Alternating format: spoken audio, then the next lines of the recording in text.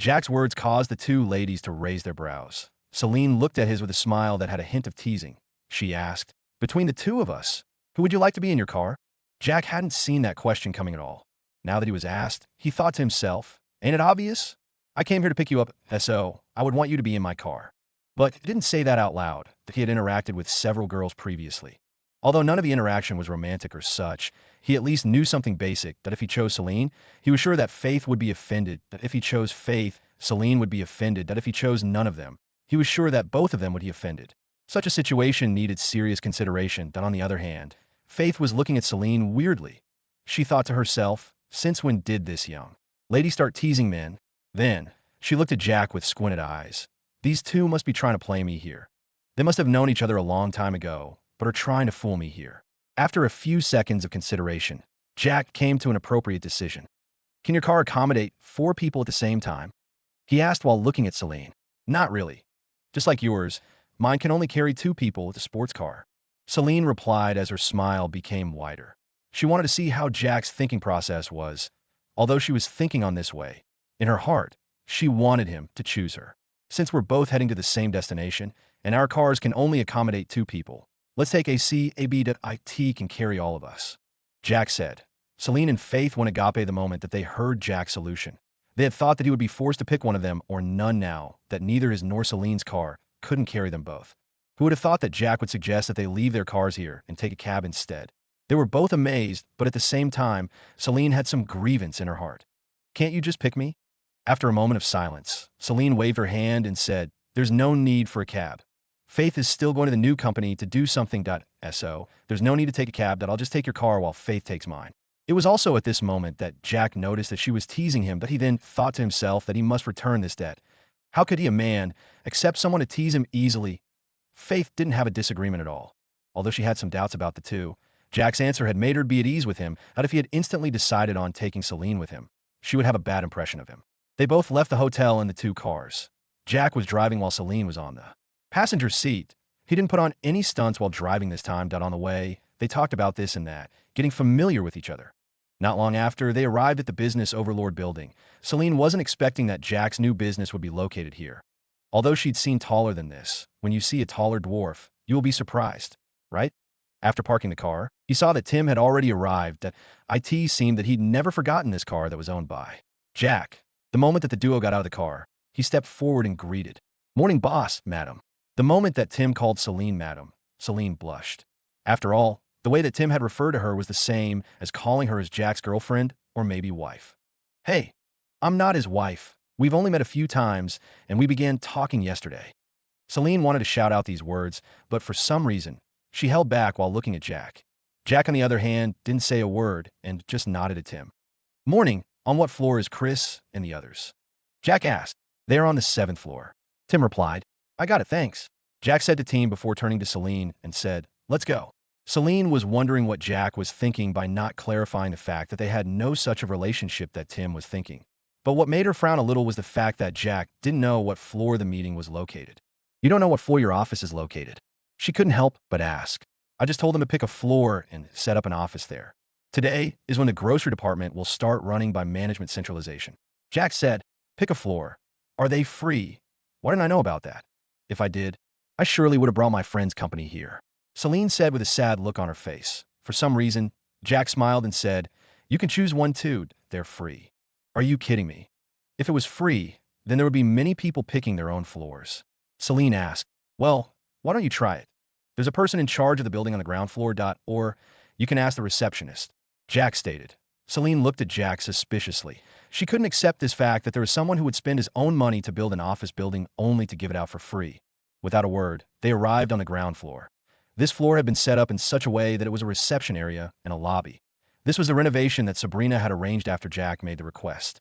There was nothing much to do. IT was just placing the receptionist desk as well as the couches for the guests in waiting.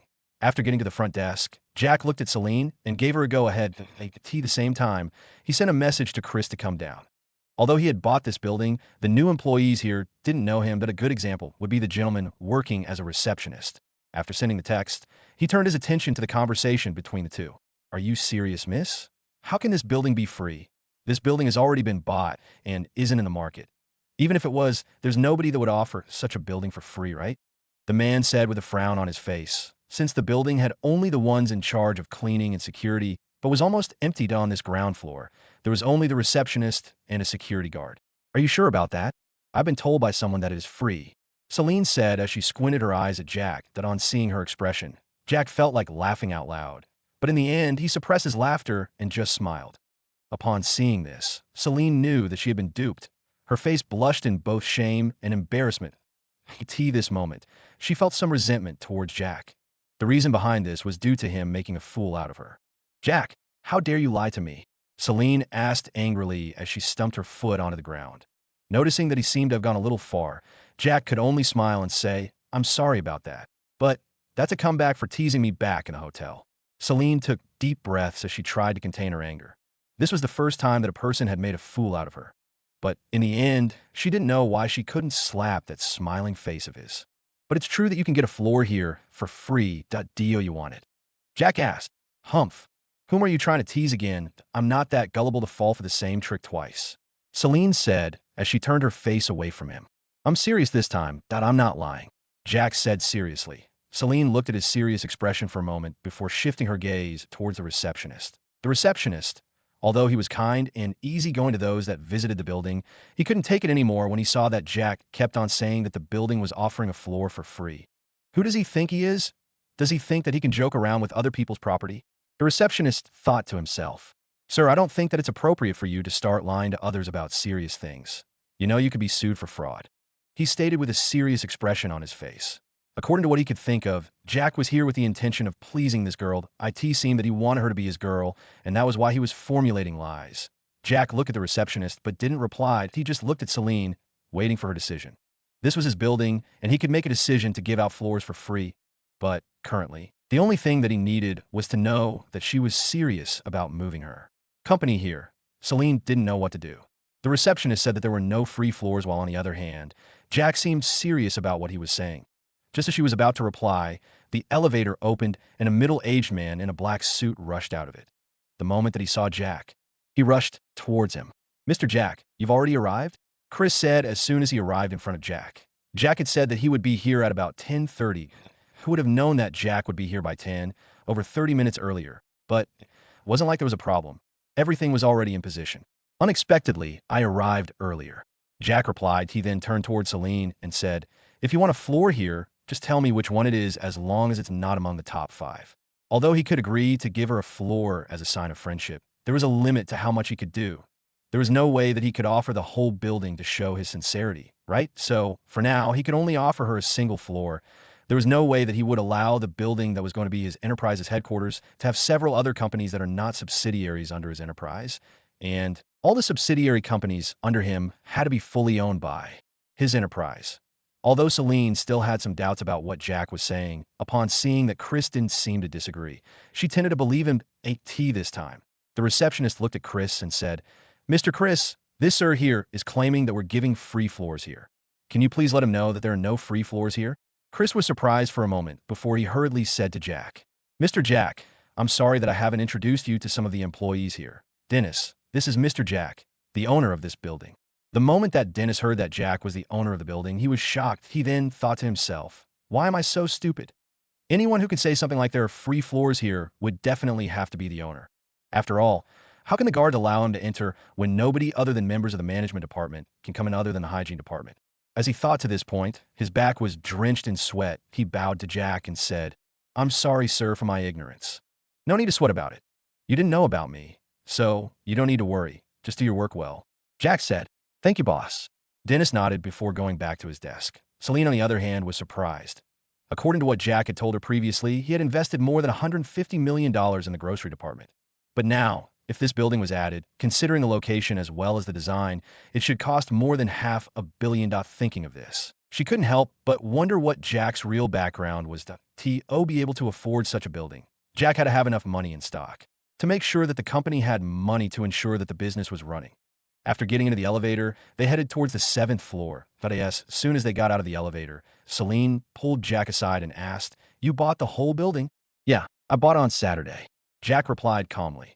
After a moment, he continued, Interested in relocating the office here? Till this moment, Celine still found it hard to believe that Jack was solely depending on himself. And if it was true, from what family was he from to be able to get that amount of money? He had to come from a prominent one. But in the capital where her family was based, she didn't hear of his name. Someone like Jack, with amazing looks and ambition, she was sure that she would have heard about him. But she never heard of him. Thinking to this point, she noticed that till this moment, Jack had never given away his surname. After a moment of thinking, Celine shook her head and said, "Not for now. Did I have to stabilize the condition of the company first? Once the company is on track, I can see if it's possible to transfer it." "All right then. You can just choose a floor and I'll reserve it for you," Jack said. "Okay then." Celine nodded as they followed Chris into a meeting room. The room was quite big in that it could accommodate almost 50 people at the same time. There was a long table that was covered in a white cloth. There were chairs surrounding the rectangular table. The main seat was placed on one end of the table. Then, on its right, there was another chair that was slightly to the side. Then the other chairs followed.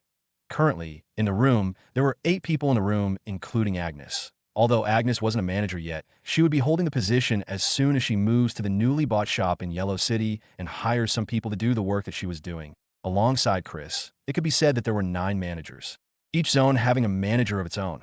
Chris was in charge of all these managers, but there would be another manager coming in soon who would be in charge of everyone, including Chris. Maybe in the future, he may make her the general manager of several departments in Jackson Enterprise, but that would obviously have to depend on her performance. Otherwise, why would he just promote someone if they didn't put on an effort in their work? After sitting on the main seat, Celine sat to his right while Chris to his left. Although this could have been considered as a meeting that only involved the core members of the department, Jack didn't mind Celine's presence at all. There was nothing that much important that they were discussing and could be used against him in the future. Furthermore, he believed that since the two of them were not enemies, she wouldn't attack him. Right? The discussion was mainly on how to ensure that all the groceries in the town were run accordingly. Upon seeing the ideas that they were giving, he felt that there was nothing wrong for. Now, Celine would also occasionally point out a few things that she felt would be good at the end of the meeting. It was decided that advertisement would be carried out. Jack wanted to make sure that he would begin accumulating the reputation for the enterprise before it went public in the future. He then left Chris an instruction to open the department's bank account. He had previously forgotten about it, but now he could let Chris handle it. After the meeting was over, Jack left with Celine. After leaving the building, he asked, "Where are you going next?" "I want to go back to the company. There's so much to handle at the moment, and I'm afraid that Faith might be overwhelmed.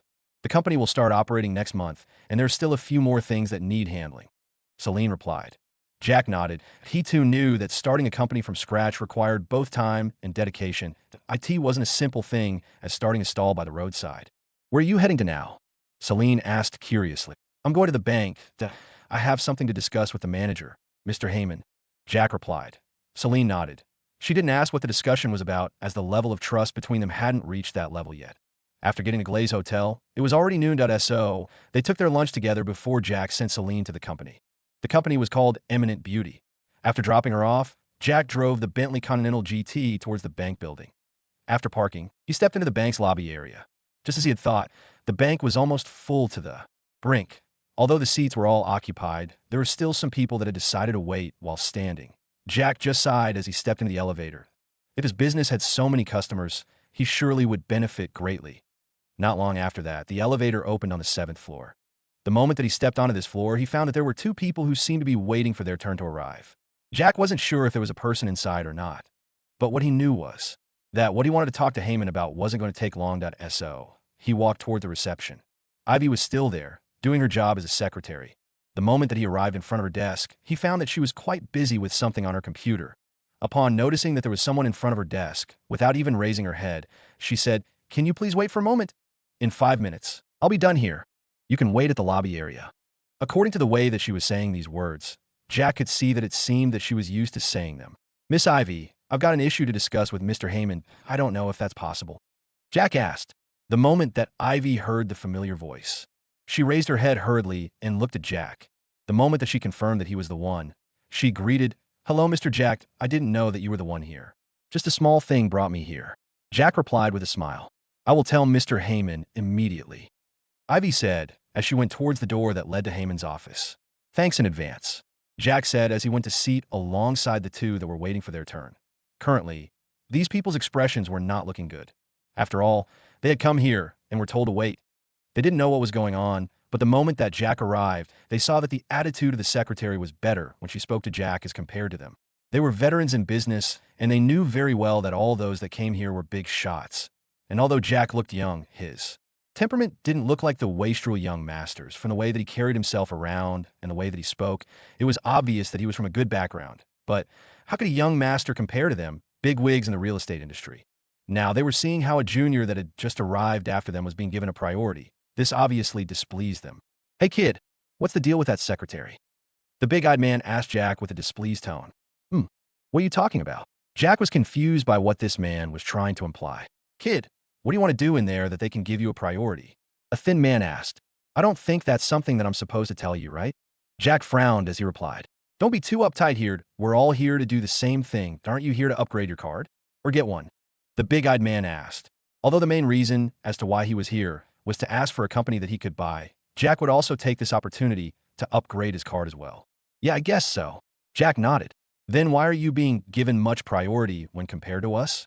We came here over half an hour ago, but we still haven't been allowed to enter. Now that you're here, the secretary has decided to let you in?" The thin man asked. "I don't know. All I know is the fact that I'm here for the upgrade that I asked for. The reason as to why I'm being given priority, that's a question that you can ask the secretary." Jack replied as he decided to ignore them. The thin man and the big-eyed man frowned as their expressions darkened. Jack was obviously younger than them, and for one thing that they knew was the fact that they were big shots. They were rich, and there was nobody in the younger generation that had ever dared to talk to them in such a manner. This was obviously the first time that this had happened. How could they tolerate this? So, the big-eyed man immediately retorted. "Kid, I don't care who you are, but let me tell you something that if you dare mess with me, I'll make sure that your life becomes a loving hell in this city." Jack completely ignored him as he wondered, why is it that almost everyone that is from this city, as long as he's giving out a threat, he will say that my life won't be good here? There's something with my life here, or is this the word that is often used to scare off children? Jack, though that this guy wasn't serious. If it was the Alfonso family that was making trouble for him, he would surely have to go through some trouble before he could firmly establish himself. But the small families like Dante family, as well as this guy that he didn't know, he had no worries at all. They only had their connections in this city. But outside this city, their connections were poor. This was what differentiated them from Alfonso family that had its influence running deep in more than 3 cities with Crystal City as the main ground. Seeing that Jack didn't take his threat seriously, the man was about to start cursing him when the door that led to Heyman's office opened as Heyman rushed out with an excited expression. He looked around before his eyes locked onto Jack. The moment that he saw him, he rushed forward before extending his hand in greeting. "Mr. Jack, you're here. I was kind of expecting you to come back, but I never thought that it would be this soon." Jack stood up as he received Heyman's hand. Although Heyman was enthusiastic, Jack had a calm composure. He replied, "Mr. Heyman, I already told you that you had to prepare yourself to carry out upgrades a few more times." Jack replied politely. Although he had over $10 billion in his account, he didn't become arrogant. He knew that he would need other people's help in the future. A good example being on this day, where he wanted Heyman to recommend to him a good company to purchase. Although he could have asked Celine about it, as she seemed to have a good background. He didn't want to depend on a woman to increase his influence if not necessary. Though what's more, they had only gotten acquainted to each other the previous night, that he had already asked for a manager. That if he asked for other things again, he was sure that things would get somehow complicated. On the other hand, Heyman was someone that had a cooperation with him in the area of business. He was using his bank, and there was no problem asking for a little favor to repay in the future, right?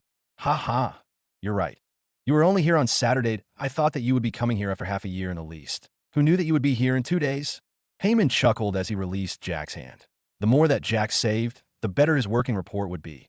Furthermore, Jack was using his branch to upgrade his account. This will all be seen by the higher-ups, and at the end of it all, they would see that he had retained a good customer. So his salary would be increased, or he might even be promoted. The 2 people that were waiting were surprised upon seeing Heyman charging out of his office. They were even more shocked the moment that they saw how enthusiastic he was towards Jack. This moment, their backs were getting drenched in sweat thinking of how they were treating Jack not long ago. For Jack to be treated in such a manner by the manager of Flyers Bank, although it was just a branch, showed that he was someone that they could not afford to offend. After all, Heyman had never treated them in such a manner. It was the other way round. They had to fawn upon Heyman. But they couldn't accept the fact that Heyman gave them a different treatment as compared to Jack. After all, they were here first, and Heyman had been cooped up in his office for over half an hour without responding to them. But the moment that he heard that Jack was here, he rushed out enthusiastically. They could even feel that he had some respect for Jack, which P set them off. "Hello, Mr. Heyman. Can you help us first? After all, we came here first." Failing to hold back, with a low voice, the big-eyed man spoke. Heyman was just about to invite Jack into the office when he was interrupted. Obviously, he didn't like it when he was interrupted while doing something important. He looked at the big-eyed man and the thin one beside him and said with a frown, "The two of you have been disturbing me for the past few days already. You all know the rules of the bank. There's no way that I can upgrade your card without your accounts having enough deposit. Furthermore, you only want the upgrade so that you can borrow a loan. That won't work." Heyman said before turning towards Jack and said, "Mr. Jack, let's talk inside the office. Mr. Heyman, aren't we just going to have an agreement? You know about the real estate industry. It's doing well recently as the prices of the houses have began rising. Once we get the money, we will obviously be able to pay off the loan with the highest interest." The thin man spoke hurriedly when he saw that Heyman was leaving. These guys wanted Heyman to help them acquire a higher level of card here, a black card. After getting it, they would immediately borrow a loan from the bank. Since all of this would be under Heyman's approval, it would surely bring him trouble in the future if the higher-ups found out about this and the duo failed to repay the loan on time. He would have to suffer the consequences. Now that there was Jack, why would he have to care about some of the things that would risk his career? "Miss Ivy, please send the guests away," Heyman said to Ivy, who had just returned to her desk. "Yes, Mr. Heyman," Ivy replied. After getting into the office, Jack was invited to take a seat. After that, Heyman thanked him for depositing the $10 billion the night before. After that, he immediately handed the prepared upgrade card as Jack returned the black card. There was also an update on the privileges that he would be receiving. They were better than the previous ones. The maximum amount of the overdrawn was set at $10 billion. "By the way, Mr. Heyman, I wanted to enter the security industry. Today, the main reason for coming here was to see if you can recommend one to me that I want to fully buy it," Jack stated after the matter of the card was put aside. Heyman was startled by Jack's request. He hadn't thought that Jack thought so highly of him. But now that he was given the opportunity, he would grab it with both arms to make sure that the relationship between them would be better in the future. "Ha, I see that is not a problem at all. That I happen to have a friend of mine that owns a security company. Coincidentally, he wants to sell it off. The performance is good, that it's just that he wants to change the industry and lacks capital. Otherwise, he wouldn't have sold it." Heyman replied with a wide smile. When Jack heard these words, he was both relieved and excited. This was perfect. Good performance, and at the same time, the owner was going to sell it. He smiled sincerely as he said, "Thank you in advance, Mr. Heyman. May I know what company it is?" "It is called Safety Enforcers," Heyman replied with a smile. The moment that Jack heard the name Safety Enforcers, he was quite surprised. He had not expected that. The friend that Heyman was talking about was the owner of Safety Enforcers. Safety Enforcers wasn't a small company. IT was a middle-sized security company in the country. IT had spread in several cities already. In total, its influence had spread to over 7 cities. This was already enough to state that it was not a small company. Although Jack was surprised, he was not surprised by the fact that Heyman had connections with such a big shot. He was a manager of the bank after all. It was quite obvious that he would interact with several big shots present in the country as long as they visited the bank. "There is absolutely no problem at all. If he is willing to sell it, then I am willing to buy it," Jack stated after a moment of silence. Heyman, on the other hand, immediately revealed a happy expression. In this situation, he was like a broker. His friend had stated that he was going to sell his company so that he could get more capital for the new industry that he was joining. Of course, for such a person to make a decision to change the industry in which he was focused on wasn't something that was decided on a spur of a moment. That if he was that kind of a person, then the current security company would have surely failed. If Heyman managed to make Jack to buy the company, he not only would have done his friend a favor, he would have done Jack a favor as well. In this way, he was getting double profits. That was the exact reason as to why he revealed the excited expression. Although he was not usually a scheming person, he wouldn't dare to let a chance of getting benefits that had presented itself in front of him go if he could snatch it without creating enemies. Why would he hesitate? "Okay then, Mr. Jack. I'll give you the contact details so that you can contact him at your free time. But you'll have to make sure that it is as early as possible so that you can get the company before he sells it. I will call him in advance to tell him about you," Heyman said as he stared at Jack. Although Jack was quite young, upon seeing the excited Heyman, he knew that he was going to benefit from this deal. But he didn't care because there was nothing that he was going to lose. He immediately agreed and took the contact details from Heyman. After chatting for a while, Alex finally decided to leave. He would contact the owner of the security company after getting back home. It was already afternoon, and he still had other things to do. After being escorted out of the office by the enthusiastic Heyman, Jack entered the elevator and headed towards the ground floor. Upon reaching there, he found that the floor was busy just like how it was when he entered. looking at the large number of customers that were waiting in line. Jack's eyes shone with a hint of greed that he wondered when his grocery department would have such a large number of people wanting to buy things from them. Each and every person present represented at least $100. In other words, as long as the people who visited his groceries spent at least $1 with the system, it would be multiplied to $100. Although personally, he didn't care much about money, as currently in his account there are more than $10 billion. That didn't imply that the enterprise that he was starting didn't require much more money. An international brand wasn't something that could be built with just a little bit of money. Even the $10 billion in his account was nothing at all if he really wanted to create an international brand. Shaking his head, Jack walked out of the building before driving away. He wanted to get back to the Prince and Princess Palace so that he could start organizing and arranging what to do next. On the way, his phone suddenly rang. Looking at the familiar number, he immediately received the call. "Hello, Mr. Jack." Evans's voice came from the other side of the phone. Although Jack wasn't sure why Evans had called him, he still greeted back the other party. After that, he asked for the reason of the call. "Mr. Jack, the cars that you had ordered previously have all arrived. That I was asking for the delivery location. Should I deliver them to the mansion or should I deliver them somewhere else? If there is somewhere that I am supposed to deliver them to, you can send me the location." Evans said that Jack's brows rose a little bit the moment that he heard that the cars that he had ordered before were about to be delivered. He had thought that it would take a little more time. That IT turned out that the Bentley company was quite fast in its actions. They had already repainted and added the logo that Jack had sent them. All the cars that he had ordered and been repainted, and all of them had a logo with the additional G.D on them. Jack had decided that all the things that were related to the grocery department would be painted green. After thinking for a moment, Jack decided to have all the cars to be delivered at the palace. After all, the palace had a larger parking area that could accommodate all the cars that he had bought. Although the enterprise had already begun to run, it currently comprised of only one department. As such, all the cars that had been bought would not be used. Even if he decided to give the upper management of the grocery department a car, more than 10 of them would still remain. As he thought of this, he immediately decided that once everything was in position in this city, he would let the general manager of the grocery department to expand the influence to another city. Although he could do this by himself, he still had other things to do. As such, if he could use the upper management of the grocery department to expand, he would do so without hesitation. From Celine's words, Jack knew that the general manager that he was going to hire would definitely have the capabilities of expanding the business without much supervision. After all, she was recommended by Celine. Not long after hanging up, Jack arrived at the palace. He found that there were several trucks that had lined up in front of his gate, and from the logo, he could already tell that they were from Bentley. Jack immediately slapped his forehead at the thought of not informing the guards to let the trucks into the compound. According to the policy of the security company, they would not let anybody into the compound unless they were allowed by the owner.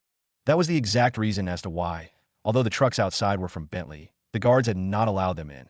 Jack drove towards the gate, and before he could reach it, the gate was open. As he entered, he signaled for the guards to let the trucks into the compound. After parking the Bentley Continental GT into the garage, he got down and looked at the trucks that had entered the compound. Evans alighted from one of the trucks and headed towards him.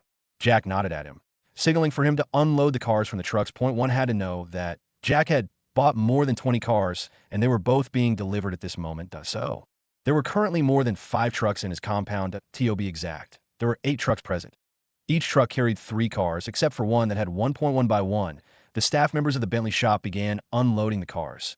Jack pointed towards the garage, and the cars that were being unloaded were parked there. Of course, the garage could not accommodate over 20 cars at the same time. So, the other cars were parked out of the garage.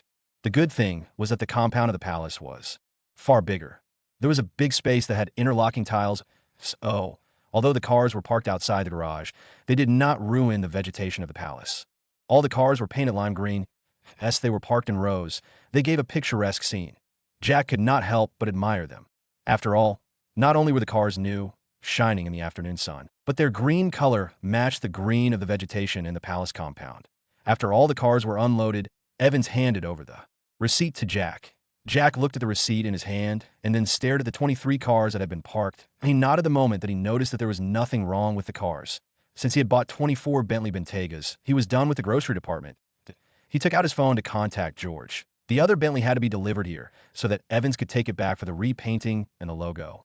After making the call, Jack welcomed Evans and the others into the mansion. These guys had worked hard unloading over 20 cars. They needed to rest. For that reason, they could rest while waiting for George. Of course, since he had no maid, Jack entered the kitchen and prepared coffee for Evans and the others. As they took sips of the coffee, They chatted about this and that. During this period of time, Jack mostly listened to what they were saying, that he had gotten used to not speaking too much. After all, back at the Alfonso mansion, even if he wanted to speak to others who would talk to him, after all, they ostracized him as a result. He was used to speaking only when necessary. About 20 minutes later, George arrived. He was dazzled by the rows of cars that were parked in Palace's compound. The moment that he saw them, he immediately knew that they were the ones that Jack had ordered previously. After all, he could see the same logo on the cars as the ones that were painted on the stores. He was mesmerized by Jack's way of thinking. After all, there were not many people who could decide to buy so many vehicles for their subordinates when they were just at starting phase of the company. Even their Dante Corporation only had a few cars that were used by the top-most management of the company. That IT was not that they were poor, it was just that they thought that it wasn't necessary. On the other hand, Jack had bought an apartment where the staff members in Yellow Street, as well as Alpine Street, could reside in. Although the stores at the apartment that he had bought weren't far away from each other, Jack allowed them to use the Bentley Bentayga to move around. Getting out of his thoughts, George immediately rushed towards the mansion. He had almost forgotten that there were people that were waiting for him. Although this was not the first time that he had been here, he still could not help but be impressed by the mansions. "Oh, George is here," Jack stated the moment that he saw George entering the mansion. Evans, who was chatting with some of his subordinates, immediately stopped. He rose to his feet as he bid goodbye to Jack. With that, he left alongside his subordinates. After the two of them remained, it seemed that George had something to say to Jack. "What is it? Just say it out loud. There's no need to hide anything," Jack said. After a moment of arranging his thoughts, George finally spoke. "Boss, there's someone who's trying to cause trouble for the stores. If I am not wrong, it should be my third uncle." Jack frowned the moment that he heard that there was someone who was trying to cause trouble for the stores that he had just opened. A week was only going to end on this day, yet there was someone causing trouble.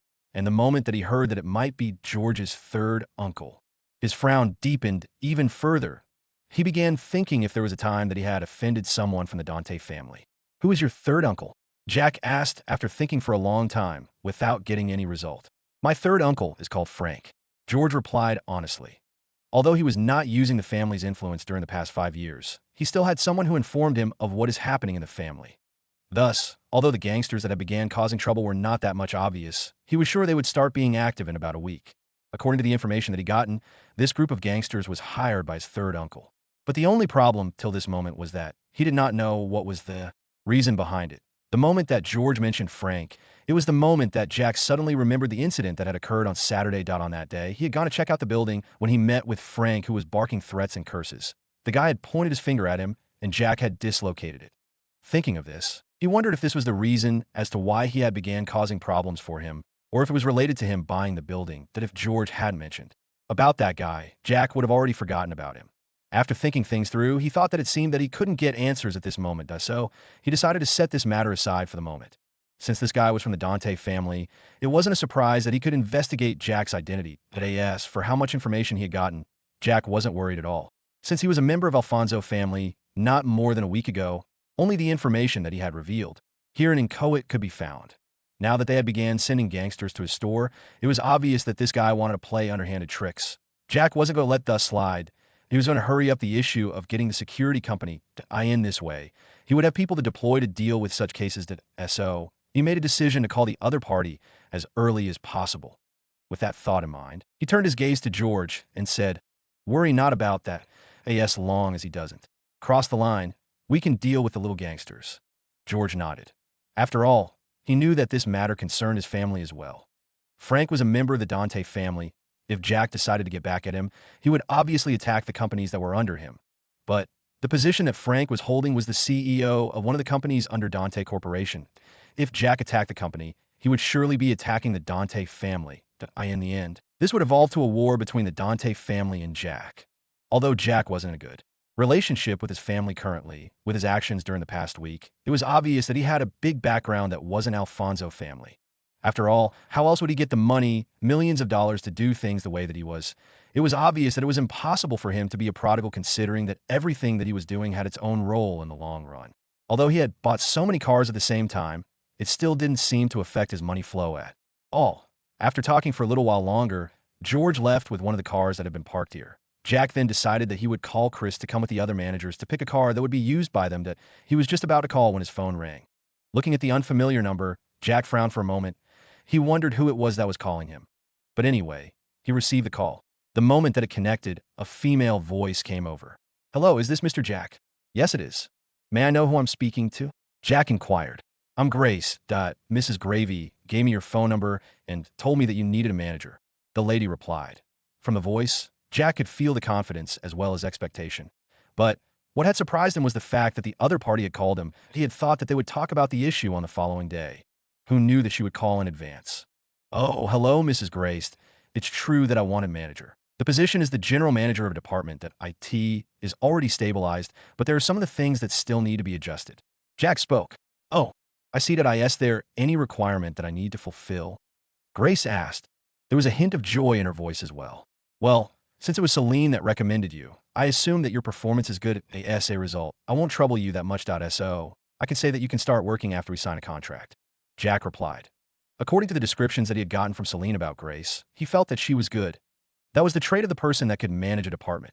After all, there was no way that he was going to take an indecisive person to manage a business for him. But if she performs poorly, there was still the issue of him sacking her. He didn't want to suffer unwanted losses for nothing. "Okay, then I'll be there on time. So at what time can we discuss the issue about the contract?"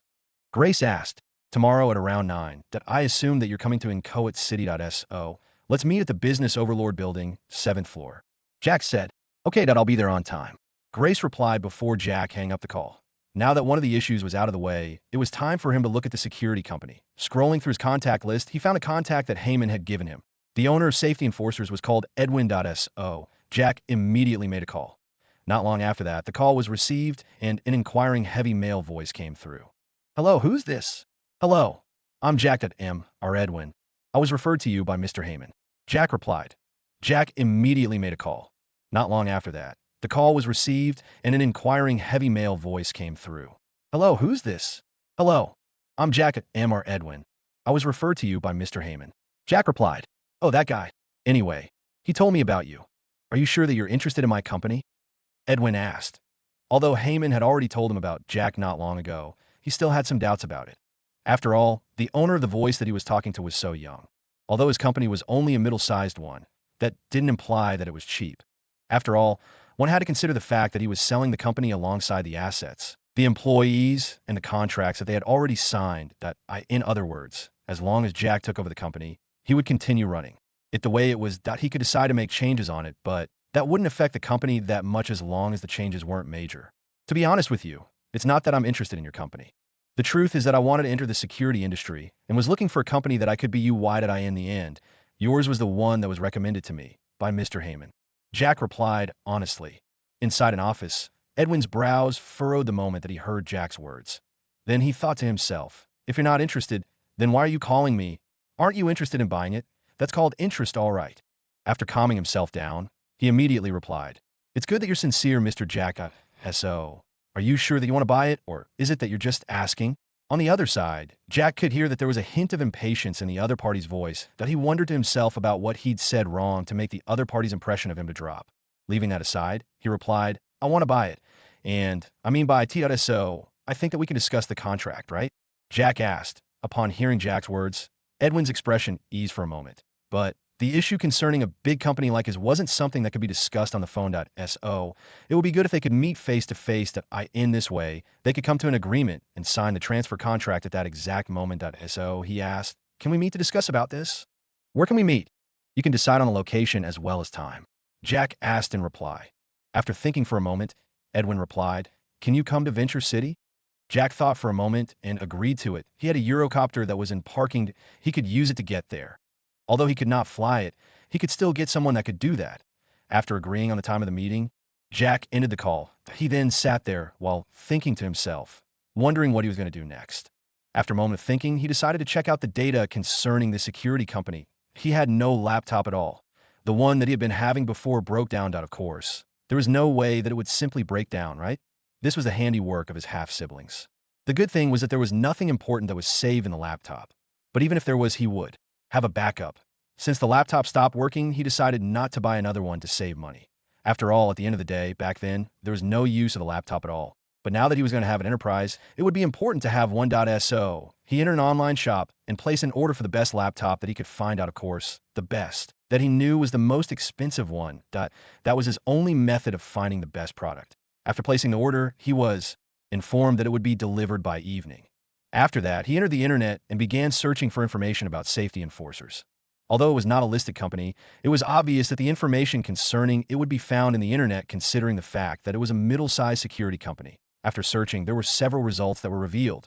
There was the information about the date that it was started and so on, but Jack wasn't interested in that ad. All that he looked at its net worth currently. This would make him know what amount of money he had to prepare when he went to meet with Edwin the following day. While looking at the information that was given, Jack frowned for a moment. According to what he could see, this company was worth $2 billion.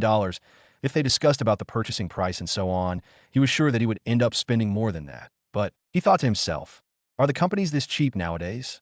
Of course, that was simply due to the fact that he had money in his account. Otherwise, he wouldn't dare to say that. Furthermore, such a company that was started from scratch didn't start with it being worth billions. This company had began over a decade. IT had been growing ever since for it to reach its current level. After all, not everyone had a system with him. IT was just that Jack had a system, and that was the reason as to why he wasn't afraid of risks in business. Others would have to consider all the factors that could be considered before they could invest into something. Just like Edwin, although he was changing from one industry to another, it wasn't that he was going to start from scratch, that he had already joined the industry, but it was just that he wasn't focusing on it. But now, he wanted money so that he could put all of his efforts there. In other words, he had already tested the industry for a period of time before deciding to expand. But even so, he still maintained his cautiousness. After checking the information about the security company, Jack was impressed by it. Although it wasn't that big, it still was good, as even he had heard of it before today. Now that he knew all the basic information that he needed to know, Jack decided to check if there was another company that could interest him. After looking through the security companies for a period of time, Jack lost his interest. IT wasn't that there were no companies that could be bought by him. IT was just that these companies were either expensive for the current him, not for sale, or maybe they were at a lower level as compared to safety enforcers. He thought if there was anything that he needed to do at the moment. After thinking for a long moment, he felt that although he had many things to do, they all had a specific day that could be done. Grace the following day. Edwin the following day. Ben, he wasn't sure about the specific date, as Ben had said that it would be done in 3 days. There was something that he had almost forgot about after surfing in the internet for a period of time. That was finding a pilot that could fly the Eurocopter. Although the Eurocopter that was given to him by the system was customized and differed from the others. With Eco, the Eurocopter's AI, he was sure that as long as one was a professional pilot, he would be able to fly it. He immediately looked for a company from where he could hire a pilot. He found one that was called Skyflight Charters. This organization was well known as it had a good reputation. Of course, all of this was known to Jack through the internet. Otherwise, how was he supposed to interact with pilots before today? After looking at the information, he found one pilot that was to his liking. IT was a middle-aged man with 5 years of experience. According to the information about him, it was said that he was good in flying helicopters the most, as most of the people that hired helicopters or pilots were mainly for helicopters. If one had a private plane or a jet, why would he hire a pilot for a short period of time? He would simply find one that would be permanent. The reason for choosing this man was simple. Apart from his experience, he thought that the middle-aged man wouldn't be too chatty, or so he hoped. After confirming everything, Jack immediately made a call. In the Alfonso mansion, the atmosphere was quite lively. The reason behind this was due to the fact that there was a member of a big family that was visiting them on this day. The other family was far bigger than Alfonso family and was situated in the capital. Of course, the members of Alfonso family had to be meticulous in their preparations to receive them. At this moment, not just the current CEO of Alfonso Group was standing at the entrance. Even Jack's grandfather, Victor Alfonso, was also present. They were not the only ones there, as there were several others that were present here as well. In other words, all the members of Alfonso family, as long as they were nearby, they had been called back, with the exception of Jack, to welcome the special guests. Dad, do you know why they're talking about engagement all of a sudden? Jack's father, Dalton, asked Victor. What's there to be worried about? This is a good thing for our family. Maybe we may rise and be able to compete with some families in the capital. Victor replied with a smile plastered on his face. Dad, do you know why they're talking about engagement all of a sudden? Jack's father, Dalton, asked Victor. What's there to be worried about? This is a good thing for our family. Maybe we may rise and be able to compete with some families in the capital. Victor replied with a smile plastered on his face. The moment that Dalton heard his father's words, he was at first surprised, then the next moment he was ecstatic. This was a great opportunity for his Alfonso family. After all, a member of a big family wanted to marry one of the sons or daughters of Alfonso family. Even if it won't be one of his children, or even if it was his brother's child. He would still benefit at the end of it as he was the current family head. With the support of such a big family, he could start influencing the capital city. Furthermore, with such a connection, he could start expanding the influence of the Alfonso group that as such, the competition that he would be experiencing from other families from other cities would be greatly diminished, if not removed. As he thought of this, a smile gradually appeared on his face. He could not wait to know who was going to get married or being married. The other party had just stated that they were coming for an engagement, but till this moment, they didn't know if the one that was coming with the old man was a boy or a girl. It was at this moment that Dalton finally understood why his father Victor had summoned all the members of Alfonso family to come back. Furthermore, he had made sure to summon back even those that had gone to other cities, as long as they had not married or been married. That's right, only those that were in marriage were spared from this. Although there were some of the family members that had been engaged already, the old man didn't care about it. Engagements could be broken as long as that person was selected by the old man that was coming. Are you sure that all the preparations are in position? Victor suddenly asked, bringing Dalton out of his thoughts. Yes, father. I've already made all the arrangements that are necessary that I know how important this occasion is. So I won't mess up. Dalton replied confidently. Victor nodded in satisfaction while looking at the members of the Alfonso family that were standing with him at the entrance. He suddenly frowned as he looked into the crowd. Upon noticing the frown on Victor's face, Dalton asked, Father, is something wrong? At this moment, Victor shifted his gaze towards Dalton as he asked with confusion, Where is that little brat, Jack? Upon hearing this question, Dalton's heart skipped a beat. When he made a decision to expel Jack from the Alfonso family, he hadn't asked his father about his opinion. His father was away at that time and only came back the previous night with the news about the engagement. He had planned to tell him later, but he had forgotten about it with the news of the engagement coming in. It was only at this moment that he was reminded about it. After hesitating for a moment, he replied without hiding a thing. He told the old man about everything that had happened since Jack's departure. The more the old man listened, the colder his expression became. It was a sure bet that his anger was soaring at the moment. Why did you come to such a decision without consulting me? Victor roared at this moment. This roar immediately attracted the attention of the other members of the Alfonso family. But although their attention was attracted by the shout, it had successfully repelled them as their bodies tried to move as far away as possible from the old man. None of them didn't know about the old man's temper. As long as he was angered, he would turn the house upside down till the moment that his anger would cool down. Facing the angry old man, even Dalton was flustered. He took a deep breath, but he didn't dare to speak a word. He knew that the more he spoke, the more he would anger the old man. After ranting for a while, Victor calmed down. This was not just because of his anger had calmed down at the moment. It was simply because there were visitors, very important ones as a matter of fact, that were coming not long from that moment. Let us receive the guests first. After they leave, we will talk about this, Victor stated as he tried to retain his composure. Although he didn't like Jack, that didn't mean that it was to the extent of expelling him from the family. He was an Alfonso at the end of the day, and no matter what they did, if they took a DNA test, they would still find that he had the Alfonso bloodline. I want to see how he gets out of this now. He decisively expelled his own son out of the family just to maintain his reputation. Now that the old man is back, he sure is going to suffer. Oh, I can't wait for the time that the visitors will be leaving at that time. There will be a good show to watch. At the side, those that were competing for the CEO position or they didn't like Dalton began murmuring to each other. It was only when Victor glared at them that they shrunk their necks and kept quiet.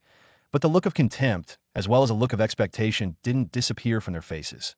After all, this was one of the rare chances when the old man was angry at Dalton. So they would make sure that they used it to the maximum possible. Just as the old man was about to berate them, a car's honking sound made him shift his attention towards the road that led towards the highway. There was a convoy of luxury cars coming towards the entrance of the Alfonso mansion. The old man immediately led the members of Alfonso family to go out and welcome the guests. They escorted the cars to the parking lot. There was a total of 6 cars, with the leading car being a Maybach GLS 600. The others were all Volkswagen Arteon. The moment that the doors of the Volkswagen Arteon opened, several bulky men in black suits and black glasses got out.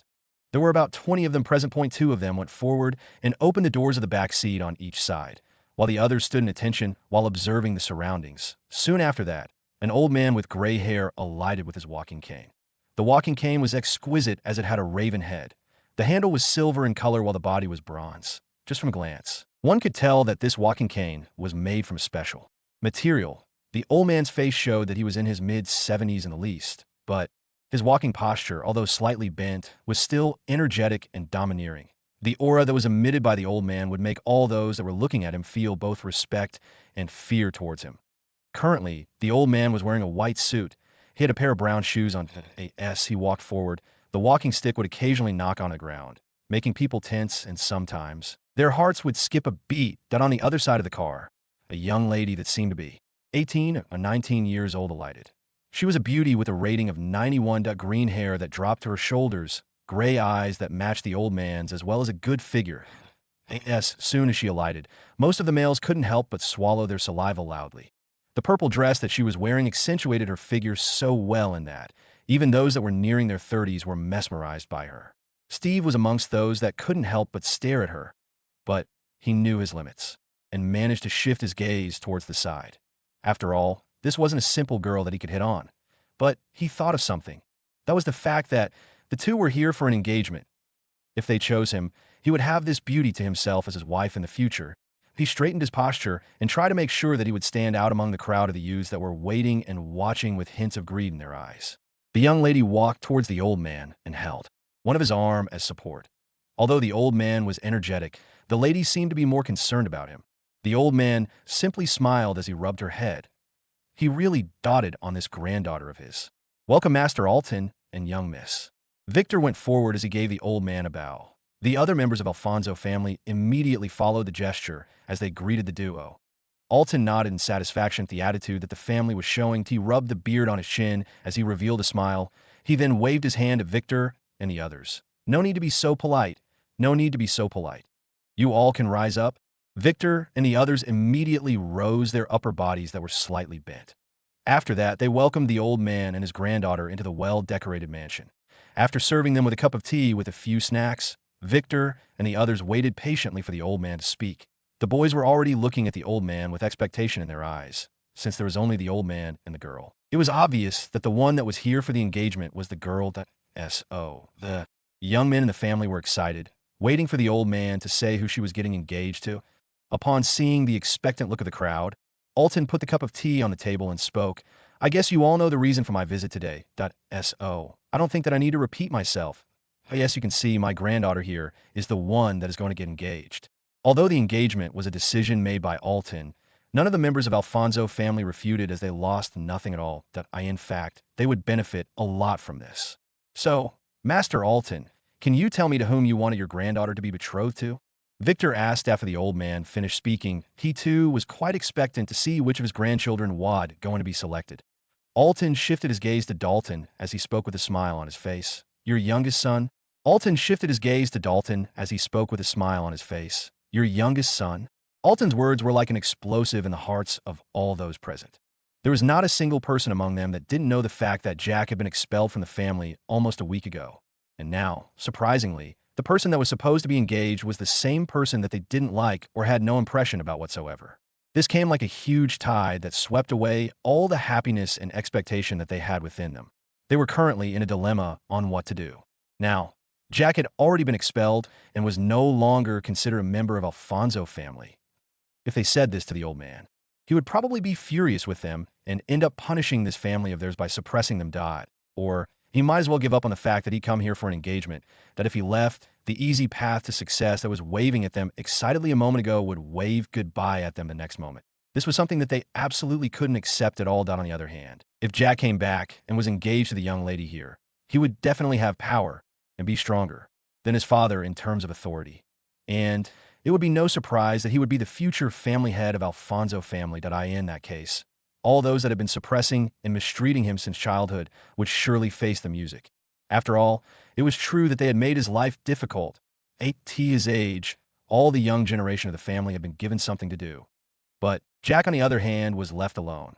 After graduation the previous 3 months, he was just there, idle, or doing whatever he wanted. Of course, the whatever he wanted never included anything that involved Alfonso family's influence. In other words, whatever he was doing never concerned them. Now, if Jack really got engaged, he surely would be able to get back at them. Just this thought made them shiver. Alton and his granddaughter immediately noticed that something wasn't right with everyone's expression. This made them confused. Was there a problem with Jack? Or had what he had just said not been heard? Victor panicked for a moment and stared at Dalton with a murderous gaze. Dalton, on the other hand, was already drenched in cold sweat. He had never cared about this son of his. He was the only one in the entire family that had suffered in the hands of fellow family members. Even during his childhood, he was never there for him. Jack had depended on his mother till he matured early. Now, as he left the family, Dalton decided to use this chance to expel him from the family to clear his image off of the dark spot, who knew that this was going to be his biggest mistake as well as regret. The black spot was actually a big opportunity for him. Now, not only would he have to face his father's wrath, but he had to look for a method to bring Jack back to the family. What's going on here? Where's Jack? Alton couldn't help but ask at this moment. His expression didn't look that good at all. After all, according to what he had thought, the moment that he mentioned that it was Jack who would have his granddaughter as his fiancée, not only would Jack get excited, but his father would be extremely happy and proud. In the end, everyone's expression was completely opposite of how it was supposed to be. How could he not be furious considering the fact that even the one that was getting engaged with his granddaughter wasn't present at the scene? I'm sorry about that, Master Alton. The truth is that currently, Jack is out of the city. Victor managed to squeeze out a smile on his wrinkled old face that made him look ugly. Alton frowned the moment that he heard this. Even the lady beside him showed a disappointed expression at this moment. Alton wasn't from a big family for nothing. He had experienced a lot more to be able to maintain his family's position as one of the top families, so he could tell at a glance that things were not that simple. Furthermore, he had already investigated about Jack the moment that his granddaughter mentioned about him. He found that the boy had good looks, a strong will, and was quite hardworking and smart. Apart from the issue of him not being treated well in the family, there was nothing that was wrong about Jack in the old man's eyes. The information that he had on him was till Sunday, the day before Jack left Crystal City to AT that time. He thought that he had gathered enough information and decided to stop investigating him. Can he get here at a short time? Alton asked after noticing the disappointment on his granddaughter's face. He wanted to fulfill his granddaughter's wish, which was to marry Jack. He hadn't come to this decision without thinking things through. His granddaughter, whom he doted on so much, told him that she liked a young man that she had encountered before. She was serious about being married to him. As a result, he tried advising her not to be rash. In the end, due to her stubborn nature, he had no choice but to investigate Jack. After finding out that he wasn't bad, he decided to come on this day when he was free to SO. There was no way that he could accept the fact that he had wasted his time for nothing. He had to make sure that his granddaughter was happy that he asked for Jack, as long as he accepted. No, there was no need for him to accept. He had already decided that he was the one going to marry his granddaughter. He was going to give him support to develop himself. With his brilliance, he was sure that he would be able to develop faster. Furthermore, he would have to be the family head of Alfonso family to have a status that could barely qualify to be matched to his granddaughter. But Alton's question made Victor almost helpless. After all, they had already expelled Jack from the family. But after thinking about the things that would happen if this engagement was successful, he gritted his teeth and looked at Dalton, who was seated beside him. Hurry up and go and fetch that son of yours right at this moment. You better hurry up and bring him back as soon as possible. Don't you keep Master Alton waiting, or I won't forgive you. Victor spoke with a low voice, but his voice contained undeniable command. Dalton nodded his head repeatedly before standing up. After bowing to Alton and the young lady, he rushed out of the mansion. He headed towards the helipad where the helicopter that was used for emergency situations was. He brought alongside him 3 men and the stunned and pale Steve. He was in a hurry as sweat continued trickling on his forehead, as if he had just finished toiling a whole acre of land. After getting into the helicopter, he immediately shouted, "Get us to Inchoate City as soon as possible." "Yes, boss." The pilot responded before starting the helicopter that flew towards Inchoate City at the highest possible speed. Jack had no idea about what had just occurred at the Alfonso mansion, nor did he know that he was about to get engaged to someone. Furthermore, his father was coming for him personally. He just sat there on the couch while waiting for his call to connect. Not long after, a feminine voice came through. "Skyfly Charters here. May I know to whom am I speaking to, and what kind of assistance would you like?" The lady asked. "Hello, my name is Jackson, that I wanted to hire a pilot of your organization. His name is Gabriel Waddy." Jack stated. "From when do you want him?" The lady asked. "From tomorrow," Jack replied. "A moment, please," the lady said, and a moment later, Jack could hear the sound of a person tapping the keys of a keyboard. Jack didn't have to wait for long as the lady spoke again. "I'm sorry, sir, but pilot Gabriel Waddy has already been booked for tomorrow and will only be available next week. Can you choose another person, or may I recommend one to you?" Jack frowned the moment that he heard this. He had been to Skyflight Charter's website and hadn't found anyone that impressed him as Gabriel. But now he was going to fly another person's plane? No way. He had to get this person to be his personal pilot. At the thought of this, he said, "No matter what the price, I want him to fly me tomorrow. Just name it." The lady seemed surprised by the fact that Jack wanted only this person to fly his aircraft. She thought to herself, what's the difference between pilot Gabriel and the other experienced pilots? There's even an experienced pilot than him that's available. Anyway, she didn't dare to say these words out loud as it may sound rude to a customer. In return, if the person filed a complaint about her, she surely would be punished by the upper management. Mr. Jack, you'll have to understand the situation that it's not that we don't want to have pilot Gabriel Wadi flying you. It's just that he was booked last month for tomorrow.so. It's impossible for us to cancel it. The lady said helplessly. Even Jack knew that it might not be possible for such a big helicopter charter company to cancel bookings that had been made by other customers. But he was just too stubborn for this. Why don't you just change the pilot for the one that did a booking? There are other pilots that are free at the moment, right? Jack asked. The lady was really helpless here, so she could only reply by saying, I'll have to consult my manager first. Please, don't hang up. Okay. Jack nodded and decided to wait for her to do the consultation. I'll have to consult my manager first. Please, don't hang up. Okay. Jack nodded and decided to wait for her to do the consultation. After about 3 minutes of waiting, the lady on the other end of the phone finally spoke. Well, Mr. Jack, I guess you have great luck, as the one that had booked pilot Gabriel Wadi has just said that the trip has been cancelled.so. Pilot Gabriel Wadi is available now.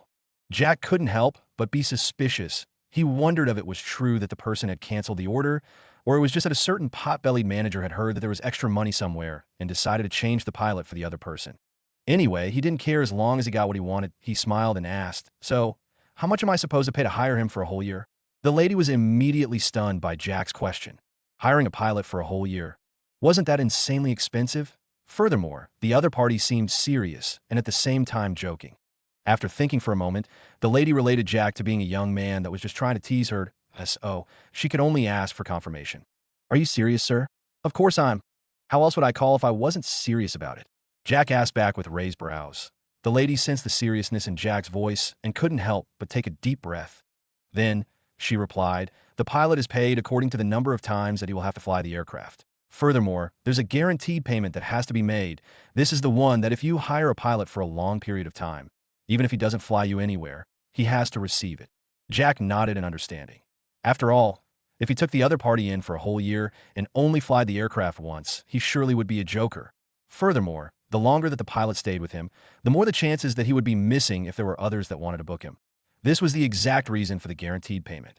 Not a problem at all. Just tell me the price, and I will sign the contract after we come to an agreement. Jack replied, okay then. The pilot is paid according to the distance that he's going to fly the aircraft.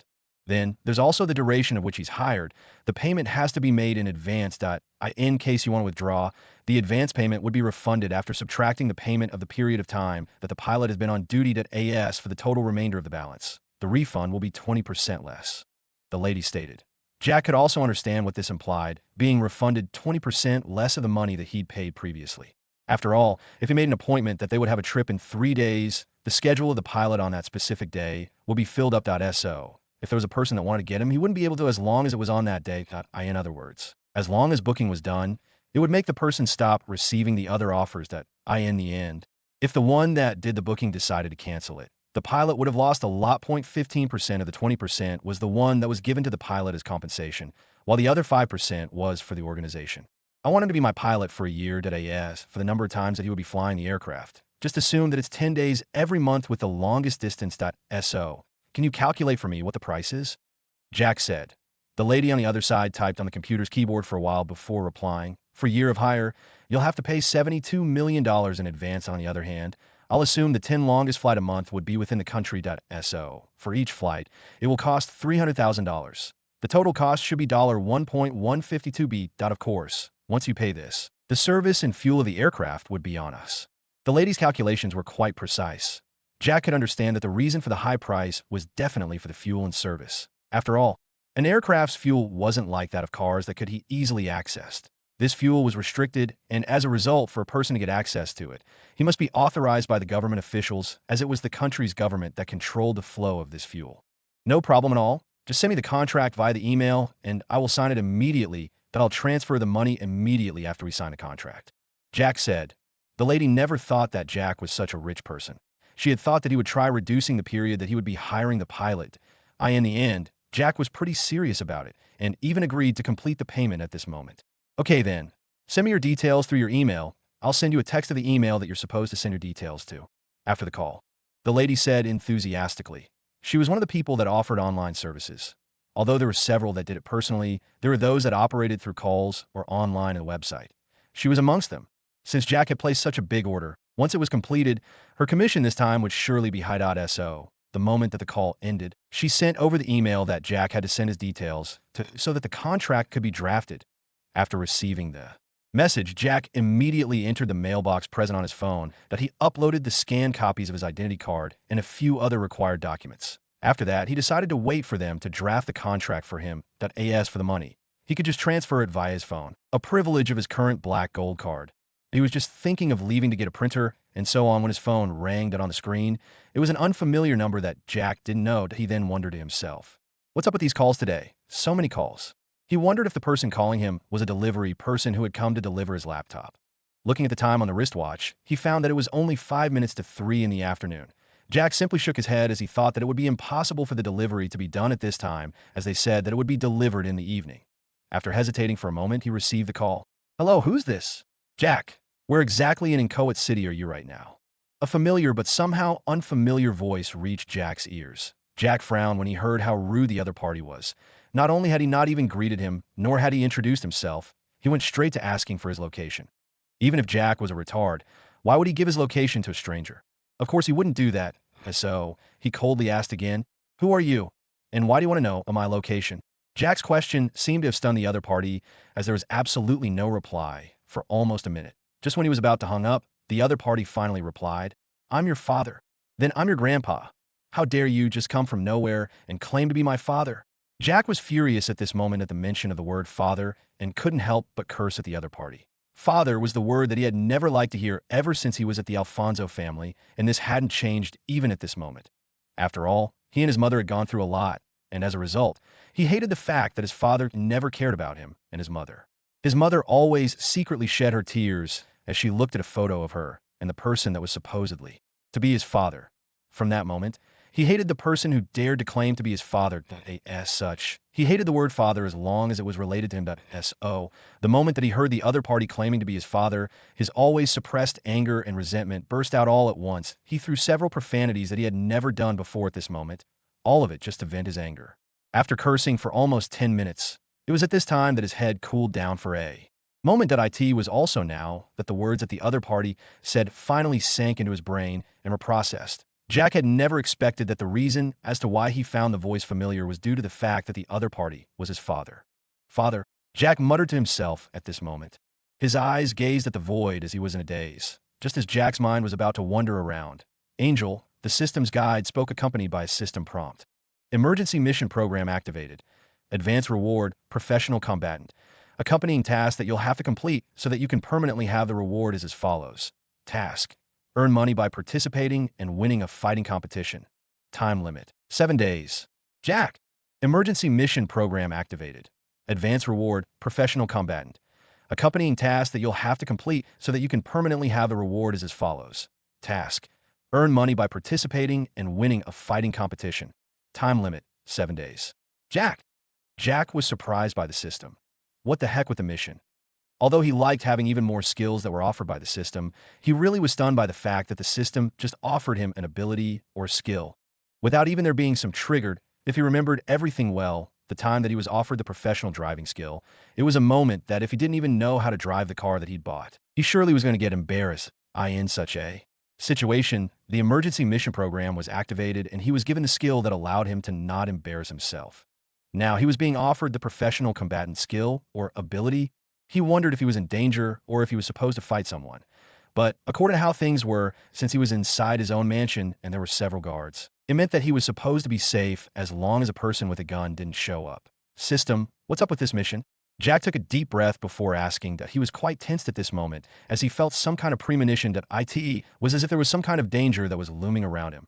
The system can see what the host needs at a specific time. So it offers what is needed at the right moment. Since the emergency program has been activated, then it implies that there's a risk of someone beating you up or forcing you to do something. Since that is the case, you should accept the mission as soon as possible, or you might as well look for other countermeasures. Upon hearing the system's reply, Jack was now sure that there was something wrong. After all, According to the introduction about the system, it was one that came out of the blue planet. In other words, it was an alien. But all the same, it was useful that IT had already proven its abilities by multiplying his income by 100 times or giving him several rewards after he received his first income. With its ability to make the guards ignore the presence of the Eurocopter that wasn't there previously, was already a show of its strength. Now that it had stated that he was in some kind of danger, he immediately decided to take action by accepting the mission. I accept the mission, Jack stated. Mission accepted. Advanced mission reward granted. Task: earn money by participating and winning a fighting competition. Time limit: 7 days. Failure to complete the task would lead to the host losing the ability as well as receiving the system's punishment. Till this moment, Jack wasn't sure what type of punishment the system administered to a person if he failed to complete the task on time. But he wasn't interested to test it on himself. Furthermore, he wasn't willing to lose the reward that he'd just received. Just as he was about to get immersed in his thoughts, he was forced out of that state by the warm current that ran through his body. Followed by that, some unfamiliar memories entered his mind and merged with his current ones at this moment. He felt that his body contained unimaginable strength. He felt that he could shatter a wall with a single punch. But all of this was an illusion as he hadn't tested the limit of his strength yet. After a moment, he felt that there was something in his right hand. Looking at it, he found that he still had his phone. And the call was still ongoing, and at the same time, there was a male voice coming through. Jack, are you there? This is an emergency. Tell me where you're right now. Dalton yelled. He had been trying to talk to him and asked for his current location, but at the end of it all, Jack didn't reply to any of his questions since he stopped cursing him. Jack got irritated by the other party's commanding tone. Who are you trying to command? Do you even know me? You better get lost at this moment. As these thoughts passed through his mind, he hung up the call. There was nothing that could be spoken between the two of them, as they were no different from strangers. After that, he immediately added this contact to the blacklist. After all, he didn't want someone to disturb his current life. After that, he began thinking of how things were. The system had given an emergency mission. On the other hand, Dalton was asking for his location. This implied that there was no coincidence at all. IT implied that the danger that was coming was obviously related to Alfonso family in one way or the other. He sighed before going to the basement where there was a gym. Whirl, whirl, whirl. At this time, inside a helicopter, Dalton's face darkened the moment that Jack hung up on him. He tried calling once again, but found that he was blocked. He took a deep breath before turning to Steve as he asked, "Have they tracked his location?" Dalton wasn't an idiot. That he knew that since Jack left the mansion on his own and was later informed that he had been expelled from the family, it was obvious that he wouldn't agree to go back with him. So he decided to track his location during the call. But of course, the one that was tracking his location wasn't on the helicopter with him. Instead, he was back at the mansion so he had Steve call that hacker while he called Jack. The good thing was the fact that, although Jack had a point, stop talking, he hadn't hang up in other words, the duration should be enough for the hacker to get Jack's current location via the call. Why, yes, but I'm not sure if the location that has been stated is the real one. Steve stammered the moment that Dalton asked. Although he was quite angry at the fact that his useless half-sibling was the one that had been selected, he knew that he would have to give in at the moment. But the reason for stammering wasn't because he was afraid of Jack's counterattack. Not at all. That it was absolutely something different. What's wrong with the location? Upon seeing Steve's expression, Dalton frowned as he asked. And not at all. It's just that the location doesn't seem like somewhere that Jack should be at. Steve replied. Let me see. Dalton frown deepened as he took the phone from Steve's hand. He looked at the location that had been sent over to them. There was a statement first. In Coet City, Wind Hill Residential Area, Prince and Princess Palace. Immediately below, there was an attached screenshot of a locator. IT showed that the call came from one of the two mansions. When Dalton saw this, he immediately frowned even more. Just like Steve, he didn't think that Jack could afford to live in such a place. After all, although they were not living in Coet City, as a neighboring city, they could easily get the information about this special palace. After thinking things through, he gave the pilot the location and asked him to fly over there. He had to get Jack back to Crystal City at all costs. If he failed, not only would the opportunity to have his family rise disappear, it might as well invite a calamity. Furthermore, there was still his father who would surely not let him go. After all, he made the decision behind his father's back. Jack didn't know that his current location was already exposed. Otherwise, he would have surely gotten out of the mansion to welcome them warmly. Anyway, currently he was busy trying his strength inside the gym. The results were mind-blowing. Not only had his strength greatly increased, even his speed as well as reaction speed increased. The control of his own body had also heightened in such a way that there were no wasteful movements. His strength, speed, reaction speed, as well as other parameters that were related to his body were 5 times that of a healthy adult him. In other words, if an adult strength was about 100 kilograms, his was 500. There was no need to talk about speed and whatever. After all, the improvement that Jack had just experienced wasn't like 1 plus 4 equals to 5. This was more than that. If he threw a punch, instead of it weighing 100 kilograms, it would be 500 kg. IT was completely opposite of the 100 kilograms punches hitting a person 5 times. After testing his strength, Jack immediately went back to the loving room. He found that there was a missed call there. Upon checking it, he found that it was from the charter organization. He also saw that he still had one unread mail. So he guessed that this was the contract that had been sent by the lady that was on charge of helping him. He clicked onto the mail and opened it. But just before he could start reading it, he heard a shout coming from outside his mansion. "I'm sorry, sir, but you cannot get in there without permission." "What do you mean that I cannot enter? My son is here." "Are you trying to say that I can't see him?" "What do you mean that I cannot enter? My son is here." "Are you trying to say that I can't see him?" Jack felt that the voice was somehow familiar. It was only after a moment that he suddenly remembered that that was Dalton's voice. After all, he had talked to him not long ago. But what made him frown was the fact that Dalton had somehow known where he was staying, and if he remembered correctly, the only person that knew where he lived was Evans, as well as Sabrina as for George. There was no need for him to be mentioned considering the fact that he was always low-key. In other words, Dalton might have gotten his information from either Evans or Sabrina. But there was also another option. They had tracked his location the moment that he lost his focus about the phone after he received the advance reward from the system. With the current technology level, it wasn't hard for them to track his location as long as his call was connected. According to what he could remember, he had forgotten that he was holding a phone in his hand for about 5 minutes. With the resources that Alfonso family possessed, it was not hard for them to find his location in just 2 minutes, let alone 5. But the thing that made him mostly unhappy was the fact, even after Dalton knew that Jack was not in a mood to meet with him, he still came. Furthermore, he was not following the normal procedures that one should when he's going to visit another person. Although he didn't like his father, he was still quite curious about what made him to come all the way from Crystal City just to look for him. He stepped out of the mansion and found that the security guards were busy trying to prevent Dalton from entering the mansion. The moment that he got out of the mansion, the guards noticed him. The commotion also stopped at this moment. Everyone present looked at Jack, waiting for his decision. Jack was in no hurry at all. He walked step by step till he arrived in front of Dalton. With a frown on his face, he asked, "What do you want?" Dalton wasn't surprised by Jack's attitude towards him. He knew that this son of his didn't like him, just like he didn't like him at all. But at this moment, the situation that they were in didn't allow him to care whether he liked his son or not, or vice versa. He looked at Jack and stated calmly, "I am here to take you back home."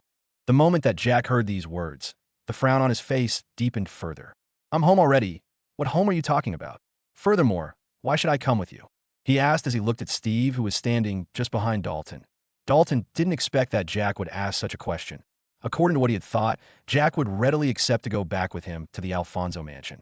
But after thinking things through, considering what had happened from the moment that Jack stepped out of the family mansion, it was normal for him to behave in such a way. After all, the treatment that he got from the family wasn't good at all. Furthermore, he was expelled from the family not long ago. Additionally, his condition wasn't that pathetic to make him wish to go back with him, as he could already see this from the conditions that Jack was living in.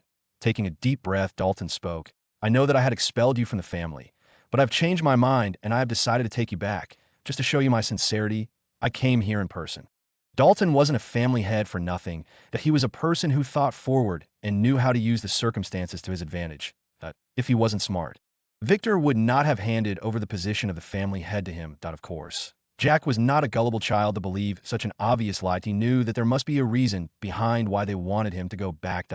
So he wanted to know the reason. But no matter what the reason was, he had already made up his mind not to go back to that place. "I'm not a little child that you can lie to that easily," Jack stated as he stared directly into Dalton's eyes. There was nothing to hide at this moment. He never liked this father of his, and that will not change even now. The respect that he was giving him currently was not throwing him out of his compound. After all, this can be considered trespassing into another person's property. If Jack called the police, they would stand on his side. Dalton sighed and decided to tell part of the truth. "You are getting engaged today. I am here to take you back home." The moment that Jack heard these words, his expression shifted considerably. Slowly, anger began surfacing on his face as the rage that was already inside his heart was threatening to burst out again. He looked at Dalton and asked curiously, "Who is that girl that I'm getting engaged to?" Dalton's expression eased the moment that he heard Jack's words that he slowly thought to himself. Looks like I should have said these words from the beginning. Who knew that it would have saved me a lot of time? He chuckled as he said, the lady that you are getting engaged to is not only beautiful, but she comes from a bigger background, far bigger than our Alfonso family. Dalton's words were filled with pride as well as eagerness and greed. He was proud that even the big families would still come to his family for marriage. As for eagerness and greed, that was for wealth and the benefits that he would get from having a relationship with such a big family. Unfortunately, his dreams and hopes were shattered by Jack's next words. You can go back and have Steve engage her. I don't care who she is, but I hope that you won't interfere with my personal life. After all, I'm not a member of Alfonso family anymore. Jack's words were cold. Even if the one that was getting engaged to him was the daughter of the president, there was no way that he was going to agree to that engagement, considering the fact that even the two of them had never met before. How could he, a man, accept such a choice to be made for him? There was no way that he was going to agree to marry a person that he had never met before. Furthermore, considering that she was coming from a bigger family, it was obvious that she was proud. He wasn't ready to deal with a proud and arrogant wife. What did you just say? Dalton seemed not to believe what his ears had heard. I said that I don't want to get engaged to anyone I don't know. Furthermore, this is my personal life, and I don't want anyone unrelated to interfere with it.so. If you want to make a connection between your Alfonso family and some other big family, you better get one of your sons to do that, because I'm not one. Jack stated his words one by one. Steve, who was standing just behind Dalton, felt like he was going to burst from anger. Although he wanted to be the one that was going to be engaged to the lady, they had not chosen him. And for that, he was quite angry already. Now that Jack kept on mentioning that he was to be engaged to the other party, his anger continued to soar the more that Jack spoke. He was like, Jack was having food, while he on the other hand was starving. Instead of eating his food quietly, Jack kept on describing to him the taste of the food. How could he not be angry in such a situation? But before he could erupt, Dalton spoke. Your personal life? I have to be concerned about it, and I will interfere because I am your father. Dalton was just about to continue talking about how he was qualified to get Jack engaged to someone, when Jack interrupted him. What qualifications do you have to claim to be my father? From childhood to this moment, I want to believe that this is the longest conversation that we have ever had as a father. What did you do that proves that I am your son? Mother and I have always gone through a lot in that mansion, but you never cared. The moment that Mother died, you never showed up during her funeral. Even after she died, I was left to survive alone in that mansion. Now that an opportunity has appeared, you're trying to tell me that you are my father? Do you think that you're qualified? Dalton wasn't the only person that was stunned by Jack's words. Nobody in the surrounding had expected that Jack could erupt in such a way. But even so, all the men around except for Dalton and Steve showed a change in their expression. After all, what was the use of trying to have a son if you're not ready to take care of him? Even if he wasn't ready to take care of him, he should have at least shown his support. Living a rough life in his own home, that was something that he could have prevented. But at the end of the day, he did nothing about it. You better get lost from here right now, that I don't want to see your face in this compound ever again. Before that one could speak again, Jack said these words as he turned around with the intention of going back into the mansion. Dalton was not ready to let an opportunity for his future rise go away under his watch. He looked at the three bulky men behind him and signaled them to go and capture Jack. There was no hesitation in their movements at all. The moment that they received the order, they immediately pounced towards Jack. The movements of the three wasn't slow at all. In fact, they were fast, as they were professionals and had undergone vigorous training. The reason as to why they moved forward together was due to the fact that they wanted to subdue Jack and not to beat him up.so. To make sure that he suffered no injuries, they had to move together. Although Jack had some muscles on him, they didn't think too much about it. After all, what could a little teenage brat like him do? They didn't know how mistaken they were when they underestimated Jack. If this was before, they could have indeed subdued him easily with the combined effort of the three of them. But now that Jack was a professional combatant, they were absolutely no match against him. The moment that they made a move, Jack narrowed his eyes. Currently, not only had his strength increased, but the strength of his five senses had been drastically improved, as well as his sense of danger point. One of the bulky men stepped forward at a fast speed as he stretched his hand towards Jack's shoulder, but on the other hand, the other two moved towards the sides, ensuring that they blocked Jack's escape route. Their movements were abrupt, and the guards of the mansion failed to react on time. Furthermore, Jack was closer to the bulky men than he was to them.so. They knew that by the moment that they arrived before Jack, they would be too late. But even so, they made a move.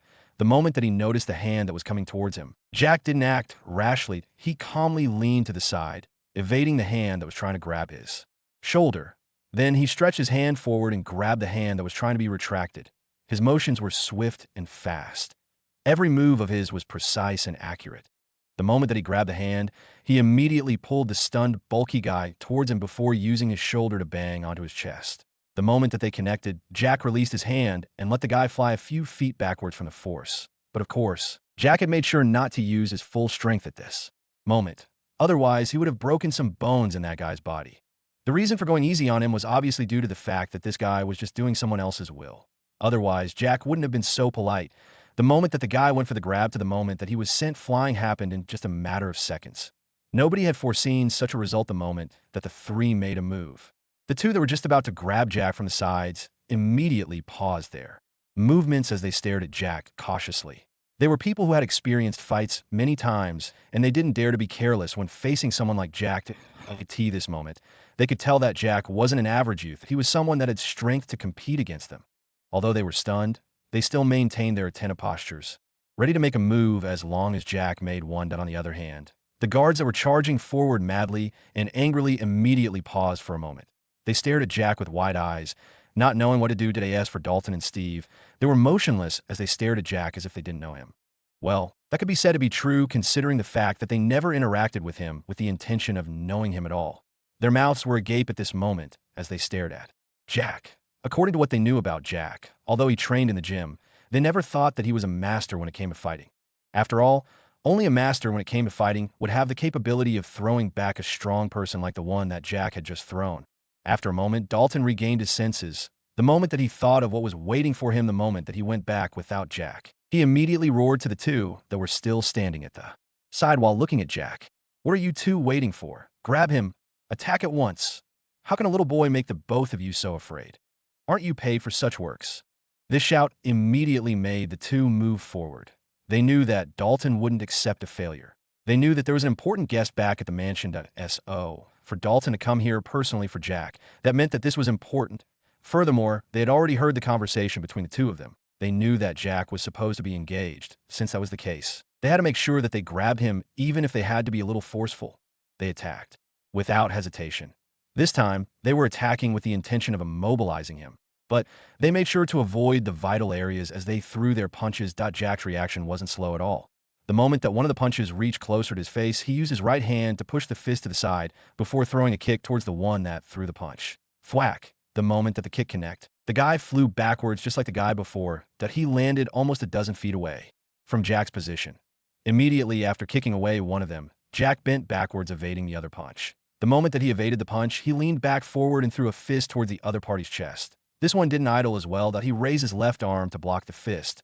But just before they connected, Jack changed the angle of his fist as it brushed past the raised arm and landed on his chest. Just like the others, this guy was also thrown back. But Jack had made sure that he didn't use too much strength to make sure that they didn't get too hurt. But it seemed that he had made a miscalculation. The moment that these guys realized that their injuries were shallow, they thought that Jack's fort was agility and not strength. And that was the reason as to why his punches were not that strong.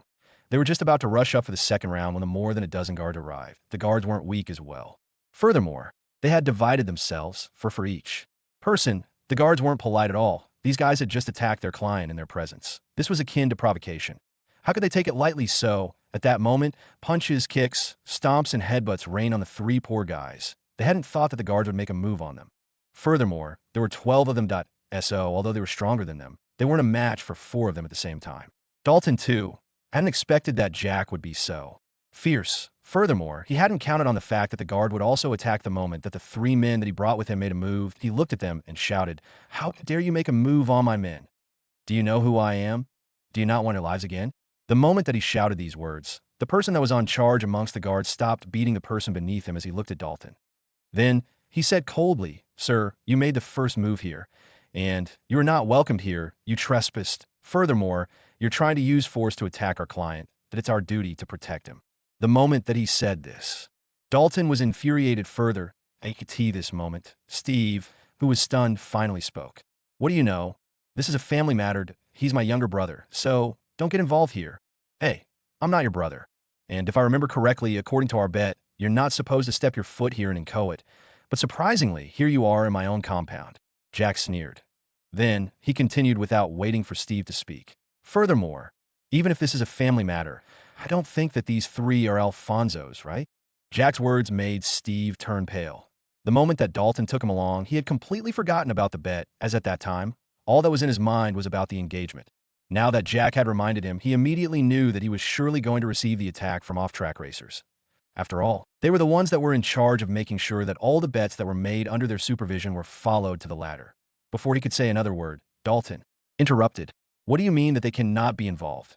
They are part of our Alfonso family, as they work for our family. His voice was stunned as he looked at Jack. Jack simply gave him a look and looked at the dozen guards as he said, they work for me, so, the part of my family that on the other hand, you're not part of my family that, so, you shouldn't be here at this moment. Jack wasn't polite at all. There was no need for him to be polite with someone like Dalton. Dalton didn't understand politeness. All that he knew was benefits. Dalton was stunned for a moment before speaking. Jack, if you don't want things to go to the extent that you can't handle, you better come back with me at this moment. Upon noticing that force wasn't working, he decided to try blackmail and coercion. I don't think that you should be concerned about me, so. You can just roll out of my place now, If anything happens, I'll take care of it on my own. Jack's words made Dalton frown. Then, the moment that they registered in his mind, he looked at Jack wide-eyed as he asked, this is your place? Where did you get the money to buy this mansion? It's over $30 million furthermore. What about those cars? Are they yours as well? You. Tell me where you got all this money right now. Dalton gave Jack no chance to reply at all. As he began asking even more questions, he remembered that the moment that they had arrived, he had been attracted by the rows of cars that had been parked here. He'd thought that they belonged to the owner of the palace, but he didn't think that Jack was the owner. Furthermore, at that time, his mind was still thinking about how to get Jack back to Crystal City with him. So, things like observing the logos on the cars and whatsoever was not in his mind at all. Even now, he completely ignored the logos as he looked at Jack, awaiting for his answers. Jack stared at him coldly before snorting, I don't think that I have to give you an explanation about my personal life. So, you better not try asking me about anything, because I won't tell you a thing. Furthermore, I think we're done here. So, you better leave. Immediately after that, he shifted his gaze to the guards and said, you guys should send them away. If they cause more trouble, just call the police and report that there's someone that is trespassing here. The guards nodded their heads vigorously at Jack's words. They knew that they had already failed theory duty before the moment that they failed to react on time when the three men that came with Dalton attacked Jack. So, to make up for that, they immediately beat up the three to a pulp. Now that Jack had instructed that they had to send these uninvited guests away, there was no way that they were going to delay at all. They turned towards the duo father and son, and the three on the ground. This moment, they put on the expressions that showed that they would attack if Dalton and the rest did not leave at this moment. Dalton saw their determined expressions and knew that there was nothing that they could do at this moment. It was just that he brought a few men, that if he had brought even more men, he would have taken Jack with him. Although his mind was filled with anger and at the same time many questions, he decided to put the matters away at the moment. He knew all too well that he had to look for a better explanation that would satisfy Alton, otherwise there was going to be a problem. After taking a deep breath, he looked at the men that he'd brought alongside him and said, you pieces of trash, get off the ground right now, we're leaving. And as he said those words, he immediately began walking towards the helicopter that had landed not far from the garage. But he didn't forget to give the guard a cold glare before looking at the mansion that Jack had just entered. And with that, he left alongside his men. Steve also followed behind them. But he was walking as if his soul had just flown away from his body at this moment. After all, he had just broken his end of the BETASA result. He would be banned from participating in the races as long as off-track racers were involved. He himself used racing to show off on front of his peers. Now that he was going to be banned from his favorite hobby, he really wanted to cry at this moment. He wondered why he had forgotten about such an important thing. After getting back into the mansion, Jack's mood was quite low, of course. This wasn't related to Dalton by a bigger margin. The reason for his low mood at the moment was due to the fact that he'd been reminded about his mother. This moment, tears threatened to fall from his eyes as he remembered the time that he'd caught her crying. But at the end of it all, he managed to hold it in and didn't shed a tear. He was trying to bury those hurtful memories in the deepest parts of his heart. After a long period, Jack finally calmed himself down and got a grip of his emotions. He headed upstairs and entered the bathroom. The moment that he removed his clothes, his expression changed. He could see that his muscles were now well defined. He could see the 8-packs that could be seen even from a distance. His biceps and triceps had become slightly more muscular than before. But the main change that he could feel was definitely that his muscles had been compacted. Although they were not that big, but they had unimaginable strength in them. After freshening up, he slept till he was awoken by the ringing of his phone. Upon checking who it was that was calling him, he found that it was an unfamiliar number. After a moment of hesitation, he received the call. "Hello, sir. Your package has arrived." A young male voice reached his ears at that moment. Jack immediately sat up, and the sleepiness that was still in his eyes was swept away. He said, "Can you give one of the guards a phone?" "Okay," the other party replied. And before long, a familiar voice reached his ears. "Hello, boss." It was the voice of the leader of the guards here, the captain. "Let him in," Jack stated simply. "Okay," the guard replied before he ended the call. Jack headed downstairs to wait for the delivery guy to arrive. Not long after, a young man arrived at the mansion's entrance under the guidance of one of the guards. The moment that he appeared, Jack received the invoice from him. After confirming the details, he signed it before paying for the laptop through his phone. He then took the box that had the laptop inside it. Before walking back in the mansion, he opened it and found the laptop that he just ordered. The laptop that he just ordered happened to be the most expensive laptop that he could find in the website. The IT was MJ Swarovski and diamond-studded notebook. This laptop could be said to be covered in diamonds. Maybe that was where the name came from? He wasn't sure about that, but it was quite expensive for a laptop that IT cost him a total of $35 million to get it. But according to the description about it, its performance was top-notch. That IT was just good for his use here as he was going to start the enterprise. After looking at it for a while, he powered it on. The screen lit up. After a moment of settings and connecting the laptop to a power source, Jack was finally done with the testing. IT was also at this moment that he remembered that he still had some documents that he had to take care of. So he immediately entered the mailbox on his phone and downloaded the contract that had been sent to him. After that, he downloaded an app that could be used for signing documents. After making that, everything about the contract was okay. Jack immediately signed it before mailing it back. Currently, it was already 5 in the evening. He had forgotten about this issue after dealing with Dalton. Now, he wasn't sure if the lady was still there or if she had already signed off for the day. Just as he was waiting, he immediately received a confirmation that the contract had been approved. The moment that he noticed this, Jack immediately completed the payment. Jack's balance was $11,149,985,379 after yesterday's earnings. That included the one that came from Ben as well as the one from the stores. That on this day, he spent a little bit of the money. He spent $35 million for the laptop as well as the one that he just sent at this moment. In total, he'd spent $1.187 B. This brought his current balance to $962, $985, $379. This was just enough to get the security company as well as expanded. As Jack was busy with his laptop and calculating balances, he didn't know what had happened back at the Alfonso mansion while he was sleeping. The moment that Dalton got back, he found that Alton was getting impatient. But the moment that Alton saw him, his expression eased a lot. The lady that had come with him was also visibly excited, although she tried containing her emotions. They watched as Dalton entered the living room alongside Steve, who was following from behind with almost dead eyes. They were waiting for Jack to step into the room when they were surprised that nobody entered after the duo. Alton was just about to ask about it when Dalton spoke. "I'm sorry for the long wait, Master Alton. I'm just from Inchoate City, but I wasn't able to bring Jack along with me." He spoke with sweat already beginning to accumulate on his forehead. His heart was beating rapidly at this moment as he tried to find his way out of the situation. "What do you mean?" Alton frowned. He had waited for over 2 hours only to be told that the one that he had been waiting for wasn't coming. He was immediately displeased. Dalton hurriedly explained, "It's not that he doesn't want to come, it's just that the moment that I arrived in Inchoate City, he had already left and headed to Tolson City at S.O. Even if we want to get him here, it would take more than 6 hours, and nighttime would have already arrived." Of course, this was just something that he'd thought of and decided to use it. Then, he would make sure that he brought Jack back to the family at all costs, and by all means necessary. That Alton's eyes were sharp as he observed Dalton's expression. Although Dalton hid it so well, there was no way that he could hide from Alton that there was something that he was hiding. But Alton didn't want to waste so much time on this issue. So he looked at Victor and asked, "Can we finalize this engagement without him?" Yes. Dalton hurriedly nodded his head in agreement. His excitement could be seen as his smile was so wide at that moment. "Just to make sure that things are okay, we'll sign an agreement that Jack will marry my granddaughter here when they're 21 years old," Alton stated. When they heard this, both Victor and Dalton were excited and agreed to sign the agreement. Not long after, they agreed on the exact date of the wedding, which was stated to be a week after the birthday of the youngest of the two. Poor Jack, he was busy with his own things, not knowing that although he hadn't accepted the engagement, his date of marriage had already been planned for and preparations were being made already. The following morning, Jack woke up as usual. There was no need for him to hurry anything at all. Now that his body had become strong, there was no need for him to go to the gym. The gym was like a place for children that if he went there, it would be no different from an adult going to kindergarten playground. After breakfast, Jack took one of the Bentegas in the compound and drove it towards the business overlord building. He was going to meet up with Grace on this day. After that, he would be heading to Venture City. That'd be why the time that he would be done with the meeting and signing the contract with Grace. He was sure that Gabriel Wadi, the pilot that he had just hired, would have arrived.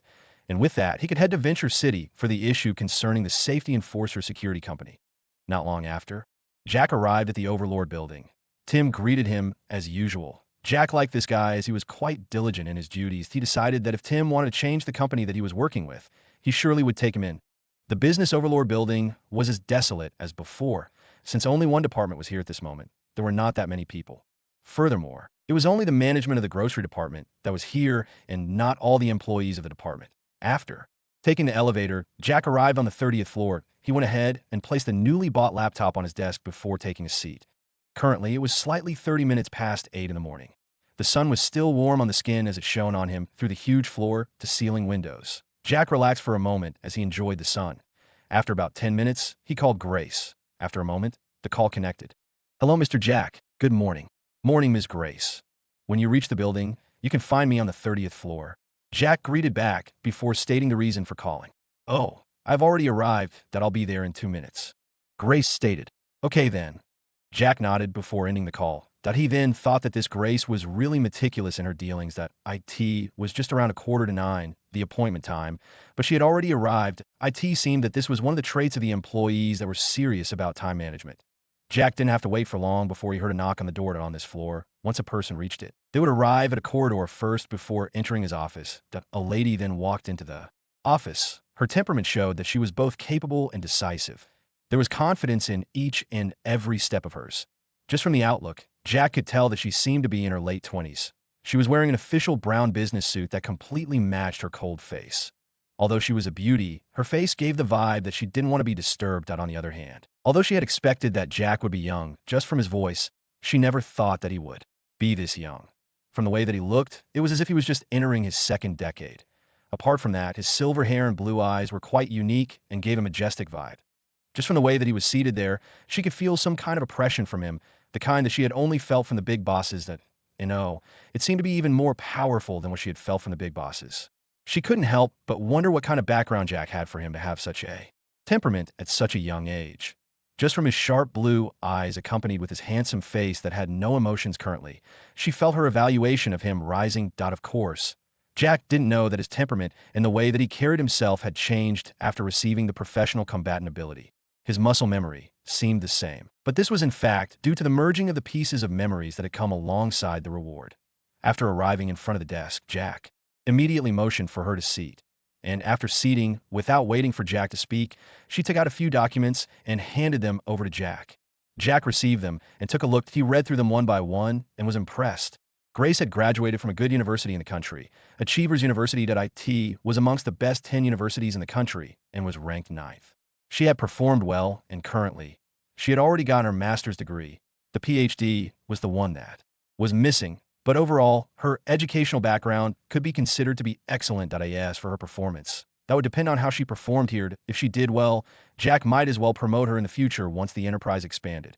After placing the documents back on the desk, Jack said, "You can send me these documents to my email later for the contract. What conditions do you think will ensure that your performance is at its peak?" Grace was startled for a moment by that question. She thought that the employees were the ones being given the conditions that they needed to fulfill so that they could be employed. Now, here Jack was asking her if there was a condition that she needed for her performance to be at the peak. Although she was somehow stunned, she regained her composure in a few breaths as she replied, "The thing that I mainly want is support in the decisions that I make for the department. After all, before making a decision, I always make sure to have done enough research about it first." Jack nodded that he wasn't planning to get involved in the management himself, but he would only be involved if necessary. Otherwise, he would just relax while trying to find other opportunities to invest in. Secondly, it could be good if I could get enough financial support.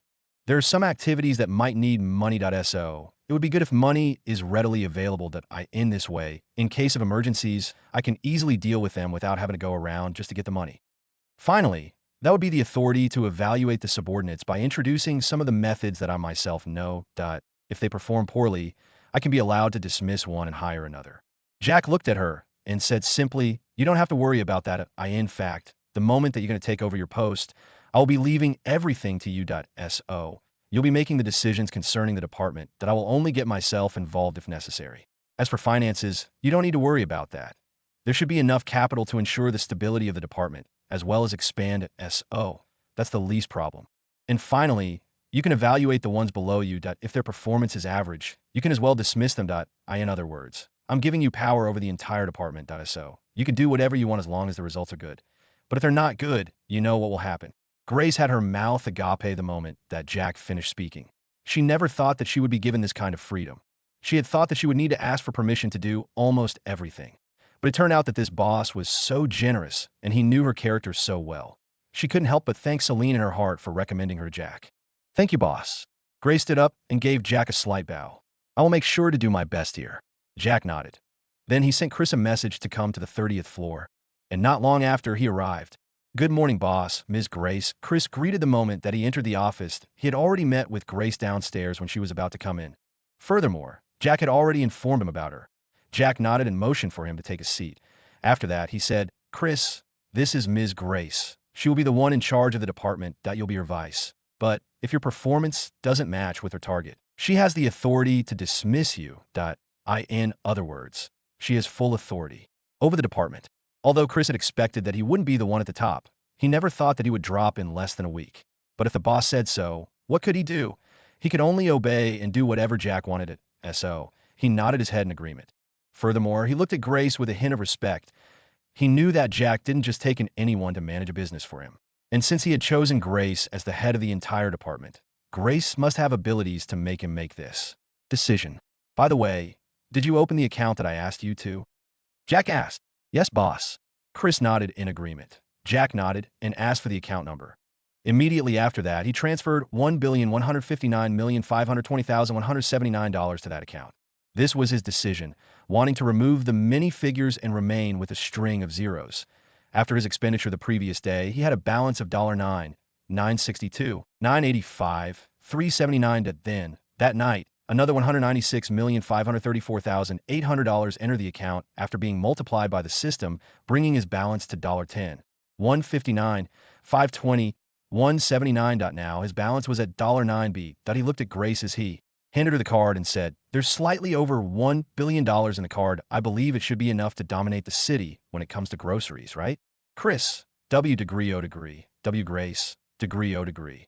The expression of the two became funny and somehow weird in that Jack himself wondered if there was something strange that he'd just said. "What's wrong with that look on your faces? Have I not just stated that there's $1 billion in the card for the operations of the department? Why are you looking at me in such a way?" Jack thought to himself that it was only after about a minute, when Jack was almost getting tired of holding his hand in the air, that the duo came out of their shock. Of course, the tiredness that Jack felt was simply the impatience, nothing more. Grace hurriedly stood up on her feet as she received the card with trembling hands. After all, this card contained over $1 billion in it. This was an amount that she'd never had a chance to get a hold of at once. Although if the money that had passed through her hands was added, it could reach it. It was different to have all of this amount in her hands at the same time. Her heart trembled a little as she looked at Jack. This guy had not only trusted her by entrusting the entire department to her, he was even giving her $1 billion funds. This in itself made her determined to ensure that the department succeeded, just like how Jack wanted. She gave Jack another bow as she said, "Thank you, boss, for your trust that I won't fail you." Determination could be felt from her voice. This accompanied by the look in her eyes. Jack knew that she was serious about what she had said. Although Jack was handing over everything in the department to be under her management, it was not that he trusted her. After all, who could trust another person when they had met in less than an hour? It was just that he decided to put his faith in her character and Celine's choice. As for Celine, he wasn't sure why he himself trusted Celine, although they had only recently met. But even if his faith failed him and Grace eloped with all the money, he wasn't worried at all. He would just have to invest another amount of money, and at the same time, there would be no way that he would let her leave just like that in the future. Once his connections were big enough, he was sure that he would be able to find her no matter where she was hiding. And then, he would make sure that he punished her. After all, how could he accept someone messing with him? As for now, since she thought that he trusted her, he wouldn't change her mind at all. It would be good for her to think that he trusted her so that she could reveal her real character if the present one was a facade. No need for that. Just do your work well. And by the way, don't be afraid of spending the money that I've given out. Spend it to ensure that the department soars. Jack said. After seeing that the duo were in agreement, he added, "All the income that comes from the daily sales, you don't need to send them to me. Just reinvest them back into the department to support the development. All I want to see would be the monthly reports, that's all. Grace and Chris nodded in unison. They could feel that their boss was quite generous. They were about to leave when Jack stated, "Grace, stay behind first." Grace nodded before sitting back on the chair. Chris, on the other hand, left after giving Jack about it. He felt that Jack had done him a great favor. As a manager, his biggest pride would be to see the business that was under his management reaching the sky. Now that he'd gotten a good boss that wasn't afraid of spending, he had already began looking forward to the future where he would be known as a manager of a big brand. After Chris left, Jack stated, "You'll start with a monthly salary of $150K. When the department develops further, you'll get an increase. What do you think?" Grace wasn't expecting that she would receive such a big salary. After all, according to what she knew, this was just the start in a small city.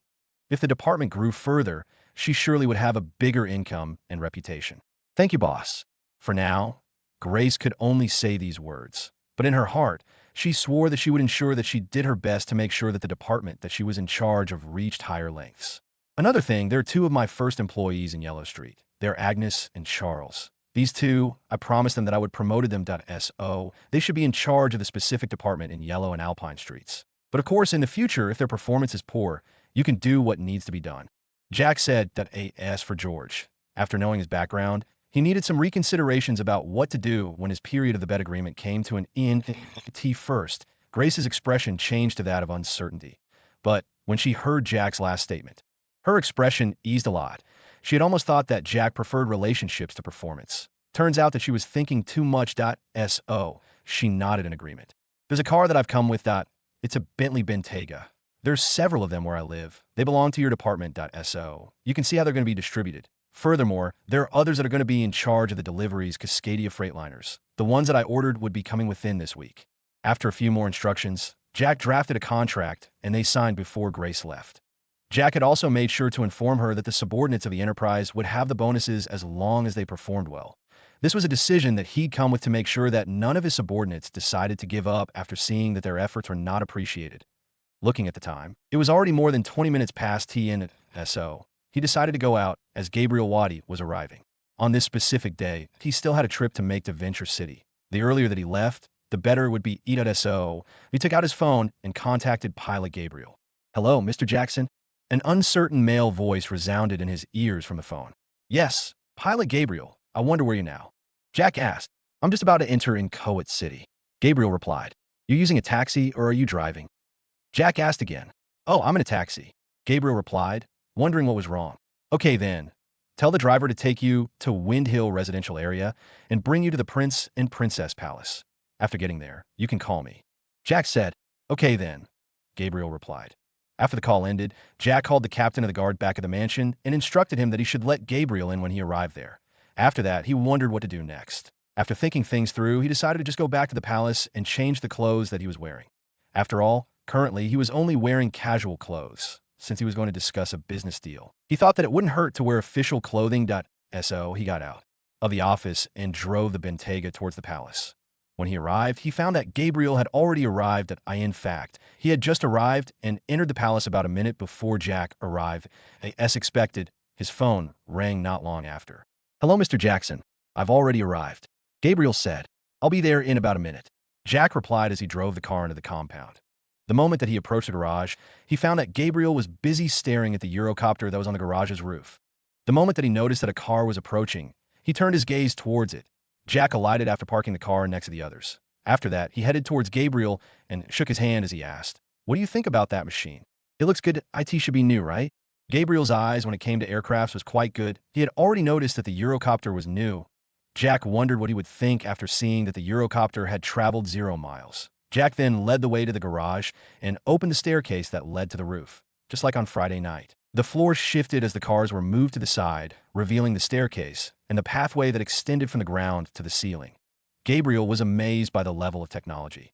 Here, this was a level that could be found in the big cities the size of the capital city or in the cities of those giant countries. After that, the two went up to the roof. After seeing the Eurocopter from such a short distance, Gabriel was even more amazed by it. He could already tell that it was a customized one.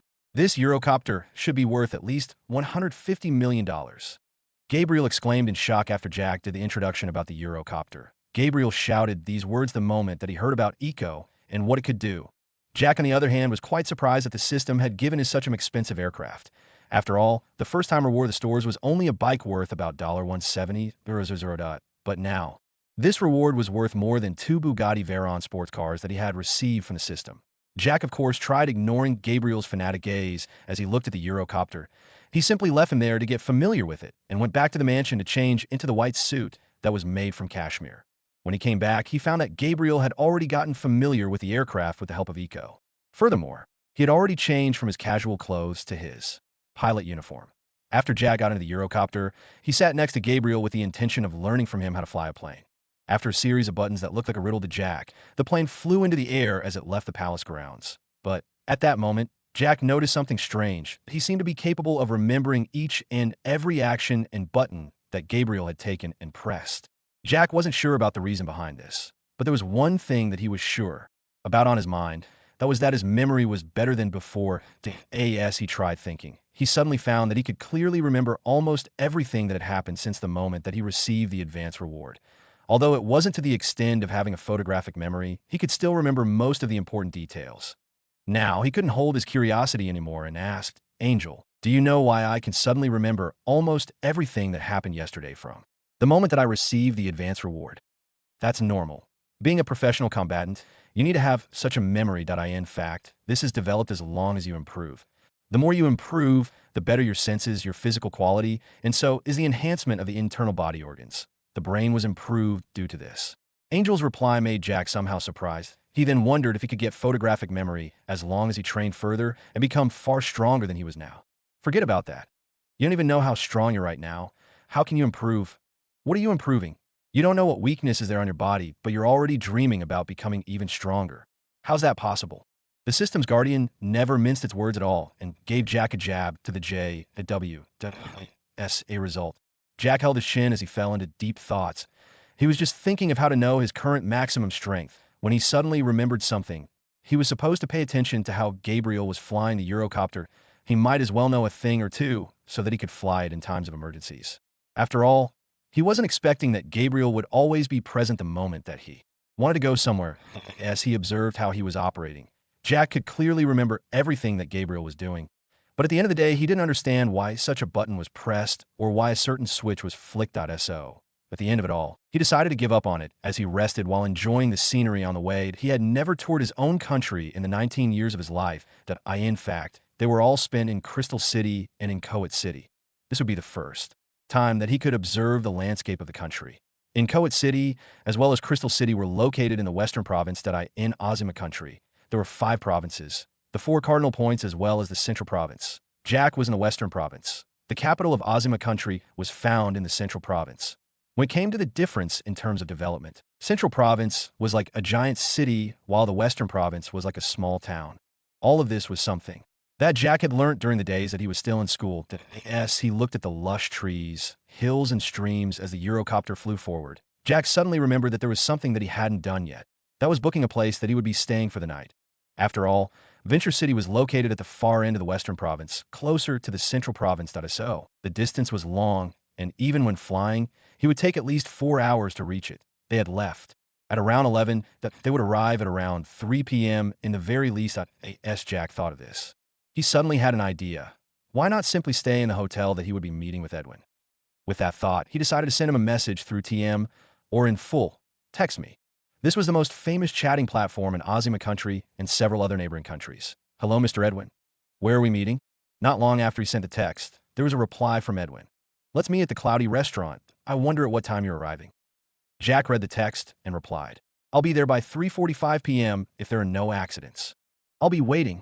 And with that, the chatting ended. Jack relaxed as he thought to himself how long he was going to spend at Venture City. According to his thought process, it wouldn't be bad to spread his wings in Venture City as well. Currently, it could be said that in Coet City, things have been stabilized. Now, what remained would be to ensure that the grocery department was well known there and in Coet City by creating a good reputation for it. If there was a competition, he had his own means of defeating. Then, not if the normal means failed, he would just lower the price and sell them at the exact price that he'd bought. That he was sure that none of those that wanted to compete with him would be able to reduce the price. After all, the moment that they did that, their income won't be able to make up for their losses. Of course, such means could only be applied to those that tried provoking him. If not, he would just follow the normal means, by competing in terms of quality of the products as well as service. Just at this moment, he thought of another thing. That's right, Blue City was just along the way to Venture City.so. By the time that he would be coming back, he would just 1211 pass by and collect all the shares that were in Ben's hands out of course. He knew that by the time that he came back, he would be late by a few days, but that wouldn't stop him from collecting the debt that others owed him. Furthermore, he was quite curious about how the system was going to multiply the shares, considering the fact that the shares were also part of the income that he'd earned from betting with BENAS. Jack's thoughts drifted. Hours flashed by. It was only when they were closing in on Venture City that Jack suddenly remembered that he hadn't eaten it seemed that he wasn't the only one that had forgotten about the food. After all, Gabriel left in Coet City a few minutes after arriving at that time. He was quite curious about the Eurocopter and was impatient in that he wanted to fly it right away. On the other hand, Jack was quite looking forward on the new company that he was going to take over. As such, the two excited men flew out of the city, forgetting that the journey that they were going on was going to be long. Furthermore, other than the water that was in the helicopter, none of them carried food with them. Jack could only sigh at how careless he was. He had forgotten even the basic thing the human body needed. Furthermore, now that his physique had been enhanced, his appetite had greatly been increased. He decided that he would just make sure that he ate all that could be eaten the moment that he arrived in the restaurant till he satiated his hunger. Not long after, he saw high-rise buildings appearing in the horizon. He could already tell that they were approaching Venture City. You can just land wherever we are allowed to land. After that, we can simply take a cab to the location, the Cloudy Restaurant. Jack spoke as he saw the tall buildings getting bigger the closer they got. Got it, Gabriel replied. He had been here several times when he was flying some clients of Skyflight Chartered S.O. He was quite familiar with this city. Not long after they arrived at the city, Jack could clearly see that the buildings here were by far bigger and longer than those that were found in Crystal City, not to mention in Coet City. The skyscrapers had at least 100 floors. So, compared to these buildings here, Jack's business overlord building was just like a normal cabin as compared to a mansion or a villa. Jack was immediately fascinated by the buildings here and decided that he would move here and make it his base. After all, not only was the population here bigger than in Coet City, the businesses that he could buy here were many. Gabriel flew the plane and landed it inside an airstrip. In this city, there was an airport and 2 airstrips. Of course, these airstrips were mainly for those with private aircraft, just like Jack's Eurocopter. As long as one had money, they could land their plane here. On the other hand, in Coet City had no airstrip, let alone an airport. Jack shook his head as he thought of how far behind in Coet City was. After they landed, Jack got out of the plane as he asked Gabriel, "Are you coming with me for a meal? There's no need to disturb you since you're here for business. I'll be okay. When you're done, you could just find me here." Gabriel shook his head as he replied. Jack nodded and didn't force him. After all, it seemed that Gabriel had fallen in love with the Eurocopter and wanted to continue playing with it. Since Gabriel was familiar with the people here, they arranged Jack's means of transportation, and Jack hurried towards Cloudy Hotel. Of course, since this was his first time, he didn't know where it was located unless he looked at the map. The driver of the Lamborghini Urus pointed as he talked about the streets that they were passing. Jack listened carefully, and not long after that, he decided that he would make himself familiar with this city. Not long after, the car arrived in front of a magnificent building. The name Cloudy Restaurant was very eye-catching. Jack didn't wait for the driver to park the car in the specified parking lot area of the restaurant. Instead, since he was here for a deal, he decided to bid goodbye to this driver that had brought him here.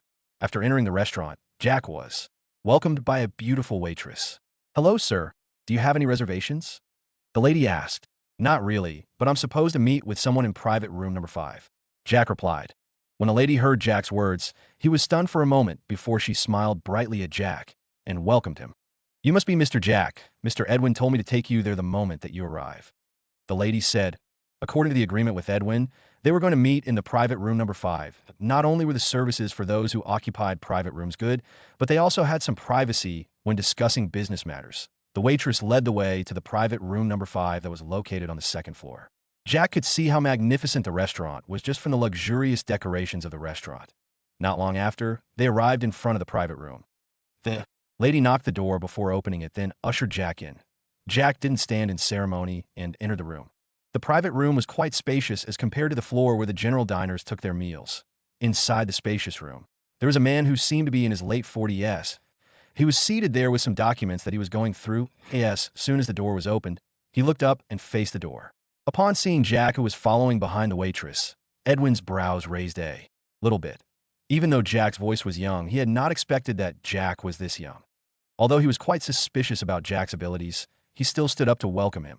After all, they were going to carry out a business transaction, and it would be rude if he treated the other party as a junior, and not as an equal. Edward stretched his hand for a handshake as he said with a smile, "Welcome, Mr. Jack. I hope the journey wasn't so harsh on you." Jack revealed his usual shallow smile as he replied, "Not at all, Mr. Edwin, but I hope you haven't waited for so long." "Not at all. I arrived about 5 minutes ago." Edwin shook his head as he replied.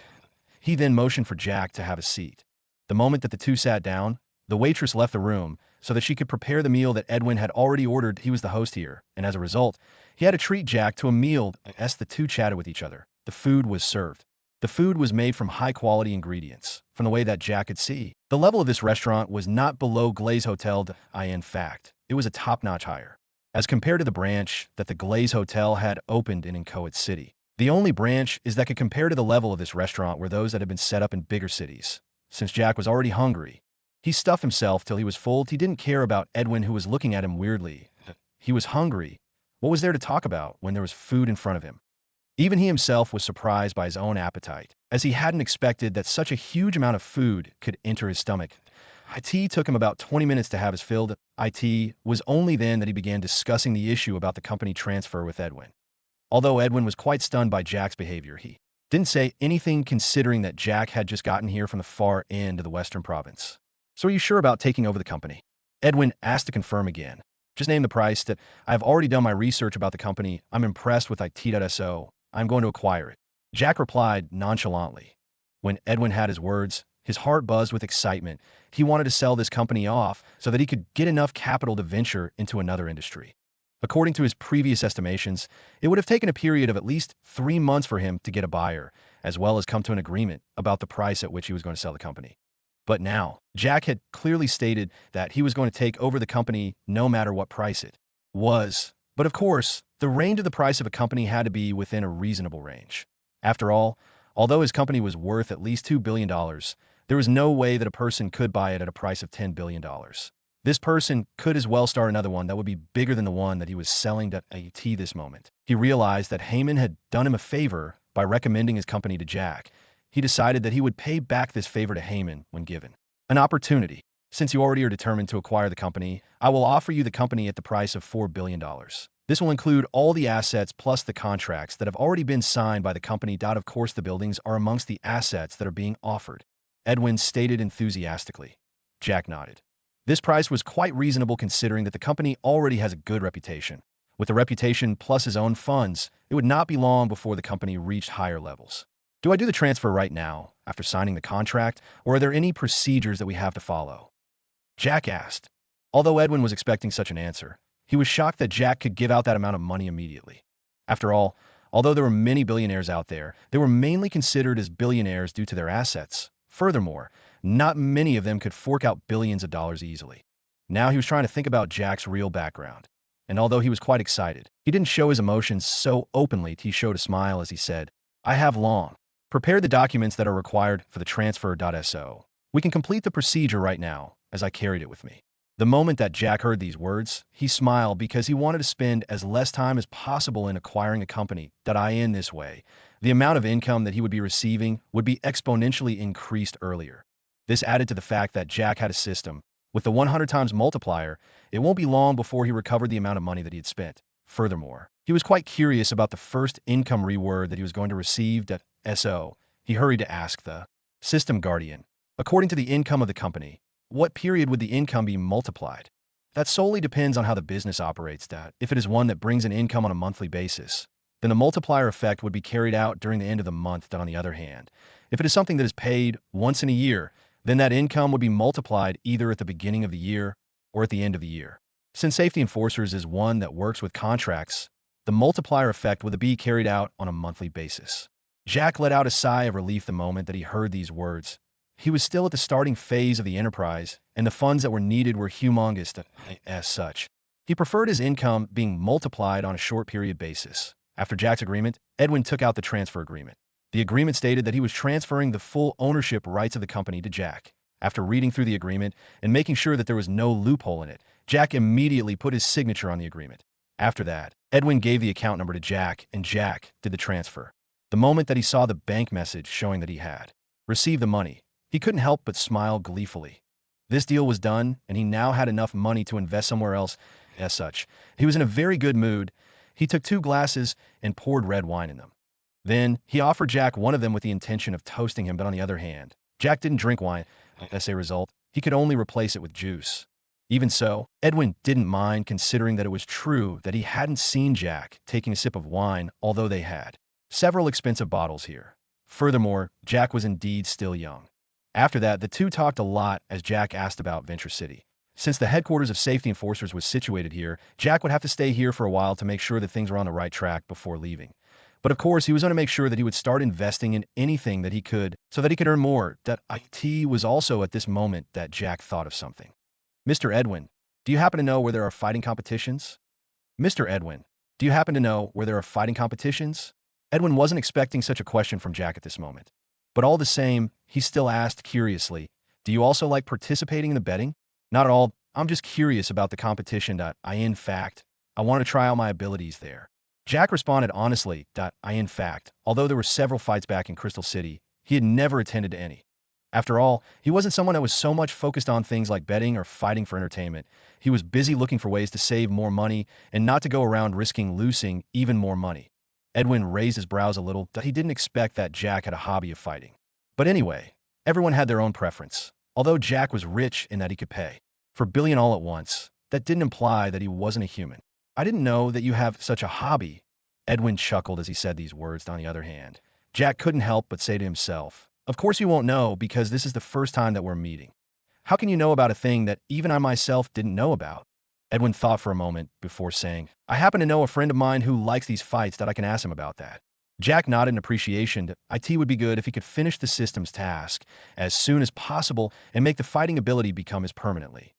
Edwin took his phone and made a call. Hello, Linus. I have a friend here that wants to join a fighting competition.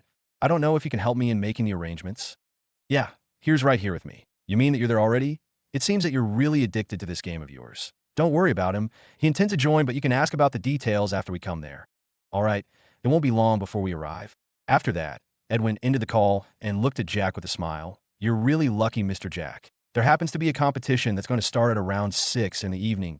As long as we get there on time, you can register and participate in it. Is it big? Jack asked. For the system task, he wasn't supposed to participate in something that couldn't be recognized as a competition. That if it was just a sparring session, the system would definitely not recognize that as a competition. Oh, look at me, did I forgot to tell you that my friend is one of the big bosses of an arena called Ultimate Arena. Every third week of the month, there's usually a tournament called Ultimate Championship. Edwin slapped his forehead as he explained, it turned out that this was an arena set up by a few big bosses of Venture City. Although it made profits for them, they mostly used it as their source of entertainment. Every month, there was a fighting championship that lasted for 2 days that IT was carried out during the third week of every month. And today, it was 21 SD of July 2026. This was the second last week of the month. The first day was mainly the preliminaries and elimination matches. The following day was a time for the top 8 to fight it out. The number of people who registered for this fight didn't matter at all. What mattered was the fact that they arranged for there to only be 8 people remaining by the end of the first day of the competition. As a result, the competition went on till midnight sometimes. As Jack listened to the explanation, he nodded. IT seemed to be a grand one. But it seemed that there was another championship that only happened in December. It was the Super Ultimate Championship. This determined the real champion of the arena. Jack got interested in it. If it happened that he was here in December, he would surely participate in it to make a few dollars as well as to test out the strength of those that claimed to be the champions of the arena. Although Edwin wasn't entitled to helping Jack, he was quite free at this moment and decided to accompany him. What had made him stressed out all this was of course the issue of selling the company. But now that it had been sold, he could relax for a while. Furthermore, he was quite curious about Jack's abilities and the reason for his confidence to ask if the competition was big. So they left in his Mercedes-Benz AMG 63 V8. Edwin drove the car himself and took Jack towards the eastern part of the city. Not long after that, they arrived in an area that was quite compact with many buildings, and the population in this part of the city was high. Furthermore, he could already tell that this part of the city wasn't doing good. Turns out that every city has its own lesser areas. Jack thought to himself as he alighted from the car.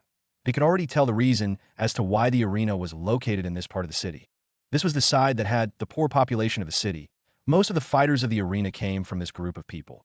There were people that were desperate to get money and had no choice but to try their luck in the ring. Of course, this was the area that those without power stayed. So these big bosses could easily cheat them if there was a need to do that. Or they could eliminate them without much of a problem if they offended them.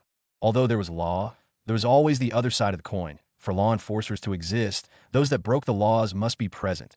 These bosses had their influence over the city, and they had their own people in the police as well. So it wasn't hard for them to get away with it after committing a crime. Jack followed Edwin to a path that led to a building that looked old. He raised his brows while looking at the warehouse-like building that seemed to be collapsing the next moment.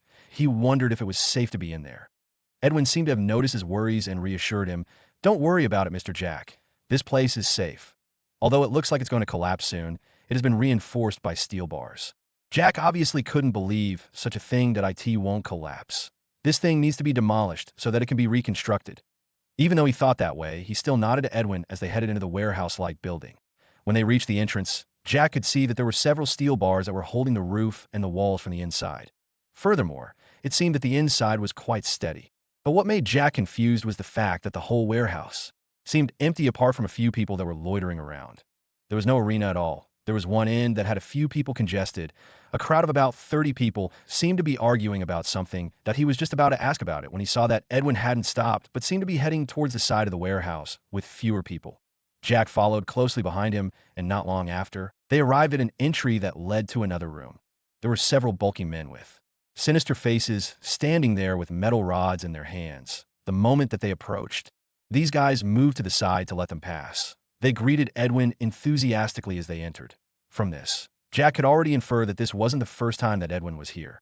After all, the way that he was familiar with the route and this small group of gangsters, it was obvious that he had been here a few times or more than that. Anyway, Jack didn't care about it. He simply followed behind Edwin, who then began explaining. "This is the path that the big bosses follow. There's another entry to the arena that the other folks use, but it's always crowded with people. There are those bosses that don't want to be seen in public. So they usually use another entrance, but I'm in no mood to go around to enter, as I'm used to coming to this part of the city to recruit a few people into the company." As Edwin spoke, Jack finally understood why Edwin was familiar with this area. From his words, he seemed to be diligent in running the company and that he personally came out to recruit a few talents by himself. If he could find a good fighter, as long as that person received good training, it was a sure bet that he could make a good bodyguard. Furthermore, those that won the fights here had experienced the difficulties of life and weren't afraid of killing if necessary. Just this decisive side of them made them qualified to be bodyguards. They could kill an enemy as long as the enemy had the intention of killing their client. Not long after, they reached stairs that led underground. Just from this entrance, Jack could already hear the sound of a crowd. He hadn't expected that the arena was actually located underground. As they walked down the stairs, the sound of the shouts of the crowd became louder. After a while, they arrived in an open space in a well-lit underground stadium. That's right. This place was not small as compared to a stadium. Although it was underground, it was well-lit. With the current level of technology, it wasn't hard for them to easily create an underground stadium.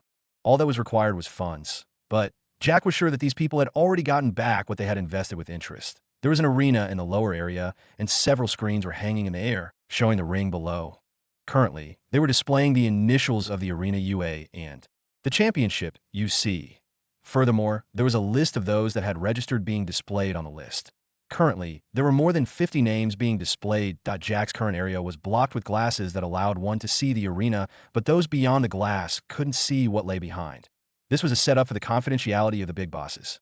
They were just about to enter a room where registration was carried out when a cold voice reached their ears.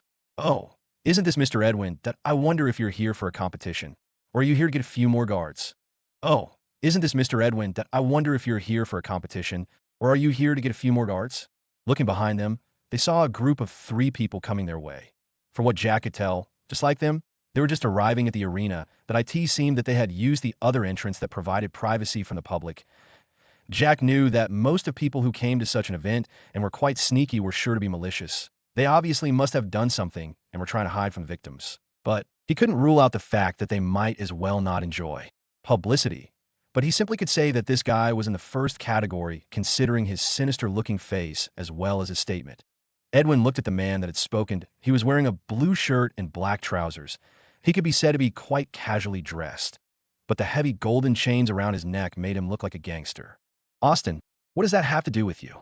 Edwin asked as discontentment could get detected from his voice. Just from this interaction, it was obvious that the two of them were not in good terms. And since this had nothing to do with him, Jack didn't plan to interfere.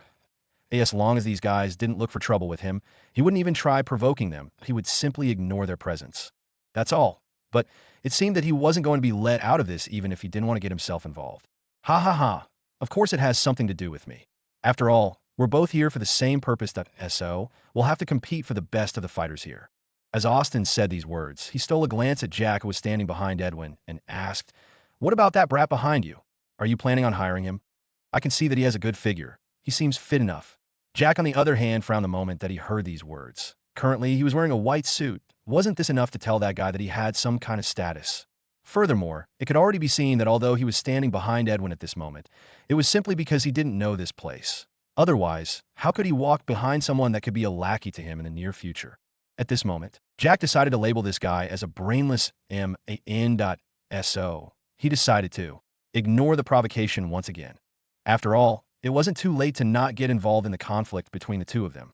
"Austin, is your brain filled with SHD or something? How dare you speak about Mr. Jack in that manner?" Since Edwin was the one that had brought Jack here, he had to be responsible for him. Furthermore, Jack's ability to pay $4 billion without bargaining was enough to say that Jack wasn't someone that just anybody could offend. Even he would rather have Jack as a friend rather than have him as an enemy. Now that there was someone that was trying to go against Jack, how could he stand idle? Furthermore, this was a good chance to make a good impression on Jack. In this way, they could have a mutual cooperation in the future. "Mr. Jack? Edwin, have your standards been lowered to the extent that you'll call a small brat with such respect?" Austin sneered as he gazed at Jack. Jack's face darkened at this moment. He thought, "What the heck is wrong with you? I don't know you, and you don't know me. Why the hell are you targeting me every now and then?" "Austin, you better not get ahead of yourself if you want to survive in this city. You better know who you're talking to before you start spouting nonsense." Immediately after that, Edwin turned around and said to Jack, "Mr. Jack, let's get going lest this guy ruins our mood and delays you from getting registered." Jack nodded, and the duo completely ignored Austin and the gang as they headed into a room. But they hadn't gone far when Austin's loud laughter and sarcastic question made them stop. "Ha ha. So, that's the champion that you brought to fight for you? Your standards surely have depreciated a lot during this past month." Austin stepped forward as he said these words. Jack couldn't help it anymore. This guy was targeting him again and again. He had tried ignoring him, but it seemed that this fly won't just fly away after he had waved his hand a few times. It seemed that it was time to initiate the fly swatting plan, FSP. After all, if this fly wasn't punished, it surely won't learn a lesson. And what was a good way of punishing this kind of fly? It was in a way that not only would the fly suffer, but the fly's demise would have to benefit him. So, before Edwin could speak up, he took a step forward as he looked at Austin. His aura was revealed at this moment. Alongside the indifferent expression on his face, it gave Austin a scare, but Austin composed himself not long after that time when Jack was standing behind Edwin. He hadn't noticed Jack's demeanor, but now that Jack had gone forward, he could definitely feel that Jack wasn't an ordinary youth. "Do you want to bet with me?" Jack asked indifferently. Although Austin was surprised, after regaining his composure, he asked, "What's the bet about? You think that I can't perform well in the competition?" Jack deliberately lowered his standards to make sure that he wouldn't scare away the annoying fly. "Ha ha, if that's what you're talking about, then I have to say that is indeed what I was thinking. And not just thinking. Looking at your body size, you should be quite strong, but not strong enough." Austin laughed as he said these words. "Still, want to bet?" Jack couldn't be bothered and asked again. After thinking for a moment, Austin decided, "Okay then, what stake are you going to place? You can decide what you want from me if I lose the bet. On the other hand, I want you to give me 70% of your wealth." Jack said these words confidently. Although he could have asked for more than that, he didn't want to make this person think that he was eyeing him from the start and it was his plan to catch him. Austin frowned the moment that he heard these words. From the way that Jack had accepted the stake, as well as the confidence and decisiveness that he spoke with, Austin hesitated. This was to add to the fact that Edwin respected Jack a lot. He thought things through and felt that, although Jack could be a good fighter, that didn't imply that he could win. Although he was like a gangster, his mind wasn't small as well. After all, if he was stupid, how could he be able to compete with Edwin? Jack had stated that the bet would be if he could perform well in this championship. So, if he really did well, he would win the bet even without having won the championship. In this way, Austin would lose out. So, Austin decided to change the bet. "Let's bet on this. If he can win the championship, I will definitely give you 85% of all my accumulated wealth. On the other hand, you lose and would in turn give me things worth of my 85%. What do you think? The moment that Jack heard these words, excitement boomed in his heart. But on the surface, he didn't show any of it. In fact, he showed uncertainty. Upon seeing this, Austin was pleased with his bright and fast mind. Austin, won't the bet be in your favor from the start? You'll have the best odds from the very beginning. Edwin chimed in at this moment. Austin frowned. He looked at Jack's hesitant expression and said through gritted teeth, I'll make it 90%. I'll pay 90% of my wealth. On the other hand, you only have to pay 45% of my total wealth. Although he was quite sure that he would win this bet, there was no way that it was easy to gamble away the wealth that a person had accumulated over a long period of time. After all, accidents do happen. After seeing that Jack seemed not to be budging, black lines began forming on Austin's forehead as he glared at Jack and asked, Is that not enough? Upon noticing that the fly had reached the limit of how much benefits it could spit out, Jack decided to finally seal the deal. Okay then, let's have it like that. Austin smiled triumphantly. Edwin, on the other hand, was surprised. But at the same time, he decided not to interfere as this was Jack's decision. From the way that he had known Jack when they were chatting, he knew that Jack wasn't a careless person. Maybe he had abilities or confidence. Maybe he had a plan. Edwin didn't know, but decided to wait and see. I don't want you to go back on your words. Let's get in there and make the bet official. Austin stated with a smile as he led the way into the building. The corner of Jack's lips raised a little at this moment as he thought, That's exactly what I'm afraid of about you. I don't want you to run away after I win the bet. Jack went into the room that was in charge of registration. There, Jack was registered for the competition. In that moment, Jack had seen a few more people coming to be registered for the fighting competition. Immediately after that, using the official betting platform officials present here, Jack and Austin placed their bets alongside their stakes. Jack realized that the big bosses that had already arrived at the scene were those that wanted to look for talents to recruit or to make a deal with. The fighters before the fights began. In this way, if the fighter that they chose won, they would surely benefit. Around 5:10 p.m., Jack went to the waiting room. There, he waited alongside the other fighters for the fighting competition to begin. There were a few that were warming up by throwing punches at the punching bag, or some were just punching the air. Jack was currently dressed in a pair of Nike Miller t-shirt, Nike tight sports trousers, as well as white Nike sports shoes. On his face, there was a silver mask that covered the upper part of his face. That's what Jack had decided on. There were several times that the fights were recorded and posted on the internet platforms. So, as a future boss, there was no way that he was going to allow people seeing him fight in such a shabby place, right? There were several people that were eyeing Jack curiously.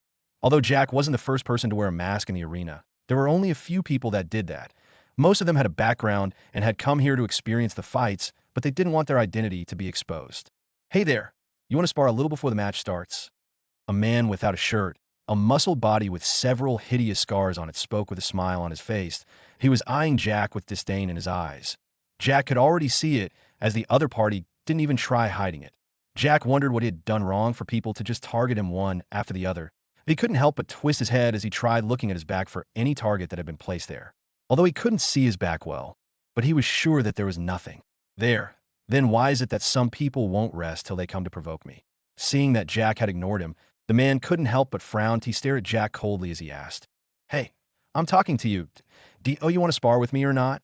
This time, his voice was quite forceful. It was as if he was coercing Jack to have spar with him. This moment. Even a fool could already tell that this guy had come here with an intention of doing something. Jack frowned as he looked at him. Then he spoke coldly, If you want to fight, then find me in the ring and stop being annoying here. The moment that scarred person heard this, he was immediately angered. After all, he wasn't a newbie here in the arena. Most of the people here always gave him face and respect or feared him. Now, someone said that he was annoying. Who's this guy? Who are you asking? Can't you see that he's wearing a mask?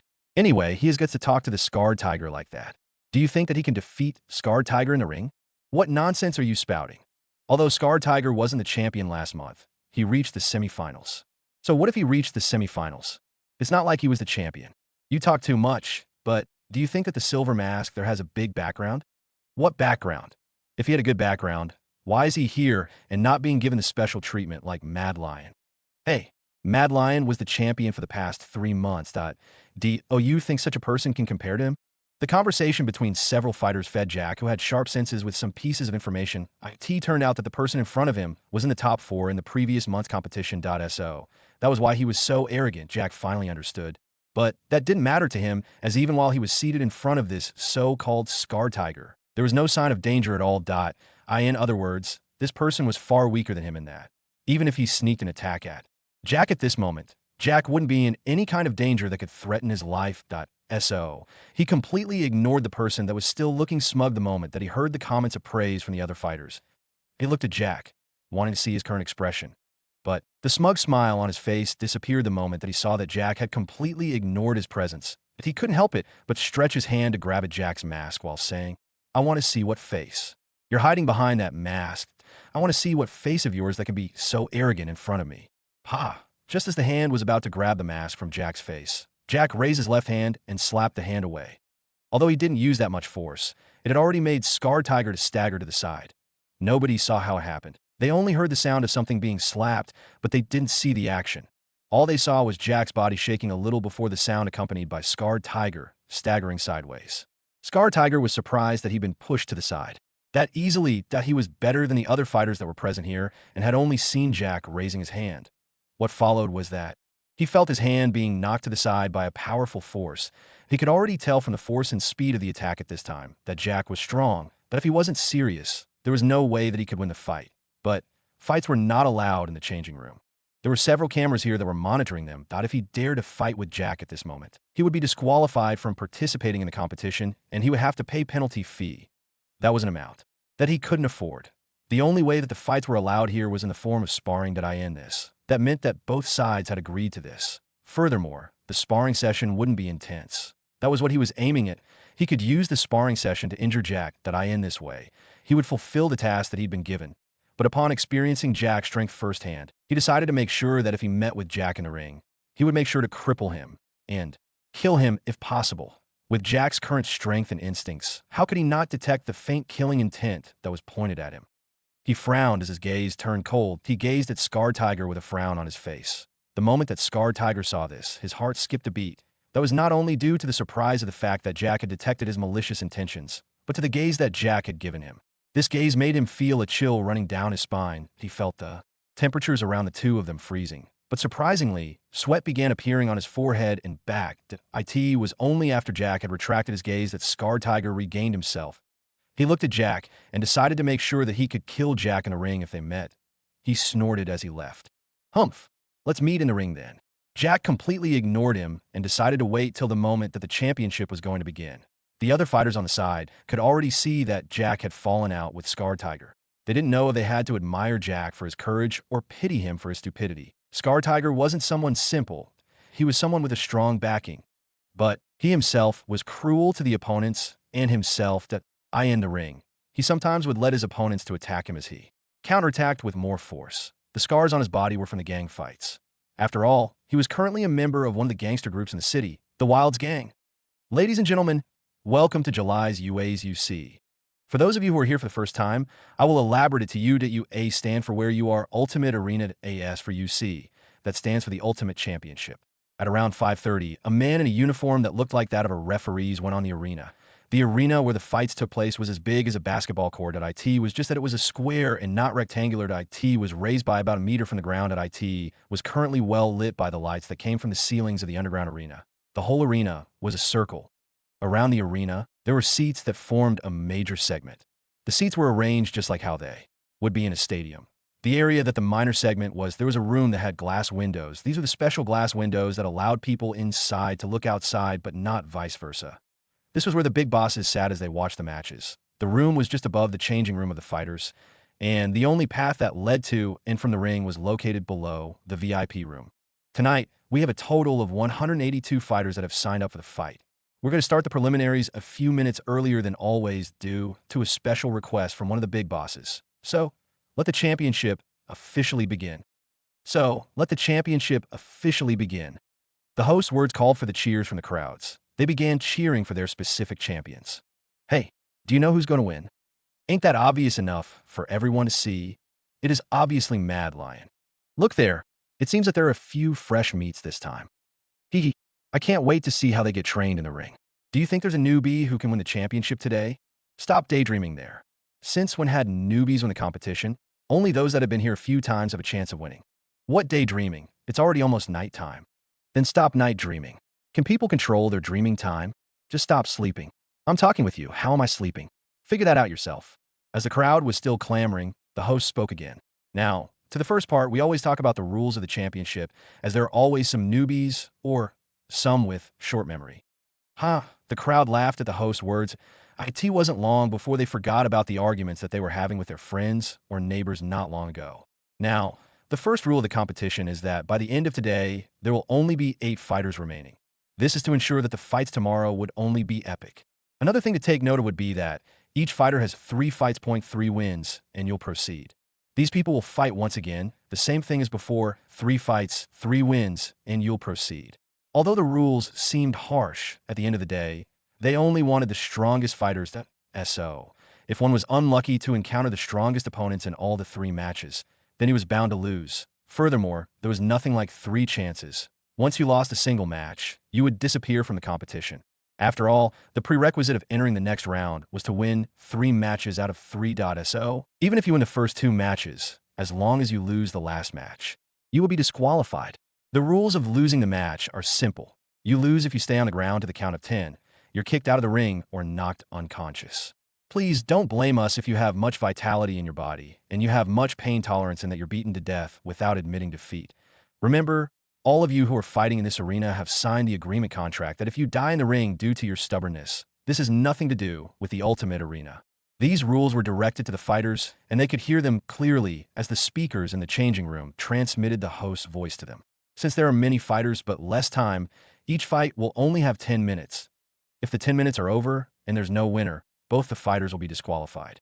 After talking about a few more things in 5 minutes, the host finally stopped and looked at the VIP room. The moment that he did so, a loud sound of a gong echoed in the arena. Of course, although it was loud, it wasn't deafening at all. Now, the fights are going to start at this moment. The draws are random. Nothing is planned. Let me stop my big mouth from running any further and let the first draw of the matches begin. As soon as his words faded, a screen appeared at the arena's center. It was in form of a box. And it was a projection of a screen and not a real screen. Names of the fighters began appearing one by one on the screen projection before being replaced by another. Not long after that, a name was displayed on the screen. It was none other than Dingo.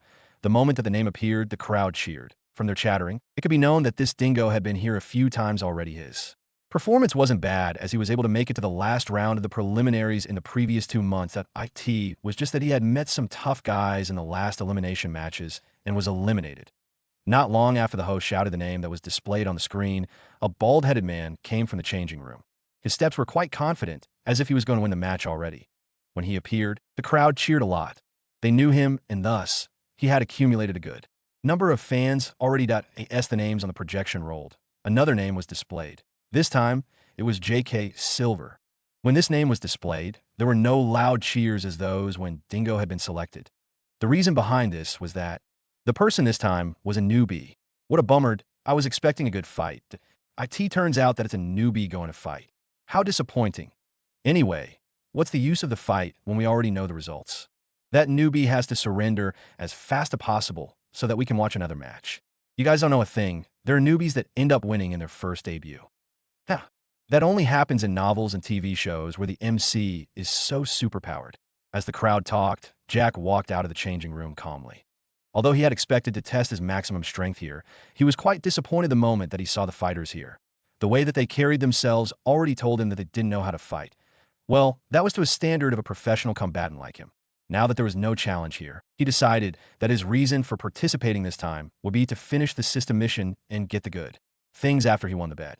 Although the crowd couldn't see his upper part of the face, they could definitely see his blue eyes as well as the special silver hair. Plus, the well-carved chin. They could already guess that Jack was handsome, but that made their impression of him fall further. According to them, a pretty boy had decided to come to a ring where men fought. This was no different from suicide. Jack never cared about what they were thinking and stepped onto the ring after following the stairs. Although he could simply jump onto the ring, there was no need for him to be so showy. He walked forward and stood in front of Dingo. The two stood opposite each other and gave the crowd such a contrasting image. Although Jack did have a good body, in front of the bulky and tall Dingo, Jack was no different from a small boy in front of an adult. Such contrasting difference made the crowd boo at Jack. And at the same time, bets were placed, and most of them were on Dingo. Edwin, do you think that kid of yours can win this round? Austin laughed as he asked sarcastically. Edwin looked at him as if he was an idiot. If Jack had agreed to bet with Austin for a stake that was worth more than $1 billion, he must have confidence in his abilities. As a result, Edwin believed that Jack would definitely be able to win this round. Although he was a little uncertain, he still believed that. To prove that, he placed a bet worth $100 million on Jack. The moment that he did this, the other big bosses that were present in the room couldn't help but look at Edwin with surprise in their eyes. After all, this was the first time that they had seen Edwin make such a bet that he was sure to lose. Now, they thought that Edwin might have made the bet because he was provoked by Austin. They simply shook their heads at this. There was nothing that could be done, as once a person placed a bet, there would be no refunds. It seems that you're confident in that little chap of yours. Just look at the difference between the two. That boy is skinny while Dingo has muscles on him. You think that boy can compete? At this time, Austin was no longer calling Jack a brat. After all, if Jack could give out $1 billion worth of assets when he lost his bet, must have some background. But even so, he still referred to Jack as a boy. Body size doesn't show the strength. Edwin said indifferently. Why have I not seen a situation where the thin fighters win against the bulky ones? Austin sneered. Maybe you're blind not to know that you're an example. You have a bigger mouth than me, but you've never won against me. Edwin replied with a cold smile. What are you two talking about? At this time, a man in a green and yellow suit asked. Just something small, Linus. This guy doesn't know when to quit and thinks that he can still change the tide even after he'd lost. Edwin smiled as he replied. You're the one that doesn't know when to quit. Look at the two. You already know that your boy has no chance of winning, and yet you still placed $100 million on him. Austin retorted. Linus looked at the ring and smiled as he looked at Jack. He could see that although Jack was standing in front of Dingo, he didn't seem nervous at all. In fact, it was like he was ignoring the opponent and thought that he wasn't going to fight. Just from this, and knowing about Edwin's character, Linus smiled and placed his bet as well. And he placed it on Jack. Jack's current odds were at 1:3.5. When the others saw Linus place the same bet as Edwin, they were surprised. But Edwin wasn't that much surprised, as he knew that Linus wasn't someone that bet on just anybody. He must have noticed something. Dark lines appeared on Austin's forehead when he saw this, that he was just about to speak when the sound of a gong echoed again, indicating the start of the match. On the ring, Jack looked at Dingo nonchalantly, completely ignoring his provocative gaze. After all, if this guy was not as good as Scarred Tiger, how could Jack even have time to waste on him? The earlier he finished the competition, the earlier he would receive his rewards at SO. Jack was simply waiting for the bell to ring to indicate the start of the match. Jack was quite doubtful about that. Considering that it was going to be a one-way beating, it was not that Jack was arrogant or disdainful. It was just that it was the truth. After all, with his current capabilities, he had yet to meet his match. The 5 minutes of wait was to let those that wanted to bet to place their bets. There was data about the two in the ring being displayed on the screens in the air, of course. The information was only the basic ones that they had given during their registration. That Dingo's information showed his performance during the past 4 months that he had been here. On the other hand, Jack's part showed that he was a newbie, and this would be his first match. In other words, he had never fought in a competition before, and this would be his first debut. For this exact reason, Jack's odds were high, and there were even less people betting on him to win the match. And these were those that wanted to try betting on the dark horse. If it just so happened that Jack was the dark horse, it was a sure bet that they would make a fortune. When Dingo saw that Jack didn't even seem to care about his presence at all, he felt that he was being looked down upon.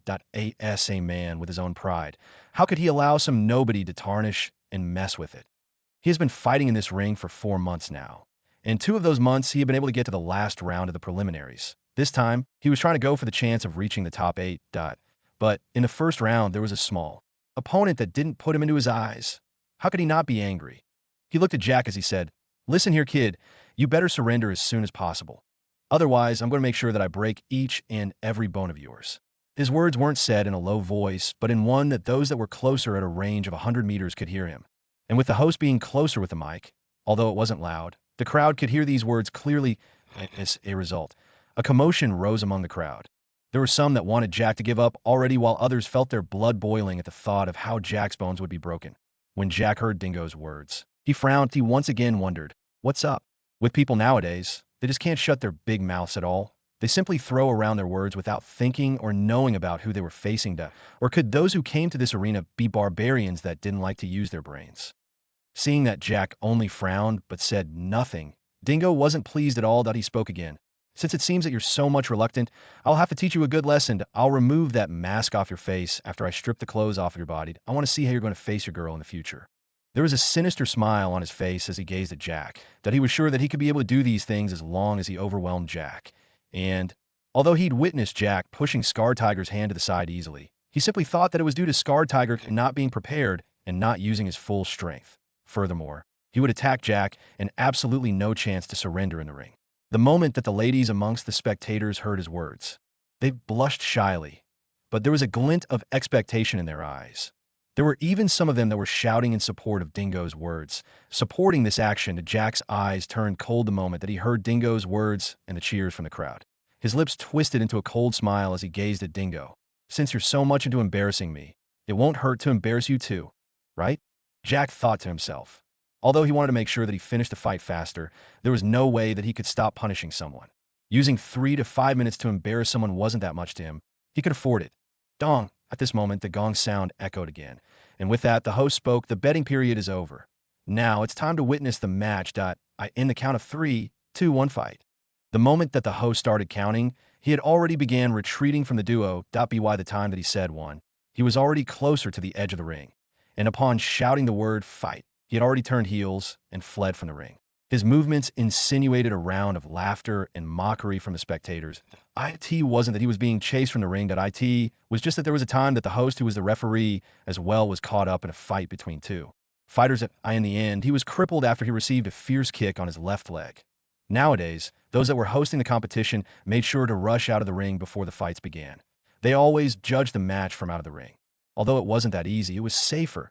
The moment that the host allowed the fight to begin, Dingo wasted no time at all and attacked Jack by throwing a punch. With his frame, the fist was big and heavy. If this smashed into an unprepared man, it would definitely break a few bones if the ones that were hit were the ribs. Seeing the punch coming his way, Jack decided not to counter at all. Instead, the moment that the punch got closer to him, he simply shifted to the side slightly, avoiding the punch. After that, he didn't move again. He simply stood there as he looked at Dingo. On the other hand, neither Dingo nor the spectating crowd had expected that Dingo would miss a stagnant target. Of course, this was the way that most of the spectators thought. But for Dingo and the other fighters and the big bosses with sharp eyes, they had noticed that Jack moved a little to avoid the punch. The movement was well-timed and precise. Although surprised, Dingo threw another punch, but the result was still the same. He still missed again and again. What the heck is this Dingo doing? Does he think that we're in a circus? Maybe he thinks so, considering that the way that he's attacking is like an angry and violent monkey that is attacking without a plan. Can this match be rigged? How can that be possible? I don't think that I have ever seen the championship matches being rigged. You guys sure are idiots. Just look at Dingo's expression. That IT shows that he seems frustrated that his punches are missing. Look at that pot's bottom face of his. It looks like he's going to burst from anger. Now that you mention it, I can see that IT seems that there's something wrong with this JK Silver. Country bumpkins that can't judge what they're seeing. Can't you see Silver? They're making small movements. He's dodging the punches with the most subtle movements that you careless bunch aren't observing. Your sister is a careless bunch. Do you think I didn't see it? It was just that I wasn't saying anything. Whatever, just suit yourself. Dingo, on the other hand, upon seeing that his punches couldn't touch Jack, he immediately resorted to throwing kicks. That he was someone that had been in tens of fights even before joining the arena. He knew how to react. Although he was angry, he didn't dare to be careless at all. He threw a kick that formed an arc heading towards Jack's head. This time, Jack knew that he would have to make a slightly bigger movement. As the kick approached from his left, although from other people's perspective, it was fast. In his eyes, the kick wasn't fast at all. He simply bent his body backwards, allowing the foot that was set on hitting his head pass before raising his body. Surprisingly, ever since the fight began, Jack hadn't moved from his spot. Only his upper part of the body moved, but his feet remained on the same spot. Upon missing, Dingo threw another kick, but the result was still the same. Jack easily dodged his attacks. This made him frustrated, and that his anger began clouding his thoughts. He decided to go for Jack's legs next. It was also at this moment that Jack thought that he had played with Dingo enough. He thought that it was time for him to eliminate him. Yes, the leg swept towards his feet. He took a few steps backwards, evading the sweep. And just like that, Jack continued evading the attacks while moving. Dingo, on the other hand, had already gone crazy as he attacked without thinking. His mind was only thinking of pummeling Jack to a pulp. He jumped forward as he threw a punch towards Jack's face. But suddenly, Jack moved 2 steps to the side. Since Dingo had struck forward with great momentum, he failed to stop himself when he found that his body lacked somewhere to step on. And before long, face first, He dropped out of the ring. It was only when he felt the pain of dropping face first from a height of 1 meter and great force that he regained his senses. And at this moment, the while arena was silent, nobody speaking as they couldn't accept the results that they were seeing. But they couldn't be blamed, as even Dingo himself found it hard to accept the fact that he'd been defeated in the most embarrassing manner there was. Is this a championship, really? I don't think you should participate in a championship competition. You're only demeaning the meaning of the word championship. At this moment, Jack's words reached Dingo's ears, telling him that everything was true. Is this a championship, really? I don't think you should participate in a championship competition. You're only demeaning the meaning of the word championship. At this moment, Jack's words reached Dingo's ears, telling him that everything was true. Jack didn't shout out his words, and only Dingo heard him. Although he thought that way, if he said it loud, he was sure that someone would take it as a provocation. As a result, he would have to deal with a few more annoying flies and would be forced to put into action. FSP. That it wasn't that Jack didn't want to earn more money. It was just that he still had other things to handle, and there was no reason to bulk. Work on his head. Jack turned and gazed at the dazed host. Then, upon seeing that he wasn't announcing the end of the match, he asked, "Have I won?" Host.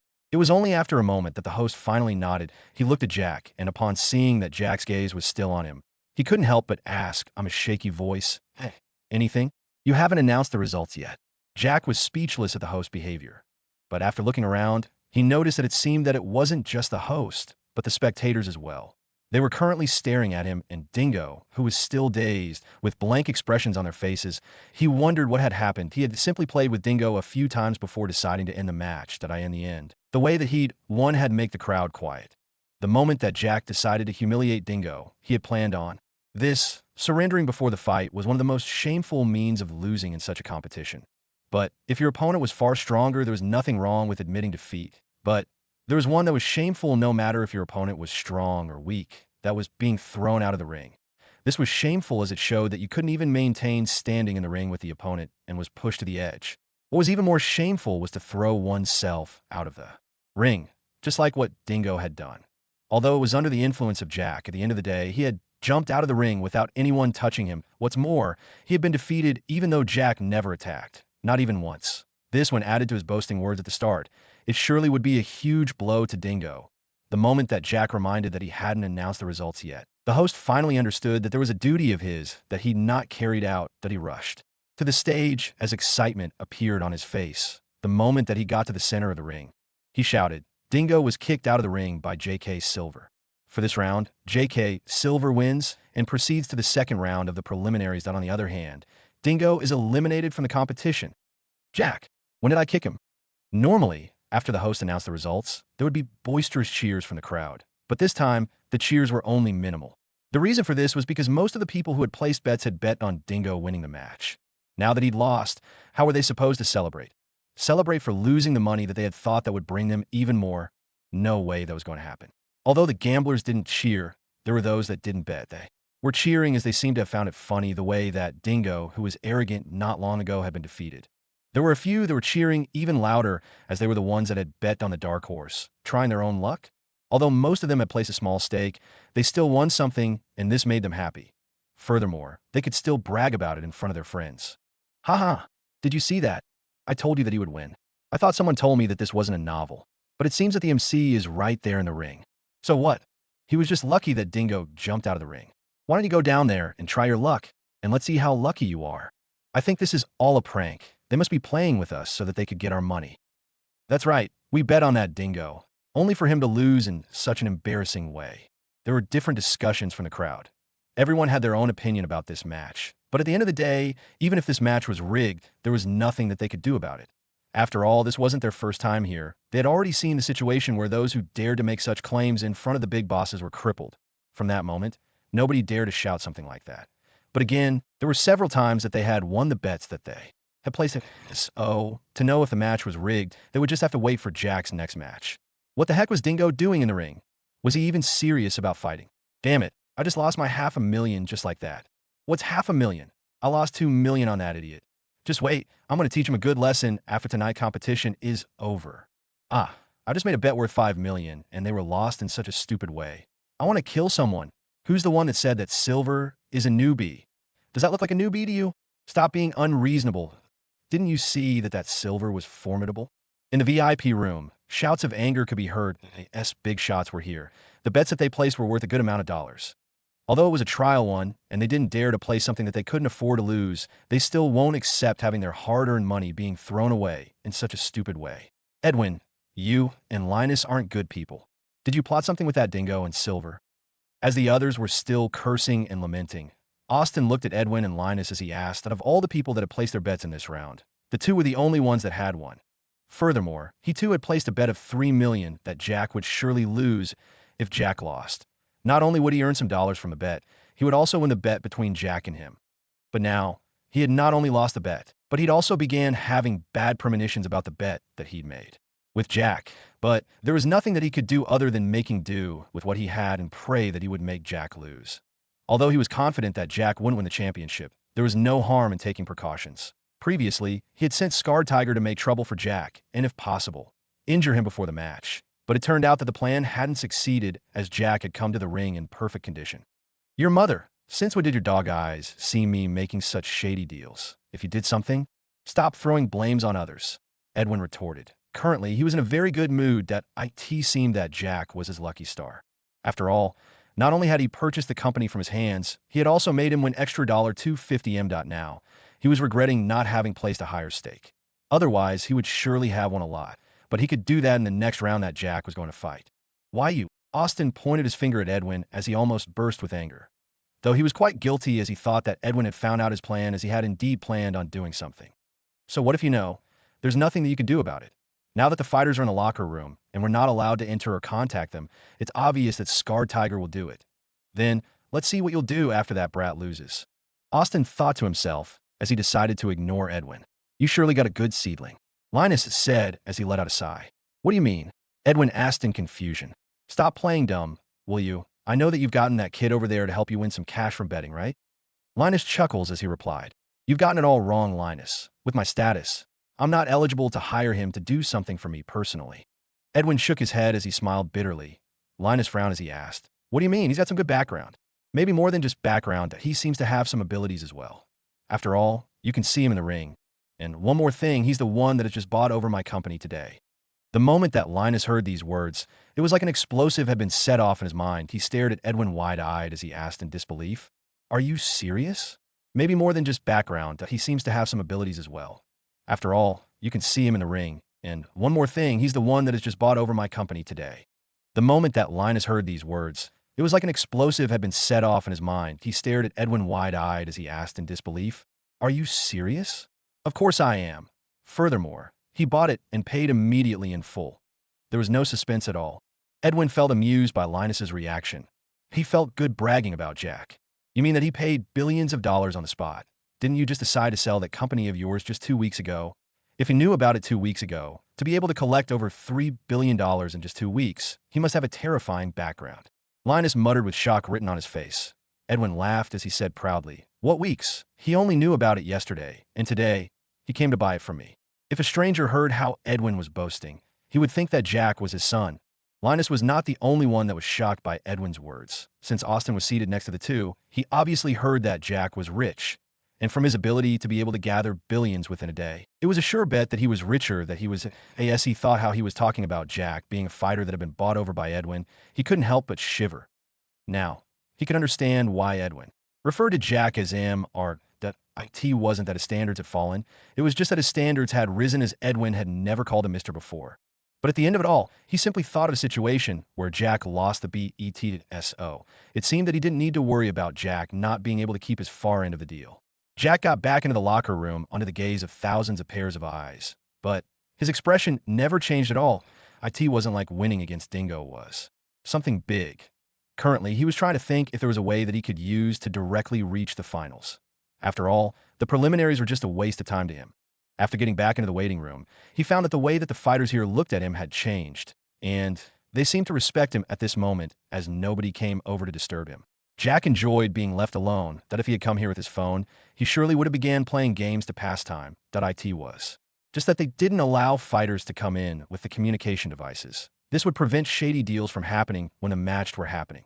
After all, although they might make a deal before entering the locker room, there was no way that they could know who they were going to fight against. Jack now had decided to sleep and not waste his time watching the boring fights. After all, he didn't think that there was a person that could compete with him. The only one that aroused part of his curiosity was definitely Mad Lion. But even so, Jack wasn't much interested, as he slept on his seat. He ignored the others that were called on stage to fight, or were watching the matches on the screen that had been projected in the locker room.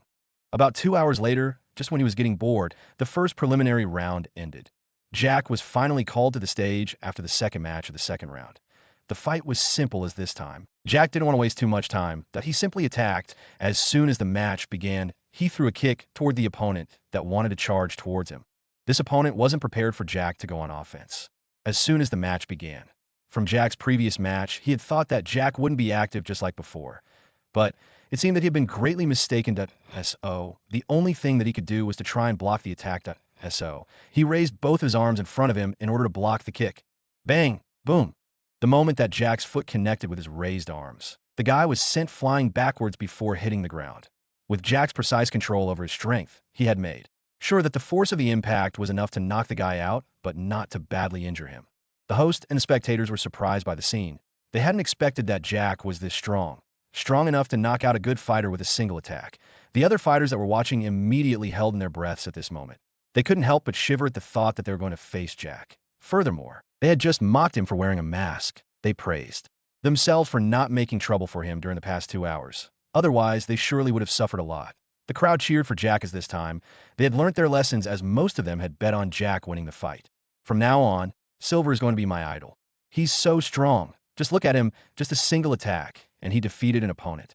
Who was that shouting loudly that he had rigged the match with Dingo? Come out right now and let me scorn you. So what if he won just now? It's not like he's the strongest fighter here, right? Right your head. When have you seen another fighter winning the match by using a single attack? Hey, Dark Horse, why are you crying? Shouldn't you be jumping up and down after winning the bet? I lost the bet, Sob. Sob dash. How did you lose the bet when you bet on Silver? Who told you that I bet on Silver? Why you didn't? Of course not. How can I be called Dark Horse if I bet on the popular guys that are expected to win? Guys, where's that person that said that this isn't a novel where the MC is overpowered and wins in his first debut? Come and let me see how confident you are about what you said. Kaya, I can't believe that I'm in a novel. Where's the author? I want to thank him for giving me this chance to appear in the novel. Get lost, you're trying to look for the author when you're just an ignorable side character. I'm sure that the author doesn't even know your name. Why do you care? It's not like you're not happy to be in a novel, right? You two, stop blabbering nonsense there. What novel? Do you see that I'm made of ink or letters? If you're inside a novel, don't bring me in. Now, who mentioned you? Do you even have the qualifications to appear in a novel? The crowd chattered about, as they were mostly excited. On the other hand, the VIP room was active at this moment. I never thought that he was this fierce. Although he's not that bulky, he sure has a lot of strength in those muscles of his. Haha, I won again. I have recovered all the money that I lost in the previous match. As they were chattering, a middle-aged man entered the room. The moment that they saw him, those that were laughing immediately stopped as they respectfully gazed at this man. He was Calvin, the manager of the Ultimate Arena. He was a manager, but still, they gave him a lot of respect. Of course, that wasn't because of his strength. It was mainly due to the fact that he had a strong backing. The real owner of the arena was a big figure that they couldn't offend. Upon noticing that everyone was paying attention to him, Calvin spoke. J.K. Silver has shown great abilities in the previous matches. As a result, if his next match is like the one that he's just won, he would have the qualifications to continue fighting tomorrow during the semis. In other words, he will skip all the nonsense below and directly participate in the semis together with Mad Lion and Vulture. As for Gibby, he would start from the quarterfinals. The moment that these words were said, the bosses here didn't seem surprised. This was what they had always been doing. Apart from saving time, they would be saving themselves from the losses that came from betting on Jack when he won the matches. After saying his piece, Calvin walked out of the VIP room and went out to meet with Jack. Austin, on the other hand, had his face already pale. After all, he had bet with Jack for 90% of his accumulated wealth. And, although he'd been trying to make things hard for Jack using Scarred Tiger, it seemed that Scarred Tiger hadn't made a move yet. This baffled him. And now, just like heaven's favored Jack, he was going to reach the semis as long as he won the next match. Now, the only thing that Austin could pray for was for Scarred Tiger to carry out the plan at this moment before the next round. Otherwise, he would have to depend on others during the semifinals. Oh, already getting scared. Edwin's mocking voice reached Austin from the side. Oh, already getting scared. Edwin's mocking voice reached Austin from the side. You're the one that's getting scared. Do you think that I'm like you? Although he was scared that Jack would win the bet, There was no way that he was going to show any weakness in front of Edwin. He had always been trying to compete against Edwin's safety enforcers. He would always try to get the best fighters here so that his company could have stronger employees. The stronger the bodyguards, the higher the price the client had to pay. Although he had heard that Edwin had already sold his security company, there was no way that he could stop competing in any case. He was the one that had lost most of the times that he had been competing with Edwin, that if he could win against him, even after he changed the industry that he engaged in, Austin would surely have something to brag about. The competition went on. As the fighters participated at first, there were a total of 182 fighters. The top 3 didn't participate in the preliminaries. The remaining 179 fighters would face each other in a one-on-one fight. Since it was an odd number, there would be 2 fighters for each round. In the end, the last person that would be lucky not to be randomly selected to fight in the first round would enter the second round directly. Again, this would bring a total of 90 fighters in the second round. After the end of the second round, there would be 45 fighters remaining. And just like in the first round, there would be someone that would be lucky to directly enter the next round. The same will happen for the following rounds till there are only 5 people remaining. These 5 with the top 3 would be able to enter the quarterfinals. But at the end of it all, during the quarterfinals, only the second runner-up would participate. As for the previous champion and his runner-up, they would participate in the semi-dash finals. In other words, every month, there are only 2 spots available for others to try winning the championship. As long as one was able to maintain the second position, he would be able to reach the semi-finals by default. During Jack's third match, the results were just like the previous one, a result. As he was going back to the locker room, he met with the manager of the arena, Calvin. He was then told that he could skip all the remaining matches and enter the semi-finals directly. Before giving the answer, Jack asked Angel, "Does skipping the preliminaries affect the essence of the competition?" Not at all. That if this was any other competition and there were those that had the advantage of skipping matches, you skipping a few matches would affect the competition evaluation by the system. But since the competition allows it, there's no problem at all. It was only after Jack heard these words that he agreed with Calvin that he certainly wouldn't want anything that would affect the results and reason for him participating in the competition.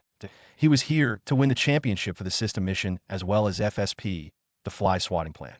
Well, the FSP came in between, but that didn't affect Jack at all, as at the end of the day, he was here to win the match to complete the system's task.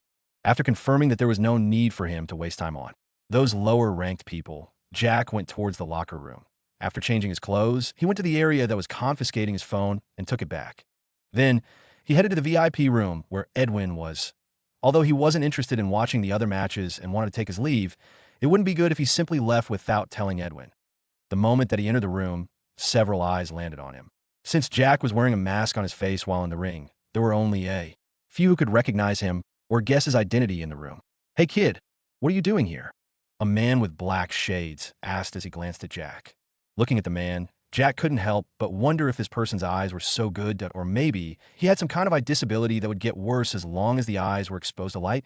Jack wasn't sure about it. But all the same, the fact remained to be that, in the underground arena, although it was lit, why would someone wear shades in an area that was only illuminated by bulbs? Besides, it was not like the lights that illuminated the ring were reflected to the VIP room. Anyway, Jack threw the questions out of his mind as that didn't concern him. As for the question that this guy had asked, Jack simply ignored it and headed towards where Edwin was seated. It seemed that Edwin hadn't noticed his presence the moment that he entered, as Jack could see that he was chatting with Linus. Jack had met with Linus during the registration period. He was the one that had helped in arranging the bet between Jack and Austin. "Kid, I'm talking to you and you dare to ignore me. How dare you? I'll have to teach you a lesson, it seems." The man with shades was infuriated the moment that Jack ignored him. Point one had to know that all of those present here were figures worth at least 10 million at SO. It was obvious that they would have their own pride. The shades guy rushed towards Jack and blocked his path. "Chill down, Cheeton. That's silver." A lady pulled the guy with shades to the side and whispered into his ears. When he heard these words, Cheeton felt a chill coursing through his spine. But after he regained his composure, he looked at Jack and said, "So what if he's silver? Ain't he just a lousy barbarian fighter? I can pay other fighters to beat him up." One more thing you don't know is that when I was closer to Edwin, I overheard his conversation with Linus. He said that this silver bought his safety enforcers. You have to know that safety enforcers is worth billions, but this silver bought it at a go and paid everything in full. The lady whispered as her eyes sparkled as she gazed at Jack. Although she was already in her late 30s, there were always old cows that wanted young grass. Cheeton immediately shut his mouth at this moment.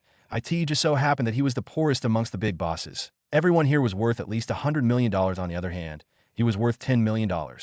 And that was barely holding in as currently his company was facing some problems. If there was another obstacle, not to mention maintaining the net worth of 10 million, he would go bankrupt. It turned out that he was the one that was pulling down the rating of the bosses in the room. That he was at the very bottom of the pyramid. The reason as to why he was able to sit with the big bosses here was due to his relationships. Point one, the big bosses here was his uncle. He was the one that had invited him over, but he had his seat closer to the door.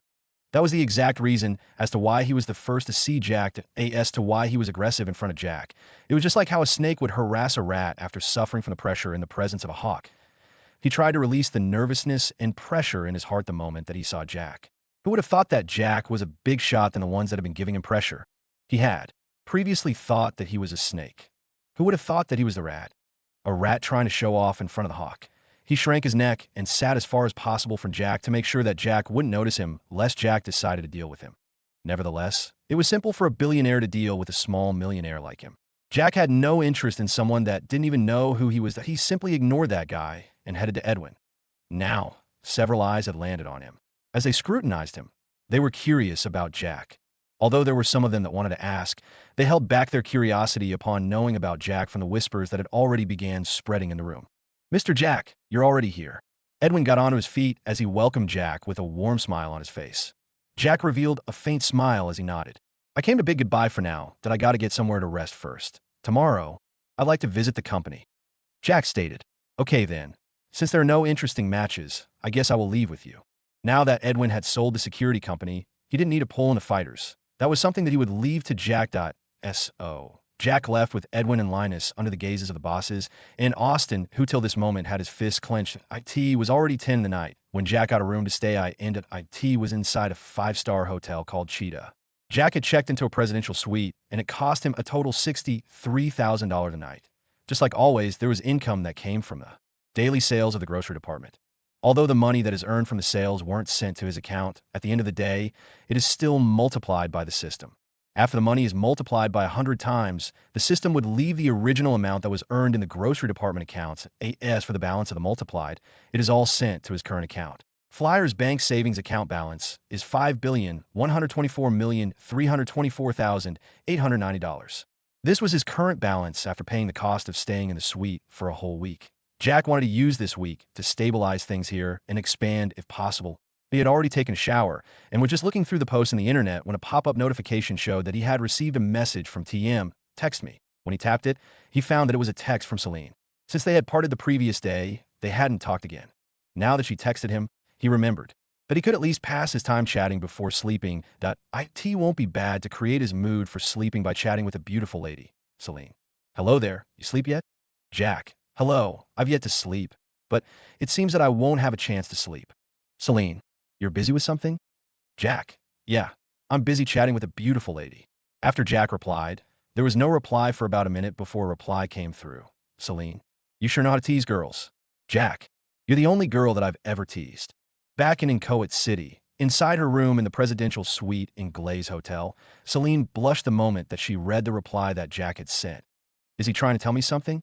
She asked herself. A smile subconsciously appeared on her face as she typed a reply. Celine. "Well, that's what all men say." Seeing this reply, Jack raised his brows. "Well, I'm telling the truth. Anyway, it doesn't matter if they all say the same thing like I do." He then typed a reply. Jack.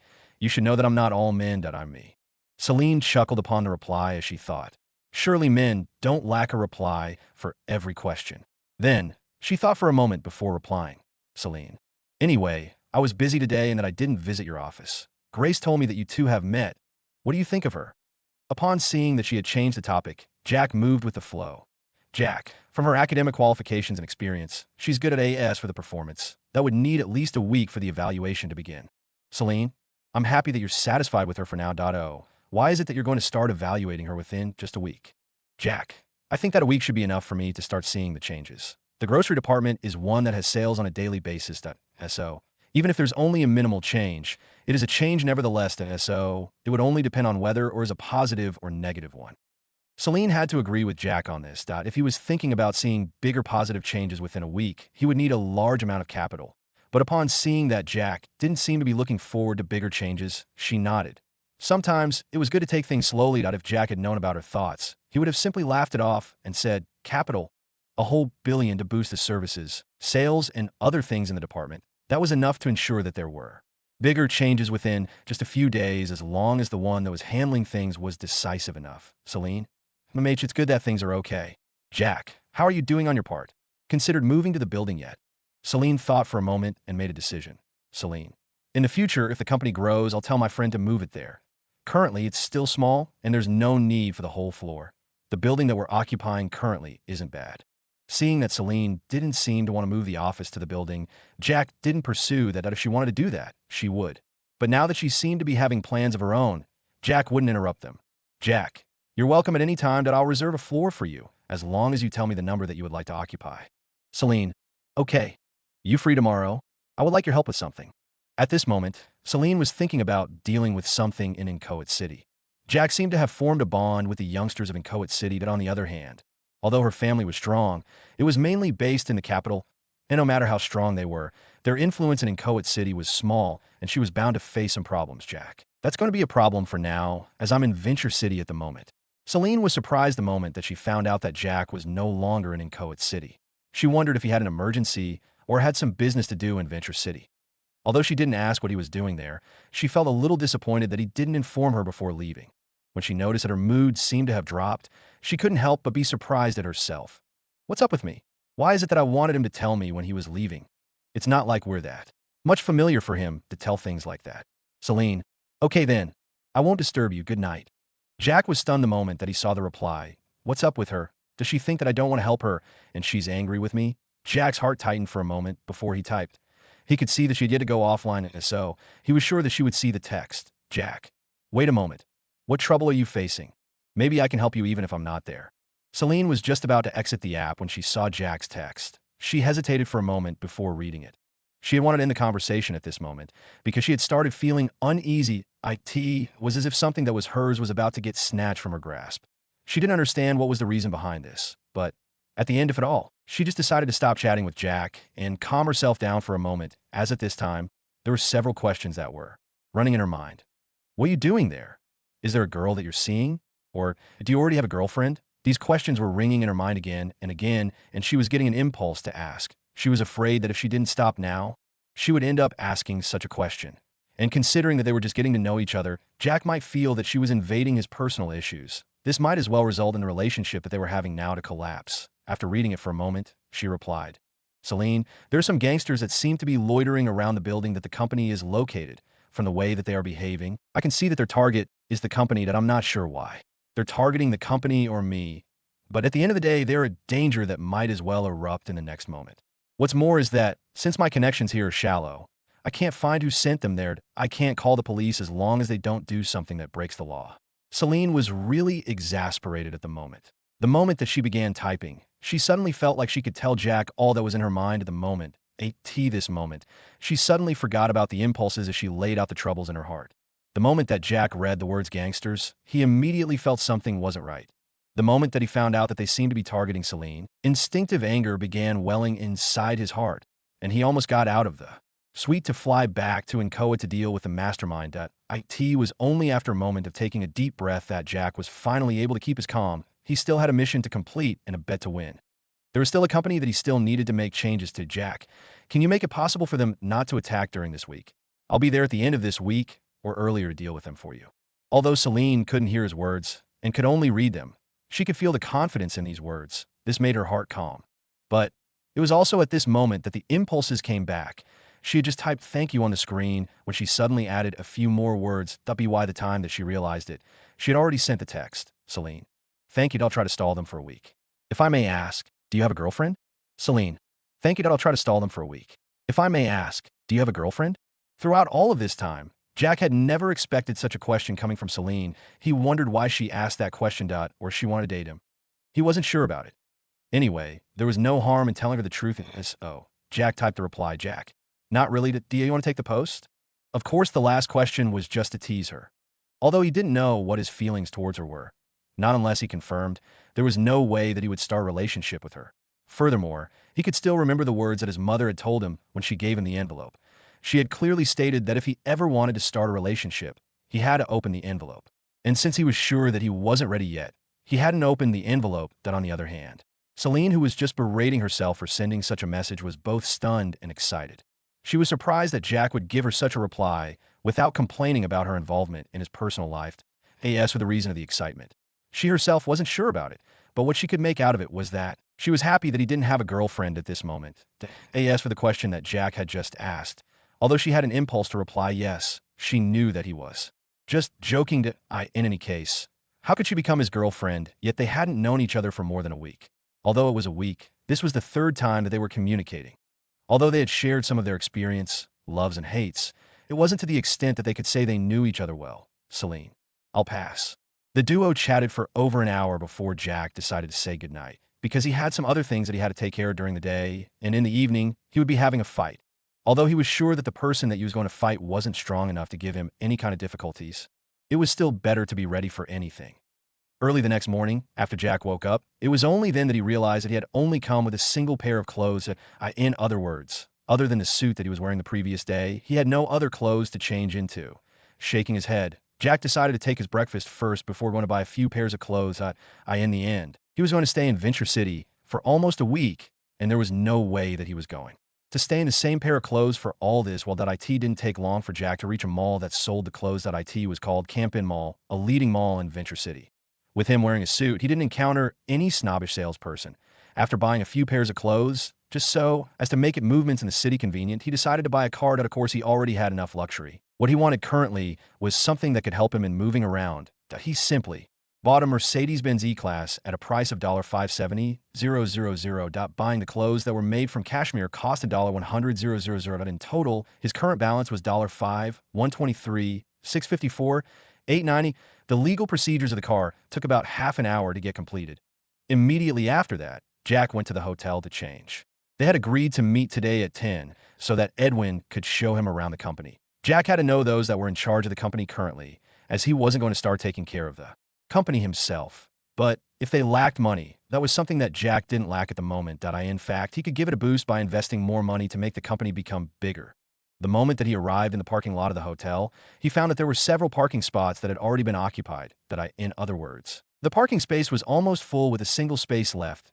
He wasn't sure why all of a sudden there were many cars here. But what he was sure about was the fact that there might be a party, a conference, or a meeting between big bosses in the hotel. He was just about to park the car when suddenly he heard a car's honking from behind. Looking behind via the rearview mirror, Jack could see that there was a blue Lamborghini Diablo. Although it was more expensive than his Mercedes-Benz E-Class, Jack didn't think much of it. After all, he could afford it considering that it was only worth about $3M. He had a Bugatti Veyron that was worth tens of millions of dollars. So there was no way that he would just behave like the owner of a Lamborghini behind him was worth a lot of respect from him to the extent of giving away a parking space. So he simply parked his car and ignored the person that was busy honking at him. Upon noticing that he'd been ignored, the other party was of course not pleased. So the doors of the Lamborghini opened, and a young man with branded clothes from Versace alighted, followed by a lady with a thick makeup. Can you get that piece of crap from my parking space?" The guy shouted at Jack as he strode towards Jack aggressively. Jack ignored him and headed towards the elevator that was in the parking lot. He had no time to deal with these nouveau riches that only knew how to flaunt their parents' wealth. The guy simply ran towards Jack's car and stepped on its rear left tire while looking at Jack, who didn't seem to want to stop as he said, "If you don't remove this piece of junk from here, I'll smash it for you." When Jack heard these words, his steps halted. He had just bought the car because he wanted something that could make it convenient for him to move around the city. Now, someone was threatening to destroy it only after he bought it. Although it wasn't expensive for Jack, it was time-consuming for him to go back to the shop to buy another one. That there was no way that he was going to do that, as he still had other important things that he needed to handle. He looked at the guy that was already stepping on the tires of his car and said simply, "If you do that, I'm afraid I'll have to reciprocate the favor." Jack's words were clear to the ears of the duo. If they dared to smash his car, he would in turn smash theirs. At the end of the day, this guy would be the one that would suffer great losses. "Ha ha, did I just hear your words correctly? You can smash my car? Do you think that you can afford it? Wearing a suit makes you think that you're a big shot." The guy laughed out loudly as he looked at Jack contemptuously. The girl that had thick makeup on chuckled as she looked at Jack. She said, "Garpy, this is a country bumpkin. He definitely doesn't know his place." She then looked at Jack with disdain as she said, "Do you know how much that car costs?" Without waiting for Jack's reply, she continued, "It is worth $3 million if you add the cost of customization. Even a single scratch, I'm afraid that you won't be able to afford to repaint it. Just a few $1 million was nothing in front of Jack, not to mention a few $1,000s at SO. He looked at the guy called Garpy and said, just try it and stop wasting my time. And immediately after that, he turned around and headed towards the elevator without looking back. Garpy looked at Jack's departing back, and his expression turned gloomy. He sneered, since you don't believe words, I have no choice but to use actions to show you what I mean. And with that, Garpy looked around the parking lot and found a stone as big as a basketball and threw it toward the Mercedes-Benz's rear windshield. Crash! The stone that was thrown with great strength immediately made the rear windshield dome in as countless cracks were formed. Additionally, the area around the car's boot was deformed. The moment that Jack heard the sound of a glass window being broken, his eyes immediately turned cold. He turned his head and saw that Garpy had really smashed his car with a stone. Furthermore, he was taking the stone, ready to smash the car again. Looking around, Jack found a fire extinguisher. He picked it up and slowly walked towards the Lamborghini Diablo.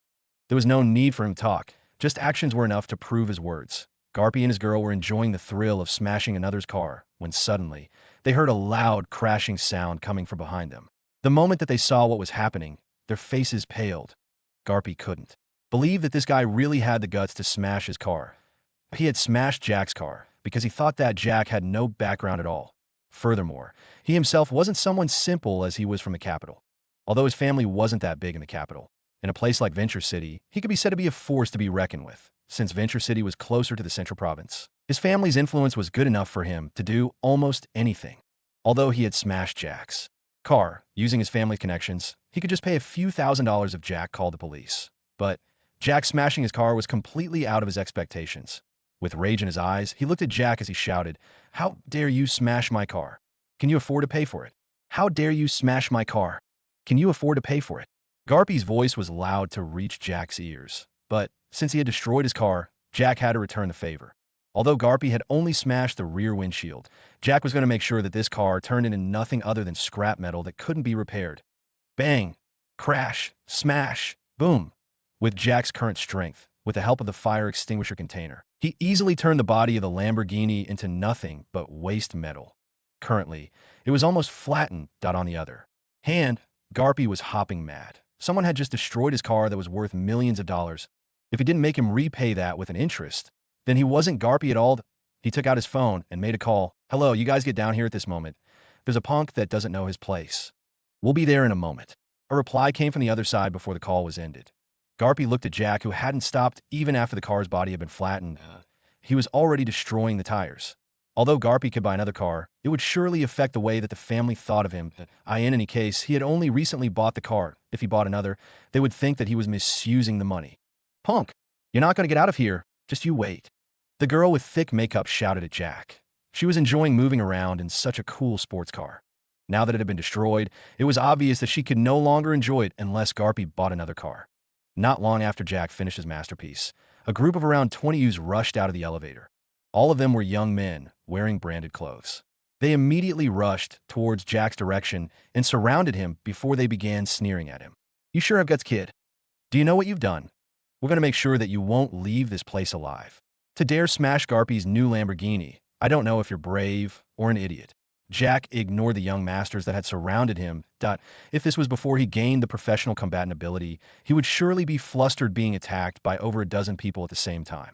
Nevertheless, at that time, although he was strong due to visiting the gym on a daily basis, there was no way that he could deal with these guys if they attacked him at the same time. But now, even if they attacked him at the same time, considering the fact that most of them had weak physiques, as they didn't train at all, Jack could beat them up without a problem. He simply looked at the watch in his hand and saw that time was running, that he still had to change his clothes before Edwin arrived. Otherwise, he would be late. Thinking of this, he decided to leave, that if they dared to try stopping him, he wouldn't mind teaching these brats a good lesson. On the other hand, the elevator opened again. This time, over a dozen girls with exquisite makeup on and branded clothes rushed out. Looking at the far end of the parking lot, they saw the boys had surrounded someone, and it seemed that a fight would start at any moment. This group of youths came from the capital to have fun. They had decided to meet in Venture City before going to different other cities to enjoy the scenery. They were supposed to meet up here and plan about what they were going to do. Now, they were just about to start discussing when Garpy told them that there was a person that had caused him problems. As a group of friends, they would always stand for each other. They all rushed out of the suite that they had just gathered in.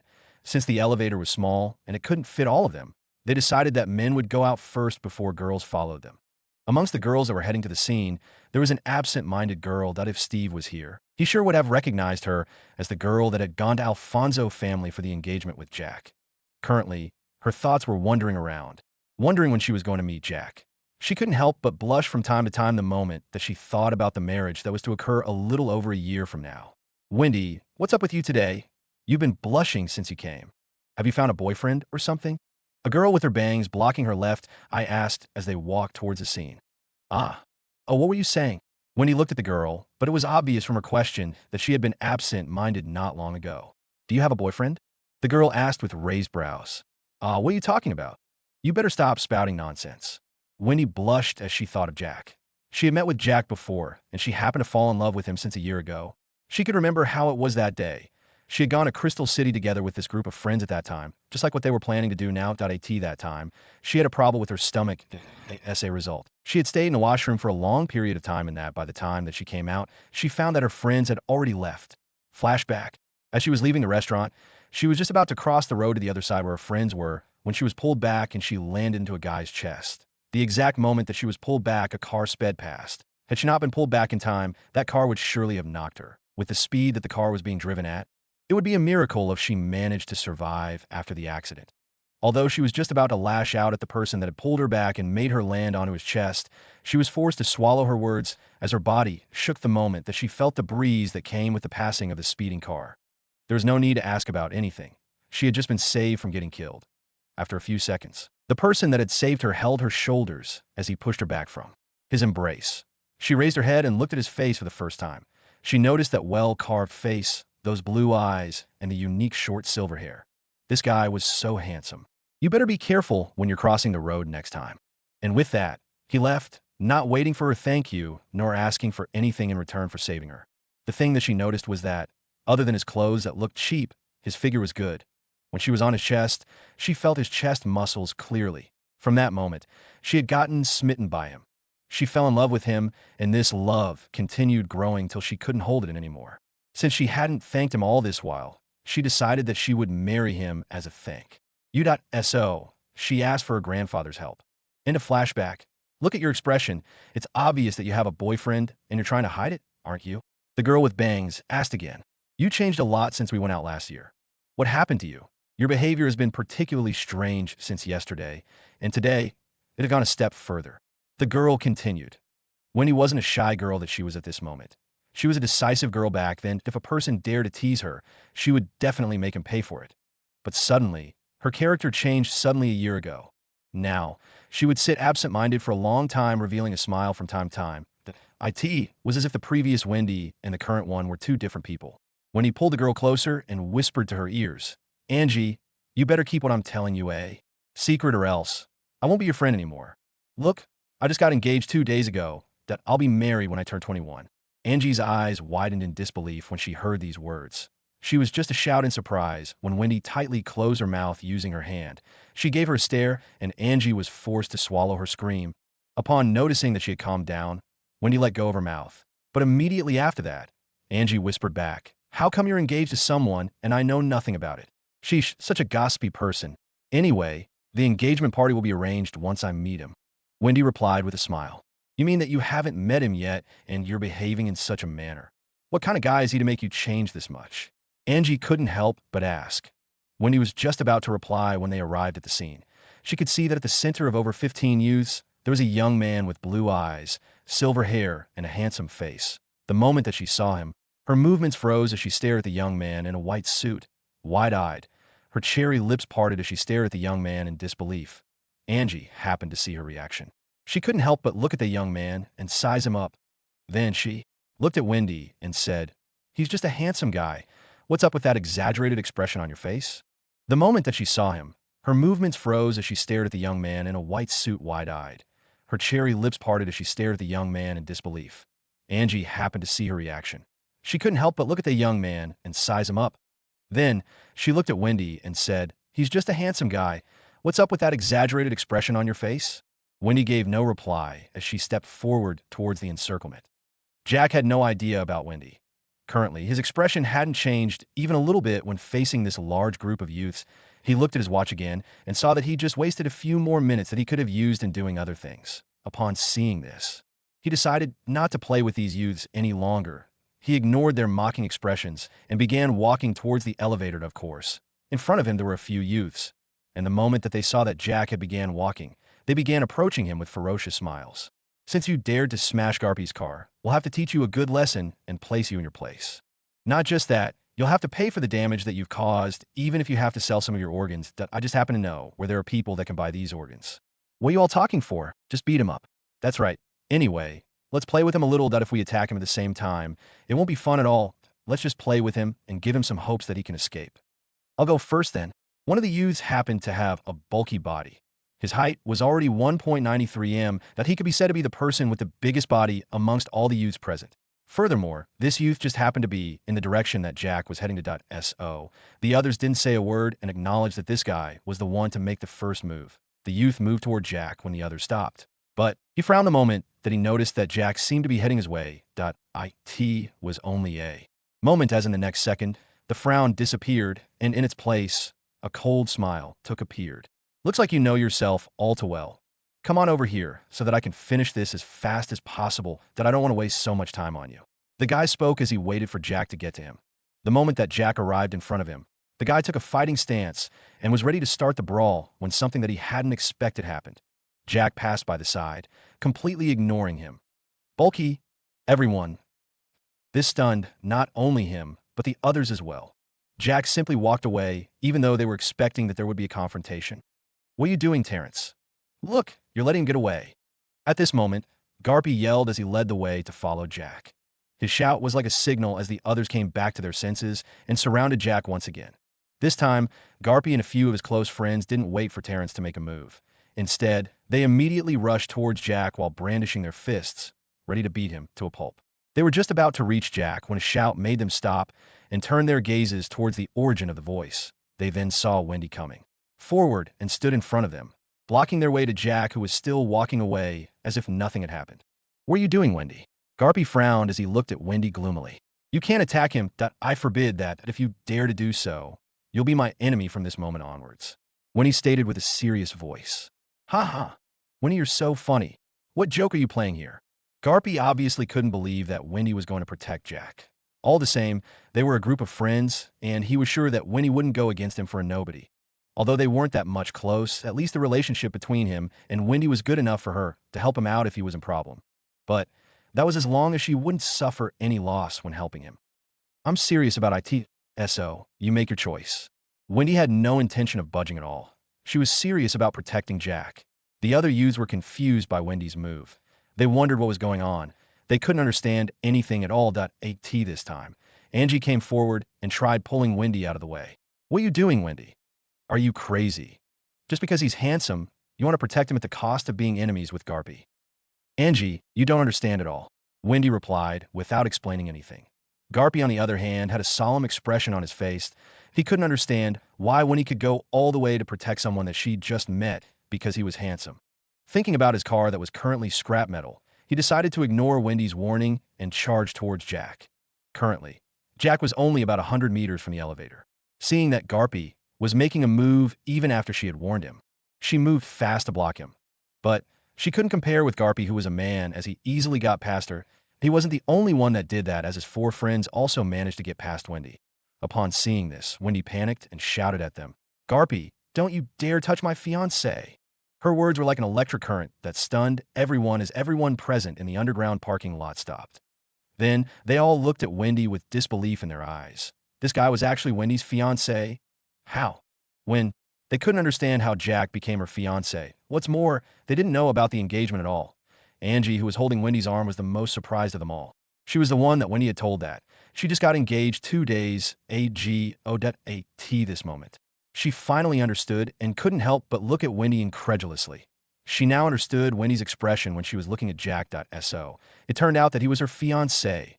On the other hand, Jack's reaction was no different from the others at IT, was just that his wasn't that much exaggerated. But he too couldn't believe what he had just heard. Fiancé. Since when had he been engaged? If he remembered everything well, he had never gotten engaged. But now, there was someone that was claiming to be his fiancée. He then thought of how he had thought that there was someone that would come and claim to be his girlfriend. Back then, he only had a motorcycle that the system had rewarded him with. But now, other than the suit that he was putting on, there was nothing expensive. When looking at the Mercedes-Benz E-Class, that wasn't something that could make the girl who was obviously from a big background to claim to be his girlfriend. Wait, not girlfriend. She had even promoted herself to being his fiancée. What did that imply? That meant that he was going to marry her someday, unless the engagement was annulled. Jack turned and looked at the girl with gray eyes just behind Garpy and his friends. And no matter how he looked at her, he didn't have any memories of her. In other words, he had never met her before, as not only was her face unfamiliar, even her voice was unfamiliar, not to mention her figure. After failing to get anything about her in his memories, he simply shook his head and thought, maybe she got the wrong person, and oh, she definitely got the wrong person, but I might as well use this chance to get out of here without wasting more time on these guys. As he thought to this point, he gave Wendy one last glance before entering the elevator. The elevator closed a little while later. When he looked as Jack left, she was conflicted in her heart and felt bitter. The way that Jack looked at her was like that of a person meeting a stranger. She had thought that he could remember about her. Who would have thought that he didn't seem to recognize her? Although she felt bitter in her heart, she still remembered that they had only met once, and that was a year ago.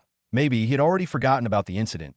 On the other hand, although they were engaged, Jack wasn't there during the engagement, so it was understandable that he wouldn't be able to recognize her. And as to why he seemed not to know about the engagement, she didn't think much of it. She simply thought that he didn't want to talk about it in front of her friends.